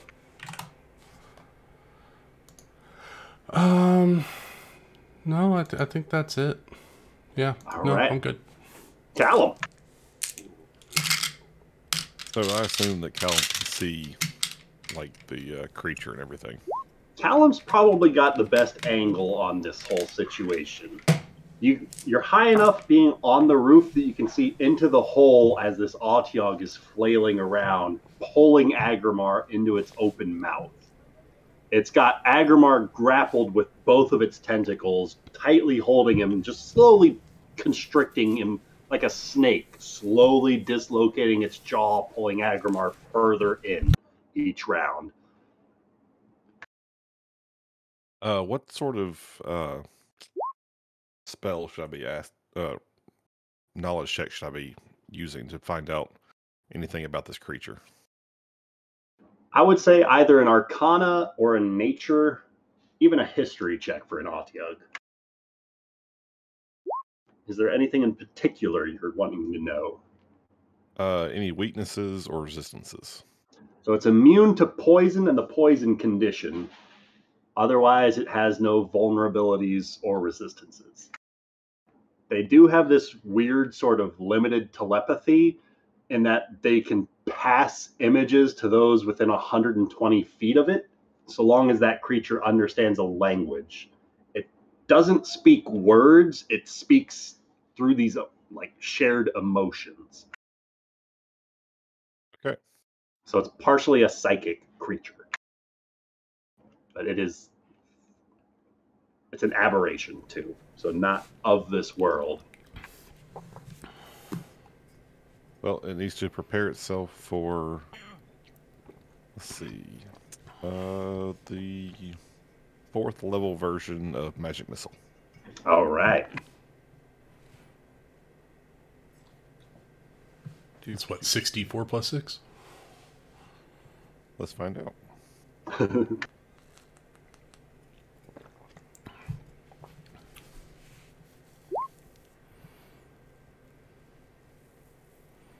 Okay. I think it only shoots the one bolt on each click. You're right. That's really annoying. Yes, it is. Okay, so... Oh, you know why? There's an interesting thing. I saw Jeremy Crawford, or someone talk about it. You actually roll once, and then you multiply that out across all the missiles.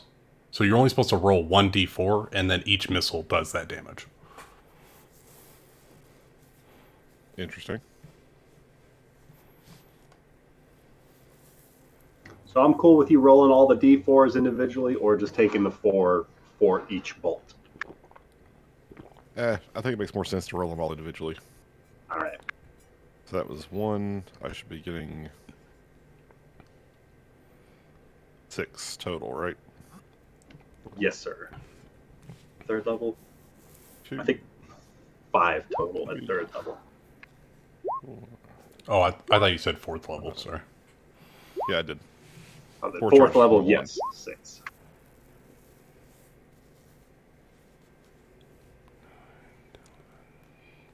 That's 21?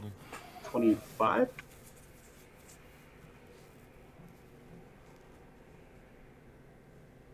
I get 21.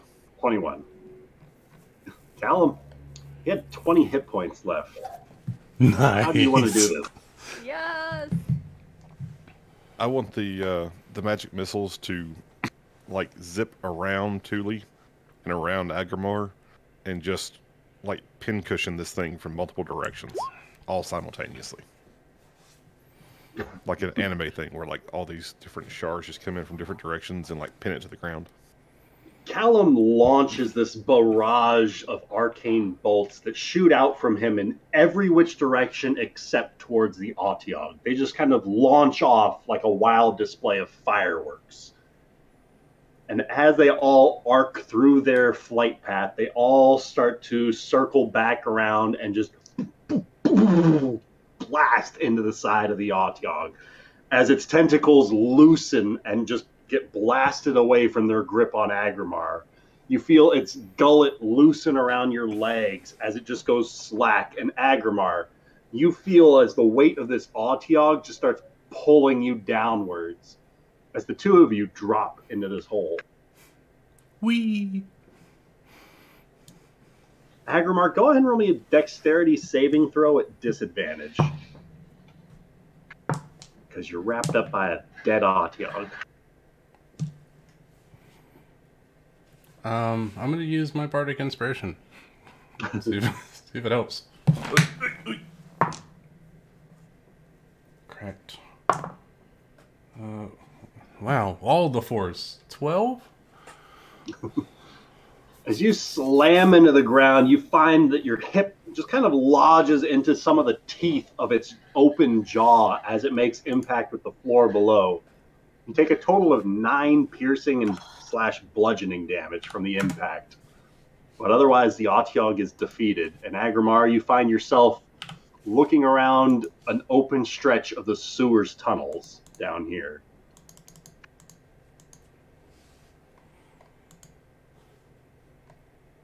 We are effectively out of combat. Alrighty. What happened? Your guess is as good as mine. We were just at the temple, and then there was like this earthquake. We didn't think anything of it. I don't know if earthquakes are normal in MistHaven. And then some of the priests came down to ask, like, to be like, hey, there's shit going on, so here we are. Do you think Agrimar's okay? Agrimar, buddy, can you say something? Fuck you! He's fine. No, I'm fine, thank you. Do you need help getting up? I should be alright. I'm gonna look around down here and make sure there's not another one poking around. Can you not poke around down there by yourself? You're not even supposed to be down there. Agrimar, if you'd like to poke around, roll me a perception check. I'm gonna poke around a little bit. And really good. Oh, that's right. Don't have my shield on. No advantage. 18. 18. Agrimar, you can hear kind of round the next bend the faint splashings of some sort of a creature moving through the water. Just from the clicks and the snarls echoing throughout the tunnel, it's probably not human.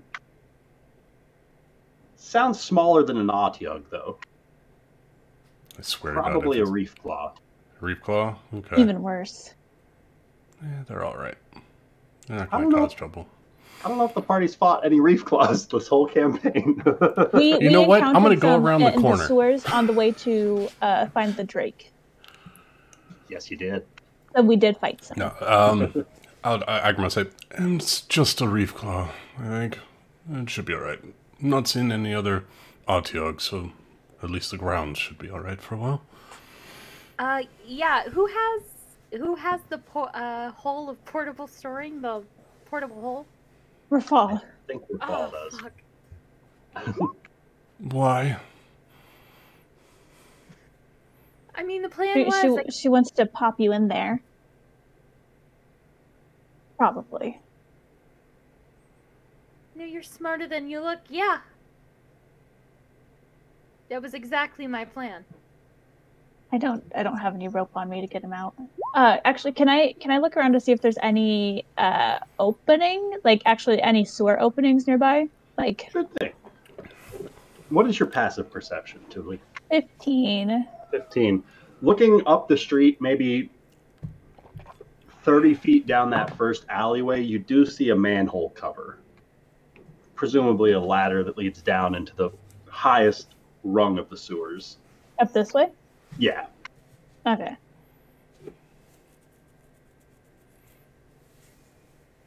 Is there anyone looking at us, or? Well, that's what Callum's checking out. Oh, thank God. Okay. Phew. But he doesn't see anyone. Oh, okay. And just I don't in even see a horse. case, Oh. because I have a very sneaking suspicion that I know who did this, can I use my divine sense? It's a 60-foot radius. Yes, sir. So you send this pulse of divine energy out and around. You don't immediately detect anything undead, fiendish, or celestial in your immediate Except for, area. well, like Agrimar, right? Aside Do you from think that's Agrimar. celestial? Okay. Nobody outside of the norm. Because sorry. No, go on. I'm sorry. No, However, you go ahead. There, I'm trying to talk. there is a faint shimmer of undeath across the skin of the Otyog, where some of that fungal growth seems to be at. It has a fungal growth on it? It's the same It did. plague that affected the town folk. Same Ooh. blood veil plague. But being in the sewers, it wasn't exposed to the same sunlight. Yeah. Can Kevin go 60 feet up into the air and kind of give a scan before diving into the sewers? Sure thing, Zara. As you dart up into the sky, go ahead and roll me a perception check. All right. Oh, I get advantage because of my watchful helm. Ha ha ha! Are you Oh, wearing the nice. watchful helm or the hat of disguise? Oh. Oh, Too many hats. fuck. Is there such thing as too many hats, though? Yeah, if she you're doesn't netting. have the watchful helm. It's a 22. 22.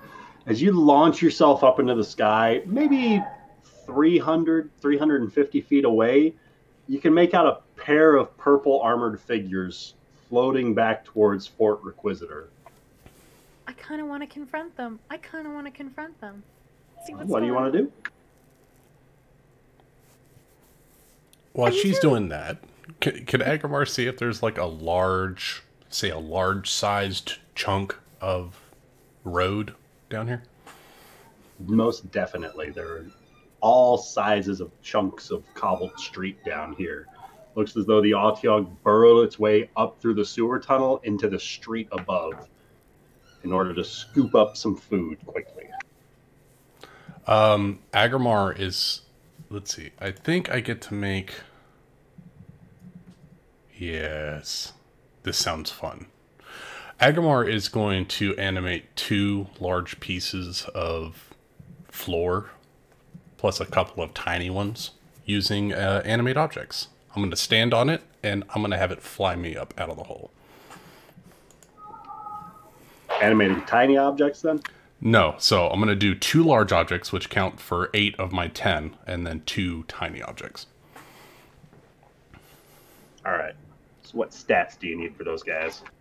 It's mostly for flavor, so don't worry about it.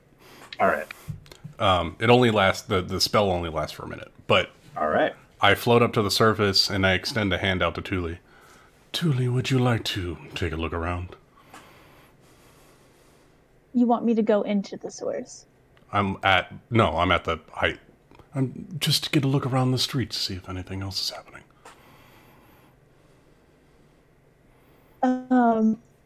Sure. Yeah. I pull Thule onto one of the stones and just lift us up so we can get a vantage point around the city. How much can an animated object carry?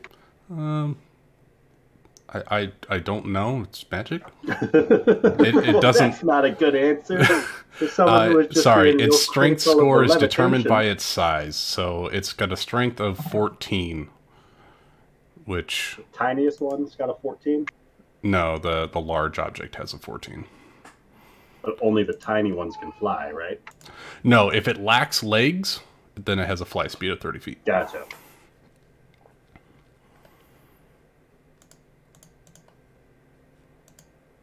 So how high would you like to fly? Well, I've only got it for a minute, so I don't know. We'll fly up. I don't know, 150 feet, and then we can come back down in the last seconds of it.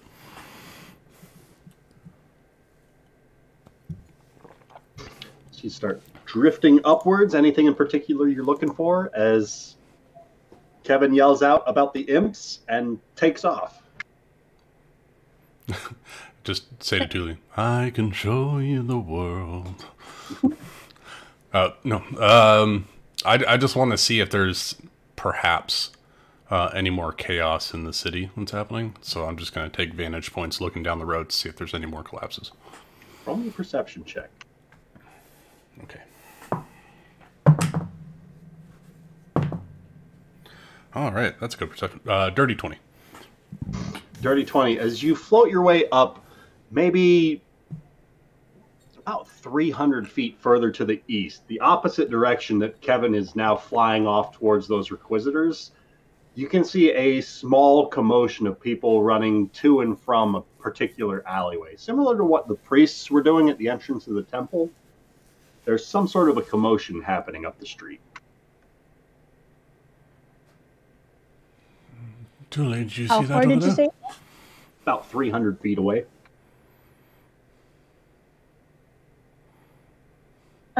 If Agrimar points it out to her, she can dimension door them over there. I pointed out. As Agrimar's finger is lingering, Thule begins to prepare the Dimension Door spell, and it's a little bit more obvious where he's pointing, as you see a small, well, from this distance small, a humanoid form launched up about 30 feet over the rooftops and just arcs upwards. Oh god. As she's preparing the spell, she'll just shout back to Callum, 300 feet this way. There's more shit going on. And then she'll cast a spell and get them over there.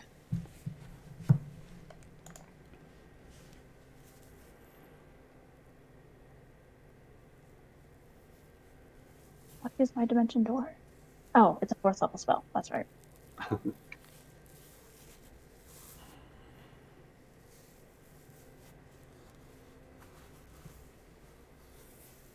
Oh, and she'll also in this little period of time, she'll fill Akramar in on this piece of information that I remembered she knows. Mid fight, I remembered this. This might be Revenance's doing, because Reese, I believe, told her and Nari that there were some people from the stores causing havoc, right? That's right. That's right. Ah, I believe he's trying to do King's like a sewer people uprising.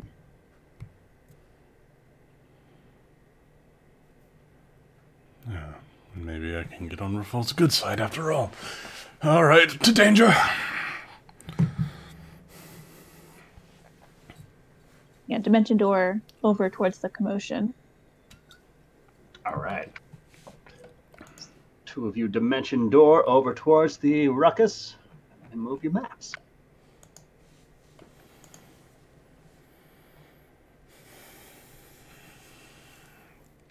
Help if I got the right map.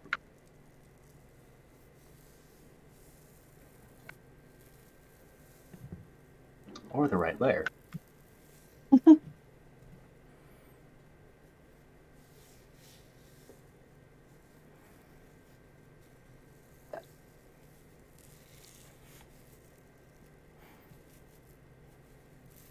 All right.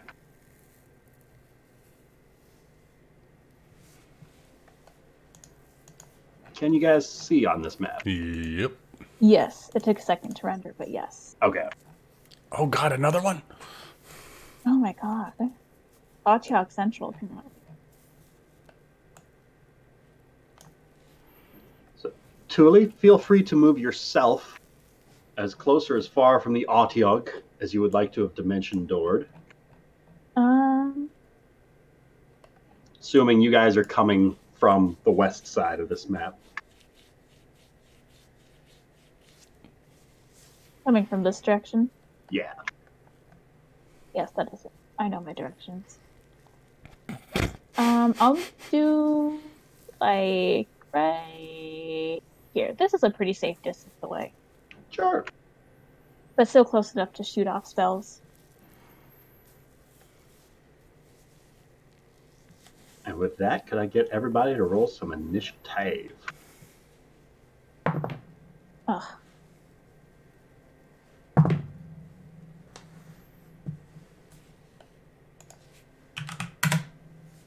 Ooh, Callum with the 20. Damn. Wasted it.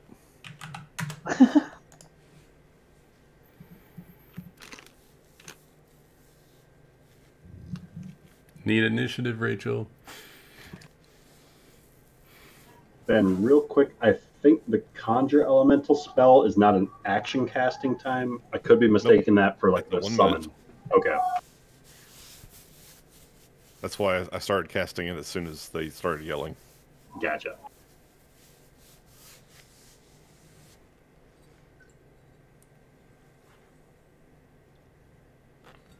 All right, Rachel, roll initiative.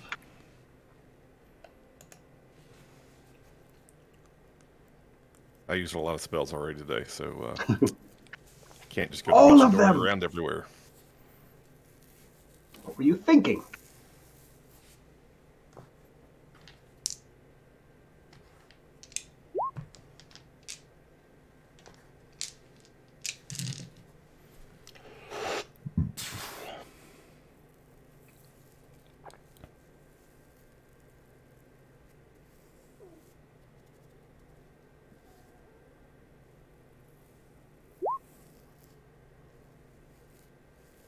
All right, if that's everybody for initiative, let's start things off with Callum. Go ahead and roll me a d4, and that'll be how many rounds is left on the minute casting of this Conjure Elemental.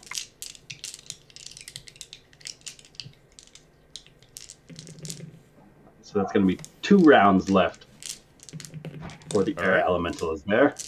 If there's anything else you would like to do on your turn? Nope, he's just going to keep doing that. Gotcha. Agrimar. Let's see. So we're what, about 20 feet away from this thing? 20 feet from it. All right. Agrimar was a little hot under the collar, and he's going to throw up a ring of fire around this thing using Wall of Fire. Feel free to draw it out.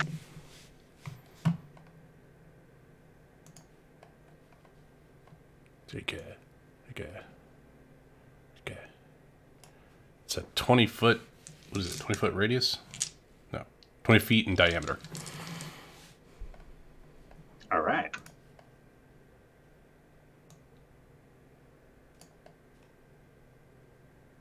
So slightly smaller than that, but I think that's it.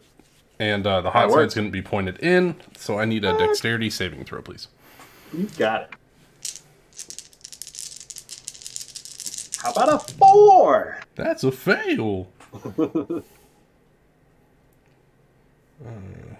That's 24 points of fire damage.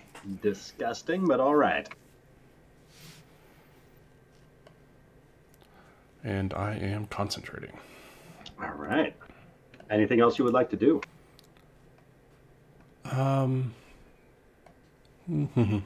No, I think that's it. All right. Agrimar, you hear a faint coming from that hole that this Atyog seems as though he might have dragged his way out from. This echoed call then follows the first. There seems to be a pair of something communicating down there.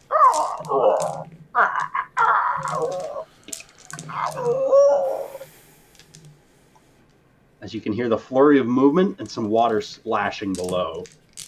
The Atyog is going to start its turn inside of this fire, not very happy, and I think it starts with a dex save.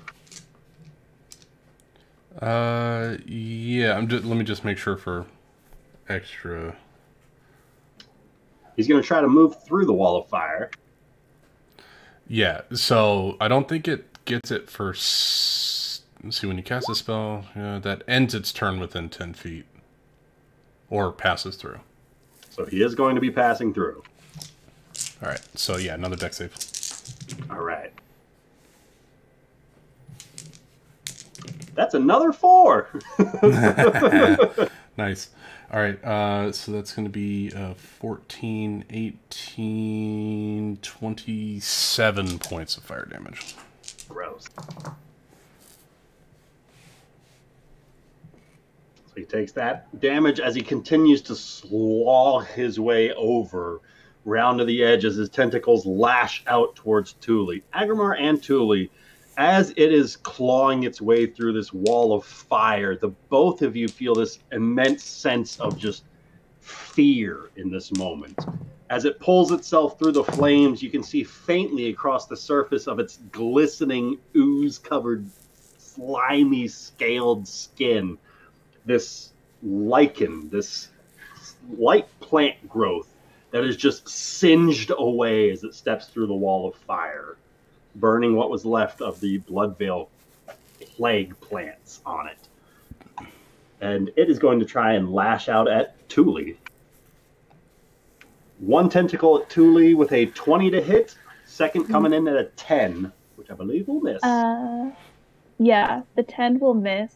I'll just take the 20. As it opens its large jaws and just leaps at you unexpectedly with a 20 for the bite hit. Okay. So the first tentacle's damage is going to be 8 points of bludgeoning. And on the bite, it's going to be 18 points of piercing damage, and I need a Constitution saving throw. Okay, so a total of how much damage? Total of 26 damage, and I need a con save. Okay, just 1 second. And a con save. How's a 14? Well, you don't feel great as this one bites into your leg. You feel something left behind in that gross, disgusting, infested maw. And as its jaw releases from you, you feel this slime just sort of slither into the hole as your maximum hit points are reduced by 9. Okay. Is this a disease by chance? It is a disease. If that makes I'm a immune to difference. disease. In that case, no problem. You wipe this gross slime off and say, "Get out of here, Atiag." One of the great perks of being a third level paladin, finally. That is particularly effective here. It's great for a bard. Yes. It lashes out in this unbridled fury. With that, Zara, you're about 300 feet behind those Requisitors that you are starting to trail. Does she hear the commotion going the other direction, or no? You tell me. Better Was Zara question, listening? Did she hear Thule yell at Callum where they were going? I have a passive perception of 27. You have a passive perception of yes. Yes. Yeah. And so I think she'll look at the Inquisitors, kind of go, "Ugh!" make a U-turn and just beeline for where Thule said that they would be going to, using her movement action, which is 60 feet, her bonus action, and her action to dash. All right. Which is, oh fuck, 280 feet of movement. That should put you 1 round away from... Actually, that'll put you to right here on this map. Where am I? I see myself. Yay! I'm almost there. So after flying this round, this is how far you could get on a full sprint. Okay, that's all I can do. All right. Thule, I like you. Okay. this thing is all up in your shit. What would you like to do? It sure is. I would like to. What do?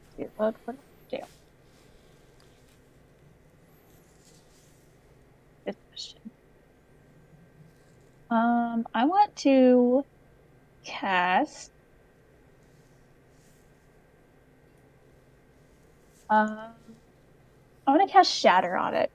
All right. Classic. The con save? Yes. Let me go ahead and cast that bitch. Yes, yeah, it's a con save. That's a 15 on its con save, so he's not going to make it. 19 thunder damage.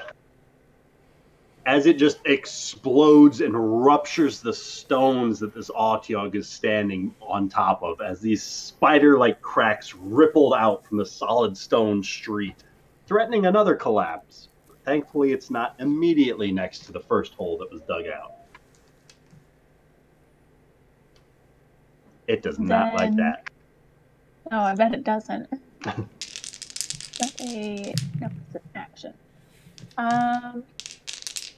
That is my...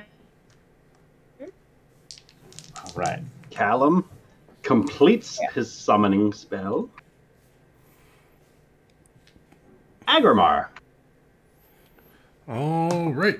I need it to make me a wisdom saving throw, please. Wisdom save. How about a 4? Yes. This You is succeed. Autiog number 4. You succeed at taking 22 points of necrotic damage. You did it, buddy. Congratulations. That was how much? 22 necrotic. 22. Oh. You said my max HP was reduced by 9? Yes. Okay. Is that part I of the just remembered disease, that. though? Or no, that was the disease. Oh, wait, no, that was for the disease. That's You're right. fine. You wiped it off Yeah, without she is. issue.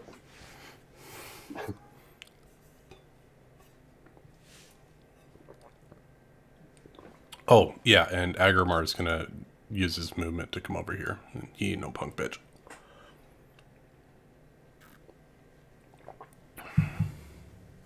Agrimar, as you step away from the mouth of the hole, there's this flash of a tentacle that arcs out, provoking an attack of opportunity from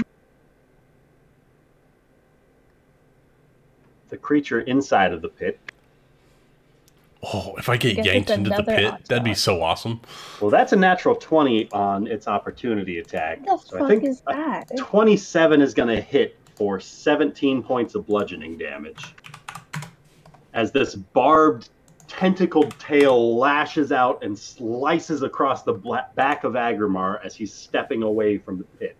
As this Grick rears up along the side of this pit, revealing itself for only a moment before lowering back down into its concealed position inside of the hole. That's a natty You are 19 now for aware of where concentration. it is. You maintain concentration. Do I get a reaction to his reaction since he went away? He's effectively in I'm this joking. spot, but he was stealthing. So I'm if joking. you have a reaction to use, absolutely. No, I don't have Hellish Rebuke or anything like that. That would be cool. No, that's it. I'm done.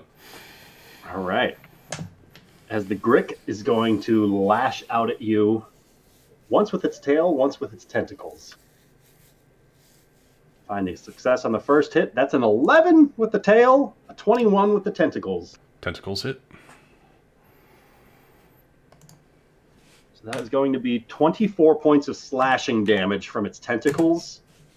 As its tentacles are lashing out in a flurry at you, you notice its bird-like beak open up in the middle and try to peck at you because the tentacles were successful.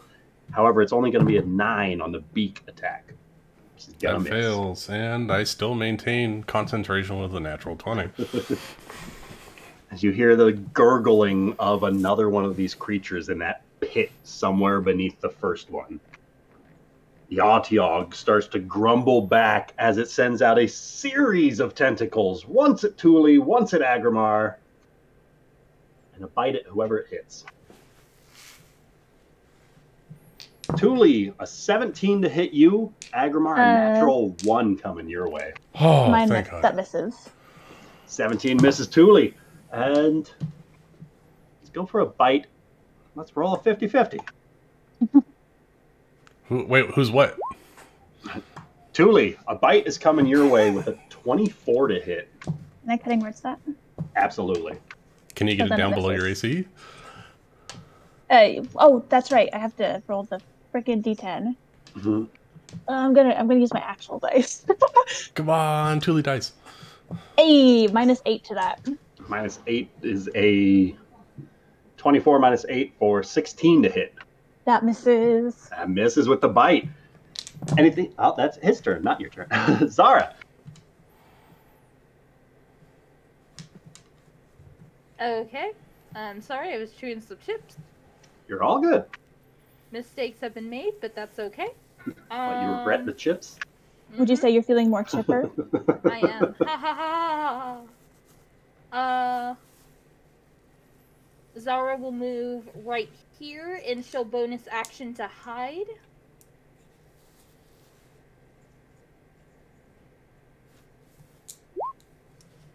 For 27, and with that, she'll attempt to hit the Otiab.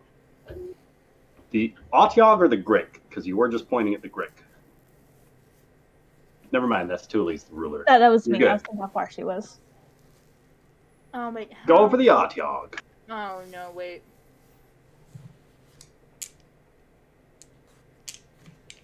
Oh, they're both out of range. I'll take a chance. Otiog? Yeah, I'll go with the Otiog. So if they're out of that first range increment, it'll be at disadvantage. But because you're stealthing, it's just going to be a straight roll. All right.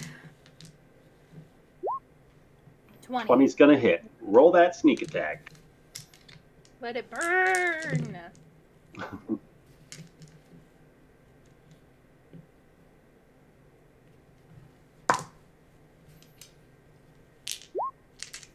$29. Nice. Thule and Agrimar both sense this horrible pain as another arrow comes flying from nowhere and sinks into its hide. It lets out this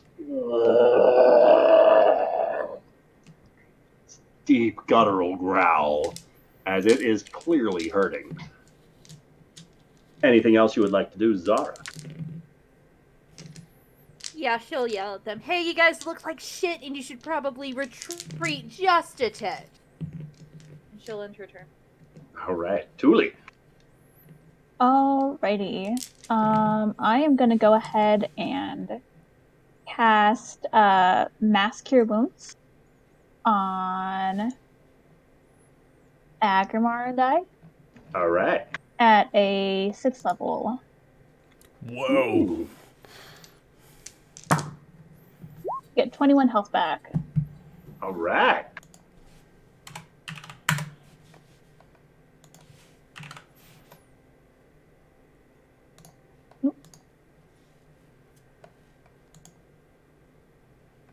And then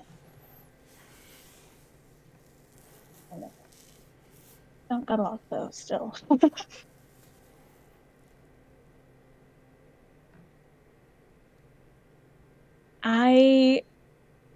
What the fuck is that?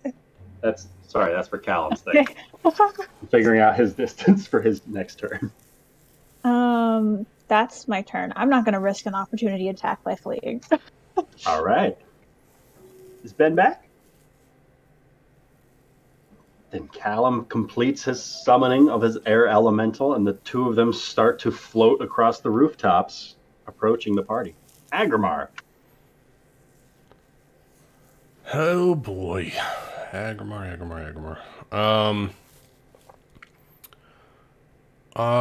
You know what? Let's start off with this Otiog making me a wisdom saving throw, please. All right. How about a 20 on its wisdom save? All right. So He's wizened up to you, and you have it has tricks. no damage.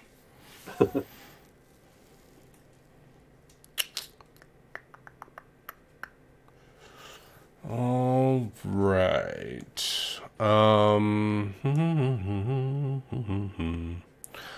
I am going to drop concentration on the wall, and I'm going to cast Shield of Faith on Thule. All right. So Thule, your AC is +2. Sweet. And that's Agrimar's turn. All right. The Grick to your north is going to attempt another lash at you. This time with advantage for flanking. Oh. Oh shit, it is flanking.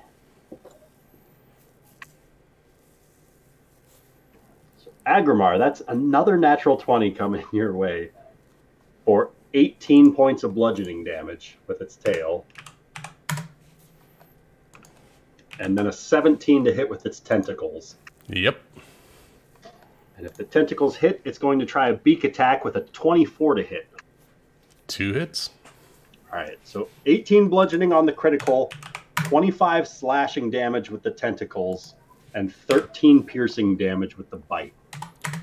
That's 2 death saves. The Agrimar tentacles put me down. The bite puts me at 2 death saves. Agrimar is being pulled into the mouth of this Grick and being consumed. You lost your AC bonus, Tuli. Yeah, I figured. Oh, what? It was nice while it lasted. Yep. What the fuck is happening? I saved you. As the Autiog is going to try and lash out at Tuli while Agrimar is being pulled away from it. So 1 bite and 2 tentacle attacks coming at Tuli for a 23 on the bite. Yep. For 19 piercing damage. A 23 on the first tentacle for 7 bludgeoning. And then a 19 on the second tentacle for 6 bludgeoning. Okay.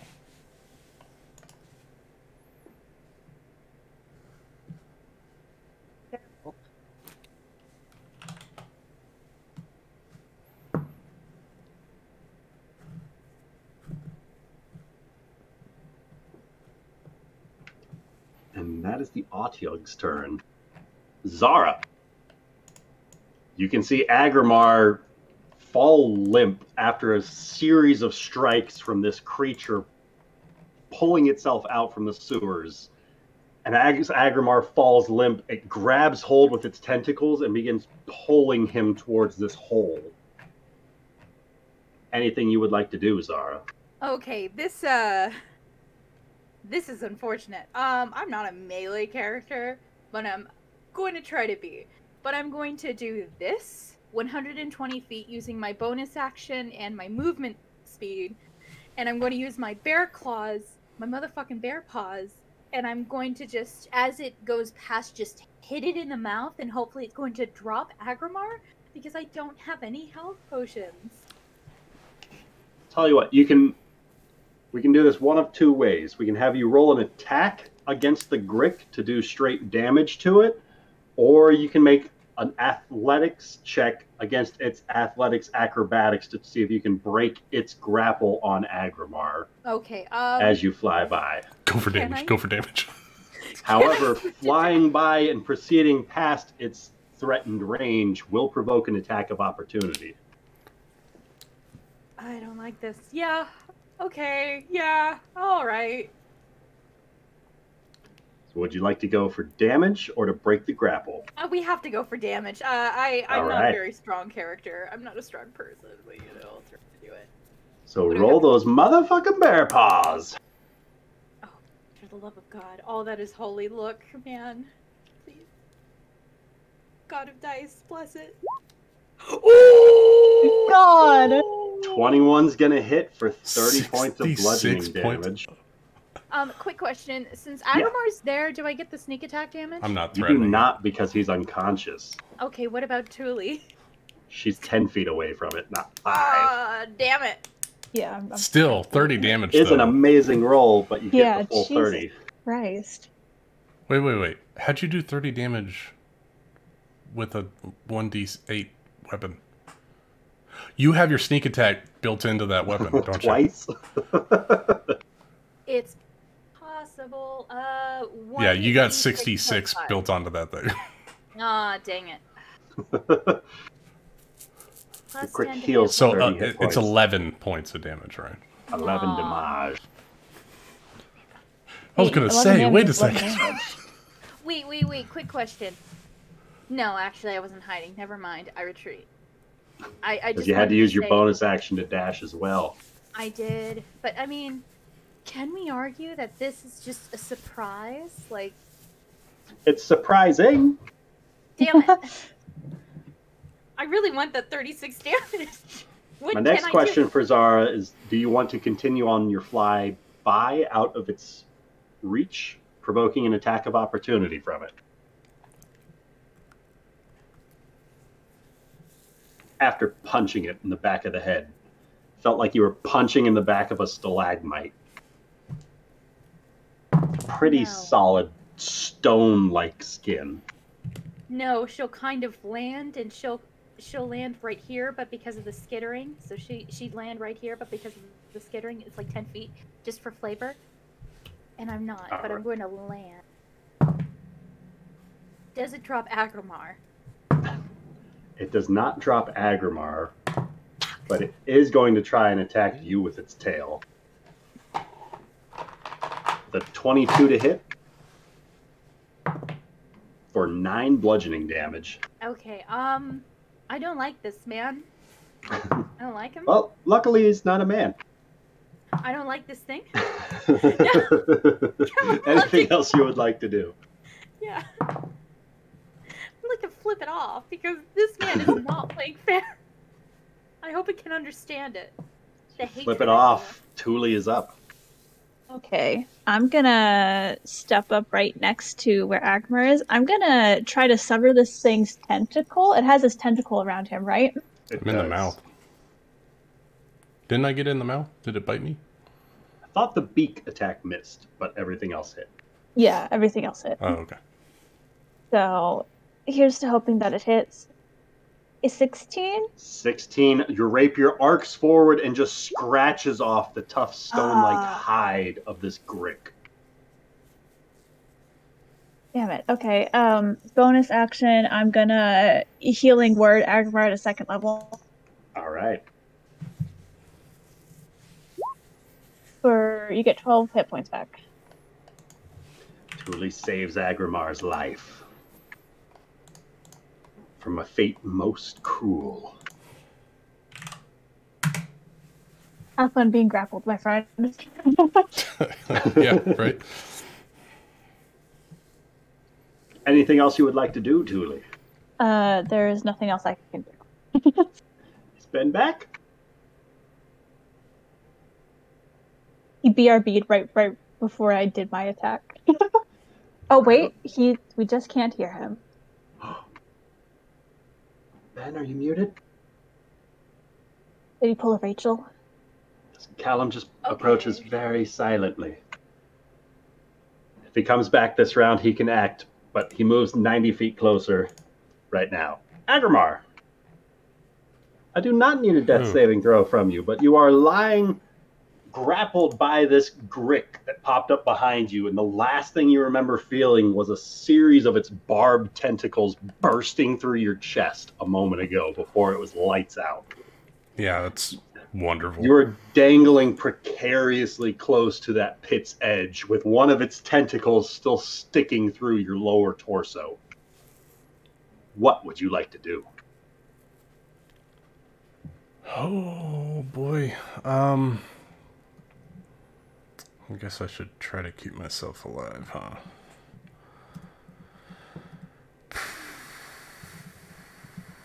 That's your choice. Yeah, right? I'm gonna use a bonus action. And healing word. Let's see, did I prepare? I did prepare mass healing word.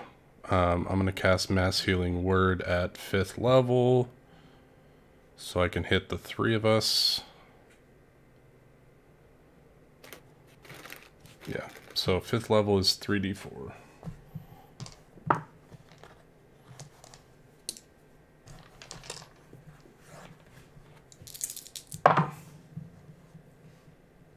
Alright, so we get 15 hit points back.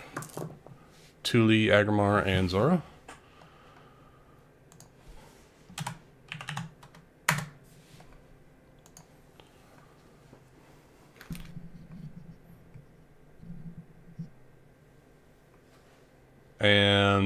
Did I miss my turn?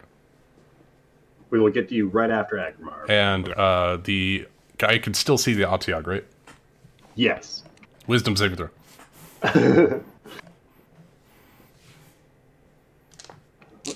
Another 4 from this audio. Yes! You save once, but I get you.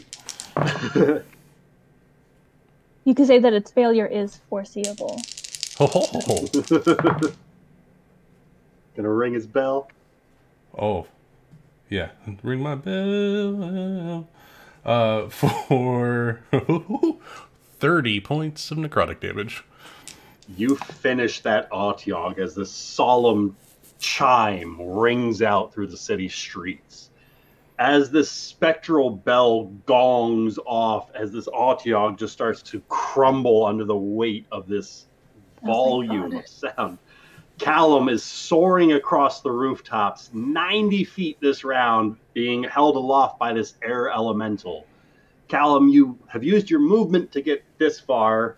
You've got your action and bonus action available to you, if there's anything else you would like to do. Agramar has got a tentacle burst through his gut after it's just taking 2 death failures from its attack, and it is attempting to drag Agramar into this pit when he just got resuscitated by Thule before it could bring him any further. The Atiog's down, but there's still the Grick to deal with. Okay. At least one of them. Agramar hasn't told anyone about what he heard.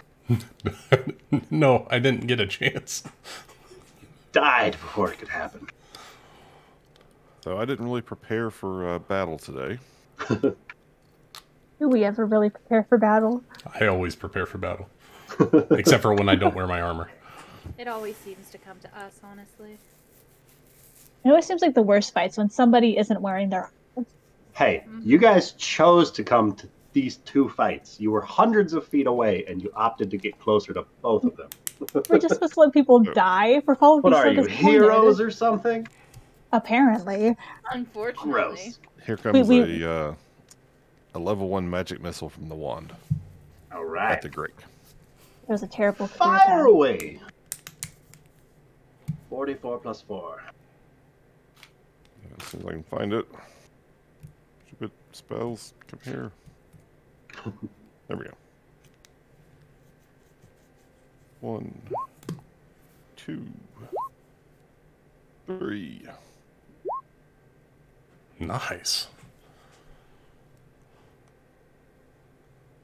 And I'm going to have the air elemental as I was approaching, like, angled sort of close to the ground. All right. How high up from the ground would you like to be? We'll say on his making his way down, we're like 10 feet up now. Perfect. With that, Agramar then kills the Atiog as the Grick, holding tightly to Agramar, is going to make 1 tail attack against Agramar for a 14 to hit Agramar, That hits. for 13 bludgeoning damage, as its tentacles are going to lash out towards Thule with a 23 to hit, That hits. for 29 points of slashing damage to Thule. Jeez, man. And Thule, because its tentacles hit, as the 4 of its tentacles strike into you, you see its beak just lining up perfectly to make an attack with a 21 to hit with its maw, Yep. for 10 more piercing damage to Thule. Ugh. Getting rough out here, boys. Zara.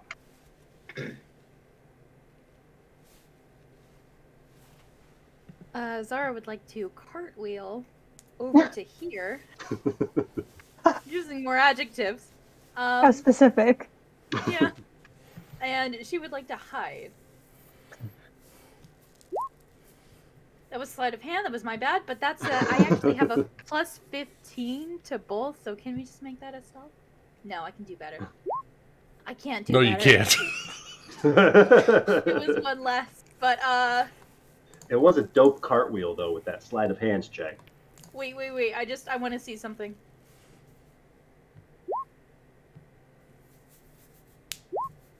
It was pretty dope.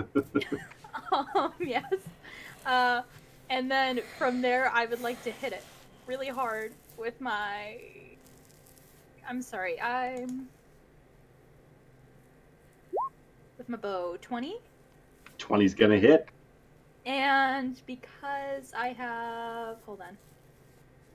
You do have an ally within 5 feet of it now. So that's 28 piercing total with the sneak attack? Yes. All right, it is looking rough. As you see, the tentacle that was prodded through the abdomen of Agrimar retracts as this bolt strikes through it. And its grapple on Thule starts to weaken. I didn't realize I was grappled. Yeah, I thought I was still grappled.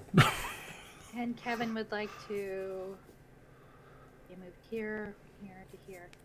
Kevin would like to move an additional 20 feet and yell at it to try to get its attention, to get it away from Agrimar and Thule. What do you yell in which language? I only know Halfling and Common, and I doubt it speaks a language. But maybe it speaks Thieves' Cant. Yeah, I would like to sign, and I would like to say the place of your... No, fuck it. I had a really great insult about its mother, but basically I insult its mother. All right. It doesn't seem to understand what you're shouting at it. Anything else you want to do? Can I make it obvious that I'm the one that's been hitting it with the crossbow? And just kind of wave it? A little bit of a flourish. Yeah. As you, with all the twirling and spinning and acrobatics checks going on, I think absolutely. It's aware that you're the one doing the damage to it. With that, Thule is up. This thing's doing some serious damage to you and Agrimar. Yeah, what would you like to do? Is. I want to viciously nuke this thing. Assuming that it can hear.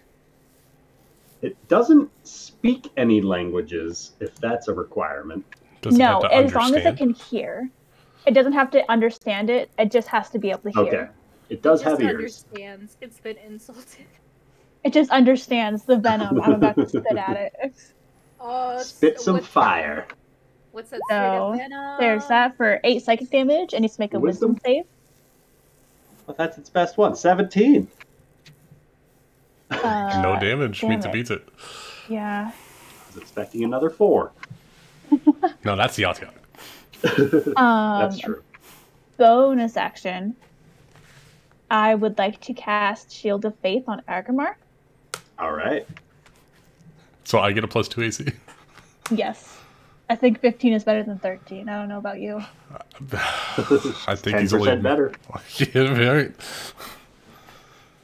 And that's my turn. All right, Callum. Okay, I'm going to have the air elemental set me down. And then go up and flank the Grick and slam it twice. All right. Roll those attacks with advantage. +8 to the hit.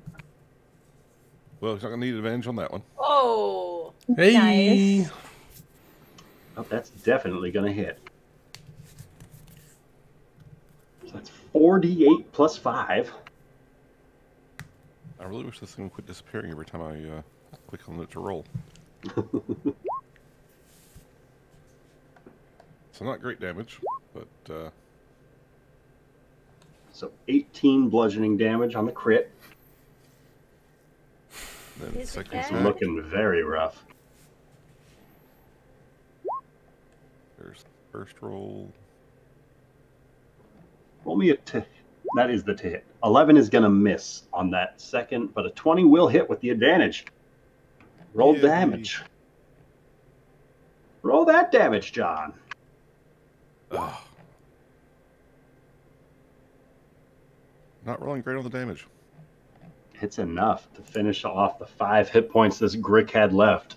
If you'd like to describe what it looks like as this air elemental decimates this Grick that was harrying Thule and Agrimar from the brink of life's edge. Basically, it's just an animated whirlwind comes down, and it almost swarms over this thing, and you can see like the Grick like thrashing around like it's being pummeled, but you can't really see what's happening because it's just air.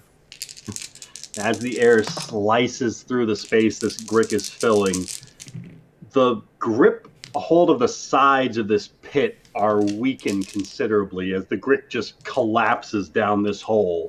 And those closest can hear a faint splash about 20 to 30 feet down, and then what sounds like another shrill screeching of another one of these creatures. Anything else you would like to do, Cal? Nope, he's pretty happy with that. In that case, Agrimar is up. Oh boy. Let's see. I'm gonna bust out a big spell here. Let's see. Do I have a 6th level? I do have a 6th level, and I'm gonna cast Heal on Thule. Cast it on yourself. I have healing potions. Yeah, I know. I do too. And a higher AC. Yeah. So Thule, you get 70 hit points back. Oh my god. Oh shit!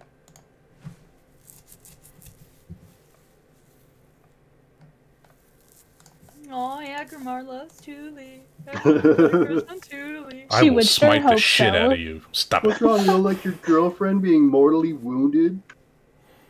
Wow, that's kind of cringe. You love your girlfriend. Cringe. KISSIN. And as a bonus action, I will... No, I don't actually have any healing potions. Oh my god. Okay, I have healing potions. Yeah, I'm fine. We're fine. I have a shit ton. Because I bought Anything else you would like to do, or remain lying on the floor? Thinking about the life choices you've made. No, I'm gonna stand up, and All right.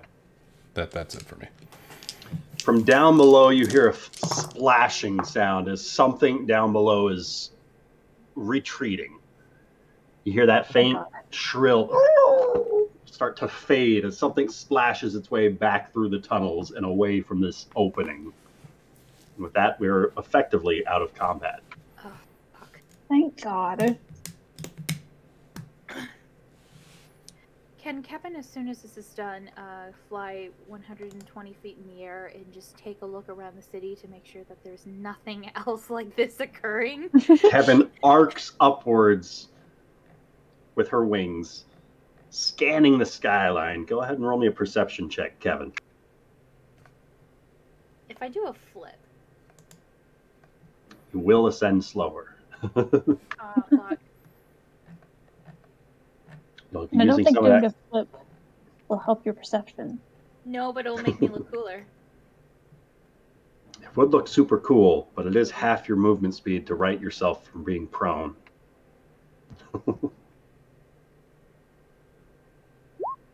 22. So as you soar up above some of the nearby rooftops peaks and get a better vantage point of some of the streets nearby, there's no longer any sort of figures you can see floating above the rooftops. Those Requisitors you left behind are long gone now. They probably made it back to the fort by now. However, you can make out kind of about 100 to 150 feet back up the streets. There seems to be some gatherings of just passerbys watching this combat as it's unfolded. Watching from a safe distance as this unfolds with the Otyogs attacking and the party defending the city. And about 200 feet up, you can see charging up the street, blade in his hand, running at full speed, with a cape billowing behind him, Rafal, as he's shouting out, "I am here!" as he's pushing his way past the crowd to get closer to whatever the heck's going on over here. Percolate. But doesn't look like there's another commotion? You don't see anything else happening of particular note nearby. Kevin descends then. All right. And she's disguised, right? I would imagine she disguised. You tell me. Yes. If you're using the hat, then you're disguised. If you maintained a concentration check, Oh, fuck. But did she Roll a take con damage? save. she did take some damage. Oh no, that's my worst. Roll one con save. See if the hit you took dropped the illusion or not. Oh shit. Oh no, it's not my worst. It's not my worst. Yeah, see, you're fine. You do maintain that illusion.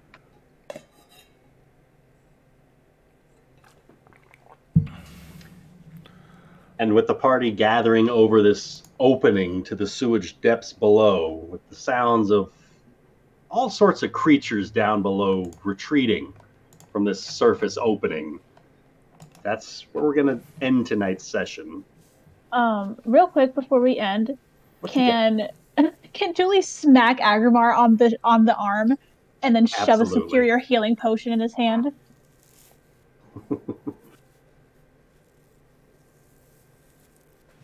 What? Don't what me? You could have healed yourself. I have a shit ton of healing potions. You don't. Okay. Just doing what I do. You do it very well. Just so do you. Thank you, Julie. Now drink that before I punch you. Oh my god, just kiss. No, I'm sorry. Yeah, I gave him a superior healing potion. So Alright, that's what, 8d4 plus 8? yeah, 8d4 plus 8.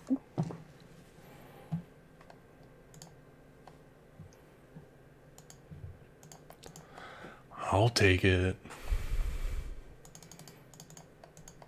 I mean, it's that or Truly knocks you out herself. Push him down the hole. I don't know, I might like that.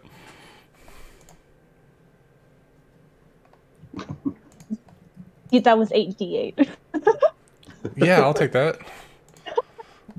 Of course you would. That would be great. But it's not that. There you go. Hey. That, below average. Bummer. 26 back.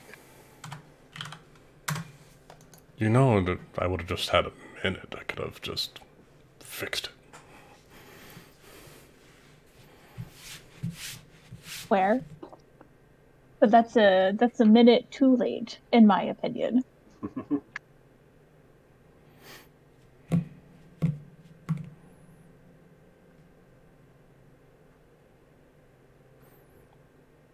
I'm gonna take Zara's advice, and I'm gonna kiss Tuli. Yes! The drama. And Is that really drama? No, not really, but I'm gonna make it a Disney classic, and I'm gonna cast Cure Wounds while kissing her. Aw. Bastard. Did I beat you to it? Hmm. Oh, that was a powerful kiss. Jesus. 20 points of healing. Jesus, Yeah, what man. level are you casting that at? It was second level. I got 2 7s. I'm basically at full health now. 107 now. Oh, gross, guys. Come on. Get a room. At least what Callum and I do is in the private of his place. I mean, It's just a We do kiss. nothing. It's just a kiss, Sarah. I could give you a kiss too. ugh. God, I'd rather throw myself into the sewers. Do a flip while you're at it.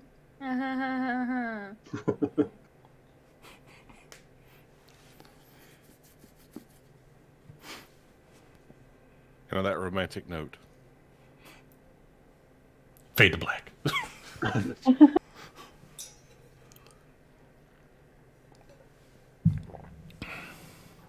Yeah? I heard the setup.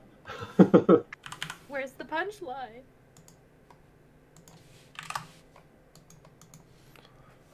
Yeah, so just so everyone knows, if we are close to the temple and we go inside my temple, we get bonus healing. How would Agrimar like to inform his party of that? Or Nope. just Lucas telling everyone? Hasn't come up. As everyone's dying on the streets. If Yeah, it, Rafal showed up. We're all fine. yeah, exactly. No, if it was really gonna get, like, really dire, I mean, it wasn't that dire, then I would have just bamfed Tuli and I out.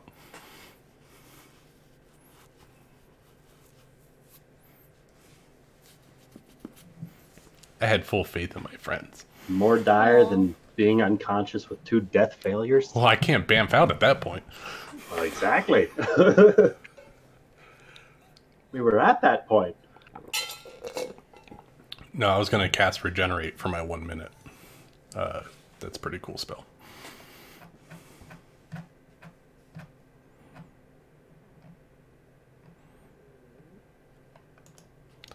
Target gets 48 plus 15 plus 1 hit point at the start of each turn.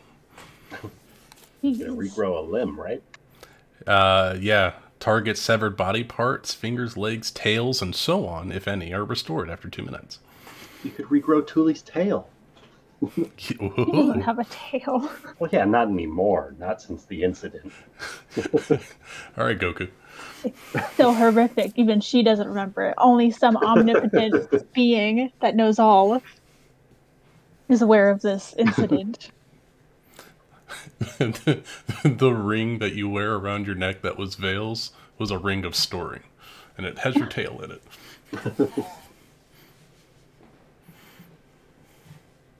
Ring of ew, gross, don't touch that. I'm going to spend some time now looking at 4th level spells.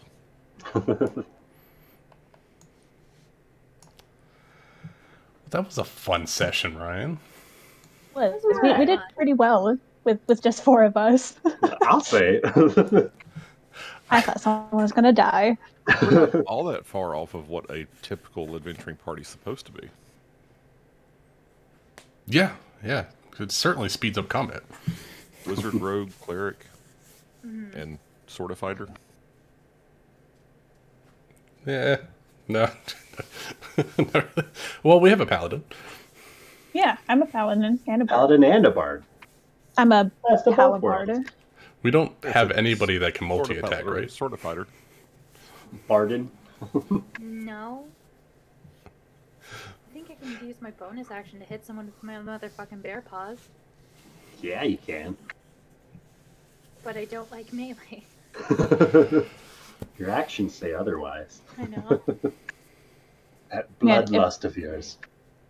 If that Otyog had stayed alive a round longer, with our last level up, I chose Enemies Abound as a spell. I'm so itching to use that. Sounds That would have been deadly. Mm-hmm. These guys were rolling rocks for damage. Oh, yeah. No. And I the don't thing, think they're very smart. Nope. The thing is, though, is even if Agamar was in full armor, most of those hits that you were hitting me with were over my AC anyway. Oh, I know. shit. They were rolling high, except for their own saves. Oh, you know what? Just because it's fun and it's me, I'm going to roll a percentile. I'm going to see how much clothing I have left after being eaten almost twice. The one time he wears pants. And a shirt. He's fully What do you think? clothed. Do you think low fails or high fails? I think 100% is you got 100% of your clothes. I have 11% of my clothes. Oh my god. But you have the Hulk. Only my boots are good. You've got just the short shorts. Oh. The loincloth survived. Well, I still have my leather apron on. That's it. just my leather apron. Rip to Kevin, 11% who's standing of that. behind him. I know. This is the first Again. time. Why does this keep happening? At least I don't have to do laundry now.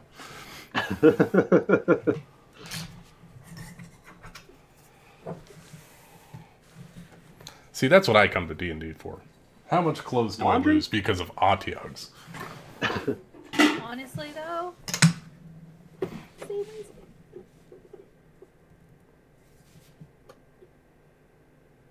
What?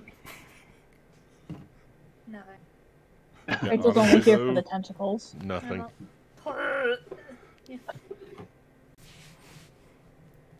It was a full experience today, that's for sure.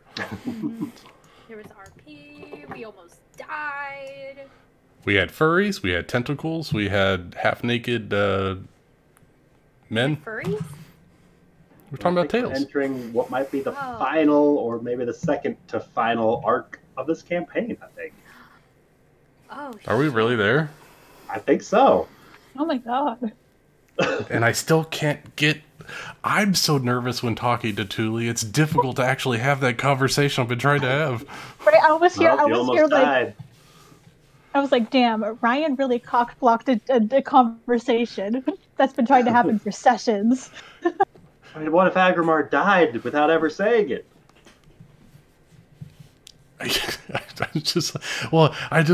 We were talking and then I just went blank. I was like, oh my god, what was I talking about? I'm just gonna say, Zara and I managed it in like a session and a half. Which I think is very awesome, Rachel. Thank you. I've decided to step out of my boundaries, so I am only mildly uncomfortable.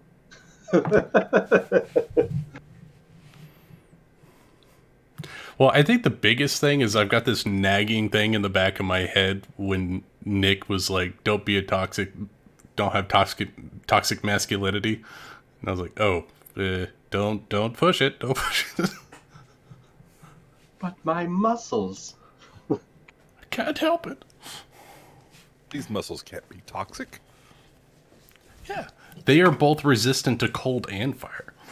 I mean, Agrimar talks about his feelings a lot, so you understand feelings, right? No. Agrimar does, right? Oh, okay. Remember, trash people don't have feelings. Exactly. Oh, yeah. Oh, yeah. Sorry.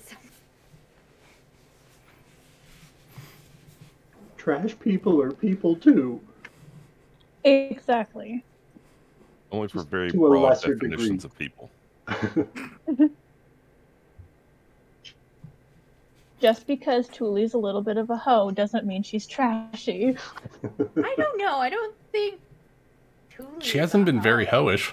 Yeah, She literally flirted with Vale right in front of Agrimar. that's not a hoe. That's a Linda. We didn't do anything with it.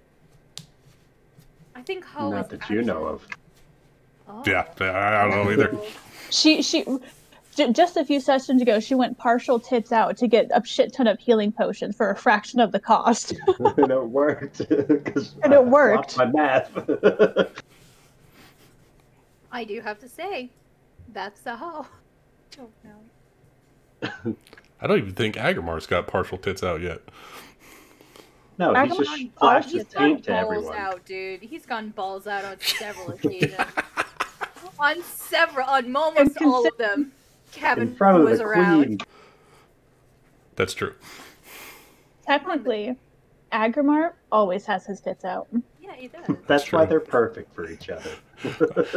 You know what? Agrabah is when you play a video game where you can deselect the armor skin and just see your basic character, but you still have the armor bonuses. I love video games that do that. Yeah, the hide helmet, hide cloak. I don't know why. I just think he's perpetually not wearing armor, but I have his armor bonus on. I legitimately thought that too. I thought that his skin is just so tough that was his normal armor class. Absolute steel. Yeah. They actually have a magic item, but it requires attunement, so I never asked Ryan to let me have it. Is it possible? It's like Bronze skin or something like that. Nipple tassels. Oh god. That's his armor. Can that be his armor? And that's where all the blows just go to. If he spins them real fast, they deflect projectiles. No, no. He's gonna have a chainmail bikini. That's what it's gonna be. Agrimar's armor is like one of those really shitty MMOs where the women are scantily clad, but it has really good stats. Nobody I'm has the here for heart to that. tell Agrimar he's wearing women's armor. No, what are you saying, Ryan? It's armor. Just because it happens to conform to a woman's body doesn't mean It's shit. a male bikini. It's made of chainmail. That's not chain female. There we go. He's wearing. If it's made of chainmail. iron, it is. I'm here for this. I'm here for. I want to say I can't say it. I'm here for the tassels, and I'm here for the male bikini. I think that's what he's wearing. You can't convince me otherwise. We're gonna have Also- some very different character art for Agrimar coming up soon. I'm looking right now. The RP between Agrimar and Vale in the Forge, the innuendos were just writing themselves.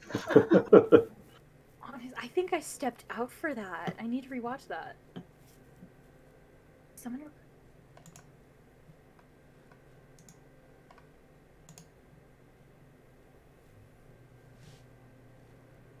Oh my god, Ben, I just picked up that same image. Yeah. You know, I think that's what. Yeah. God, how do they get it? What? No, I'm just. That's not a chainmail bikini at all. What have you been looking at, Ryan? Well, I was trying for male chainmail bikini. That was the one that popped up. There you go. That's how all of the hits occur. Excellent.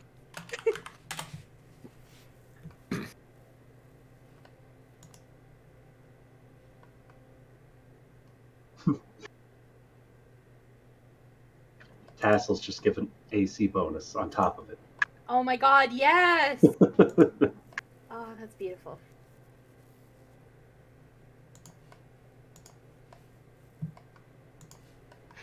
Well, I think I found it. I gotta crop it real quick. Ooh, yay. It doesn't have nipple tassels, but it is a man in chainmail bikini. Well, that's just disappointing. Well, I don't want my search history to be terrible.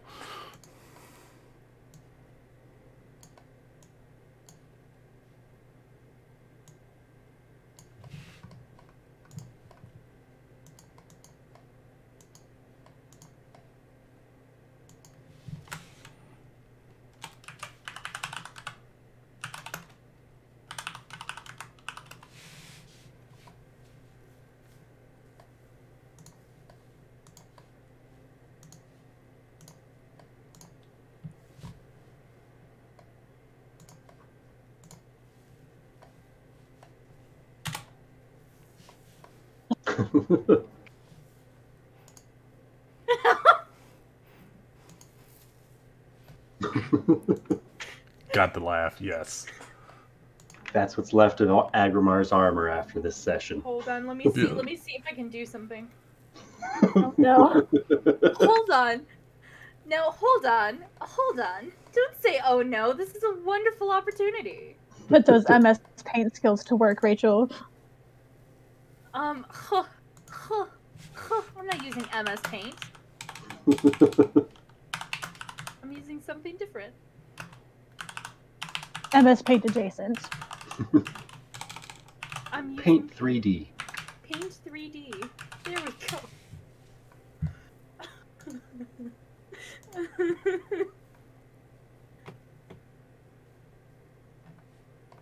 Let me see.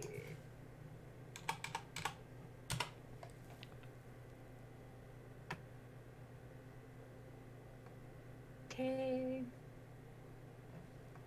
Do. Thickness. He's thick.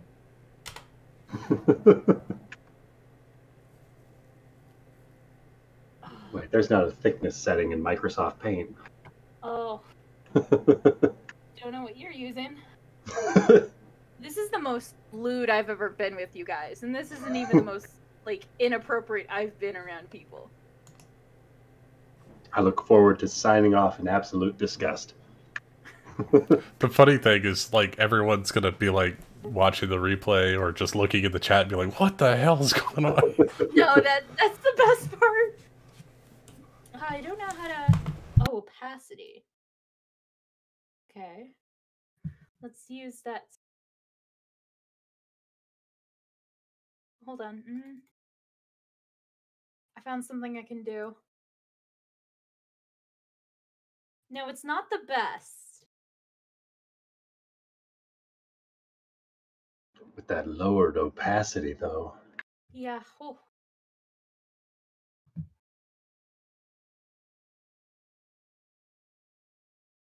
No, it should be a bit.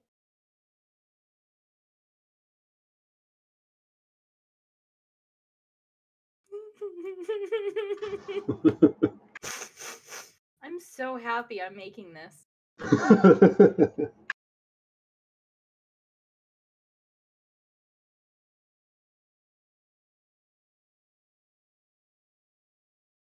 I can't wait for Nick and Amanda's confusion on all of this. Oh yes. Okay, here it is. Here's my masterpiece. I will not be taking any critique. Yes. Can that just What do you be think, Agar's Lucas? new... Is that canon? Are they shining? No, they're not. That's just the tassels going pew pew pew. It's I wonder how you managed to do that so quickly. No wonder why there's so many onlookers. That's talent.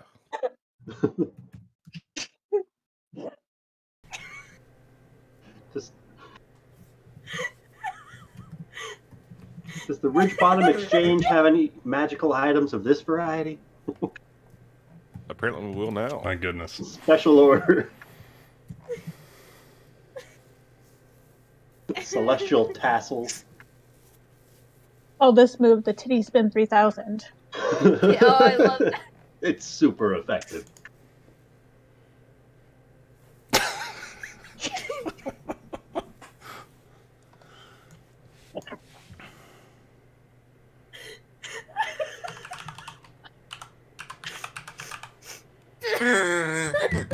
Oh my god. I'm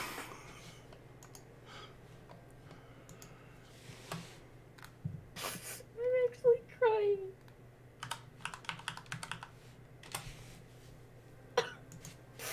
Rachel, I'm just glad you're finally opening up to us. Okay, sad.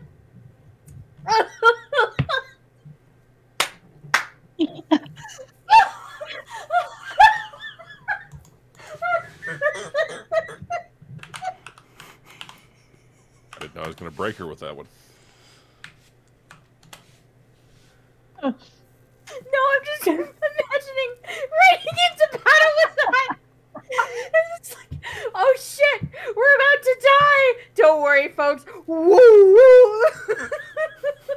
Well, if you play your cards right, you could even have him riding down on false Pegasus wearing those. Oh god.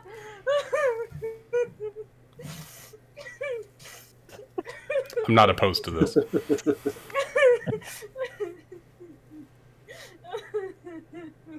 God. I almost choked on my chicken nuggets. Fuck you, chicken strips, dude. Sorry. Oh my god. Where was this energy all night? Well, we didn't have the titty tassels now, did we? Agamar went unconscious and we thought we were going to lose him. The tassels would be gone forever. So, to be fair, in character, neither Kevin nor Julie have crackhead energy.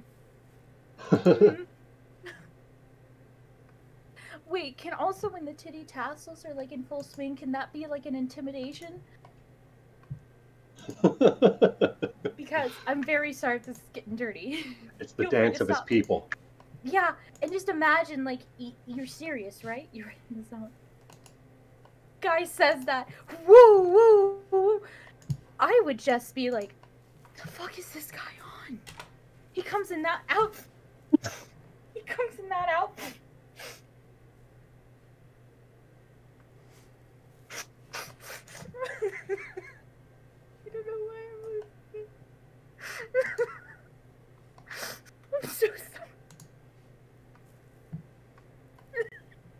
that the new official picture of Agrimar? Yes. He's got better ones. Oh my god. Oh my god.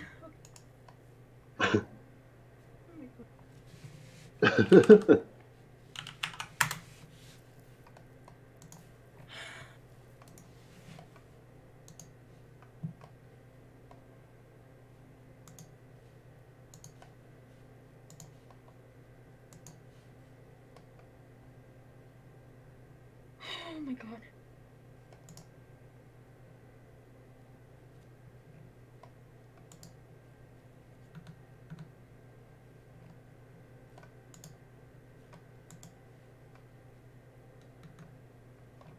Well, I don't know if that's going to top my night, but I've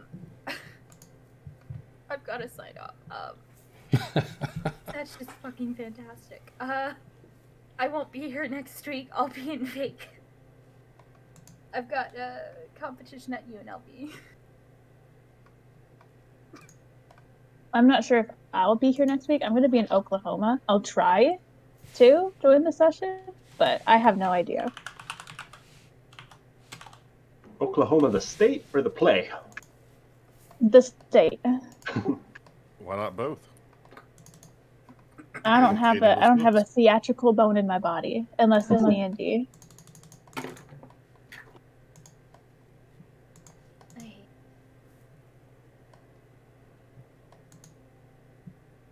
Anyway, night everyone.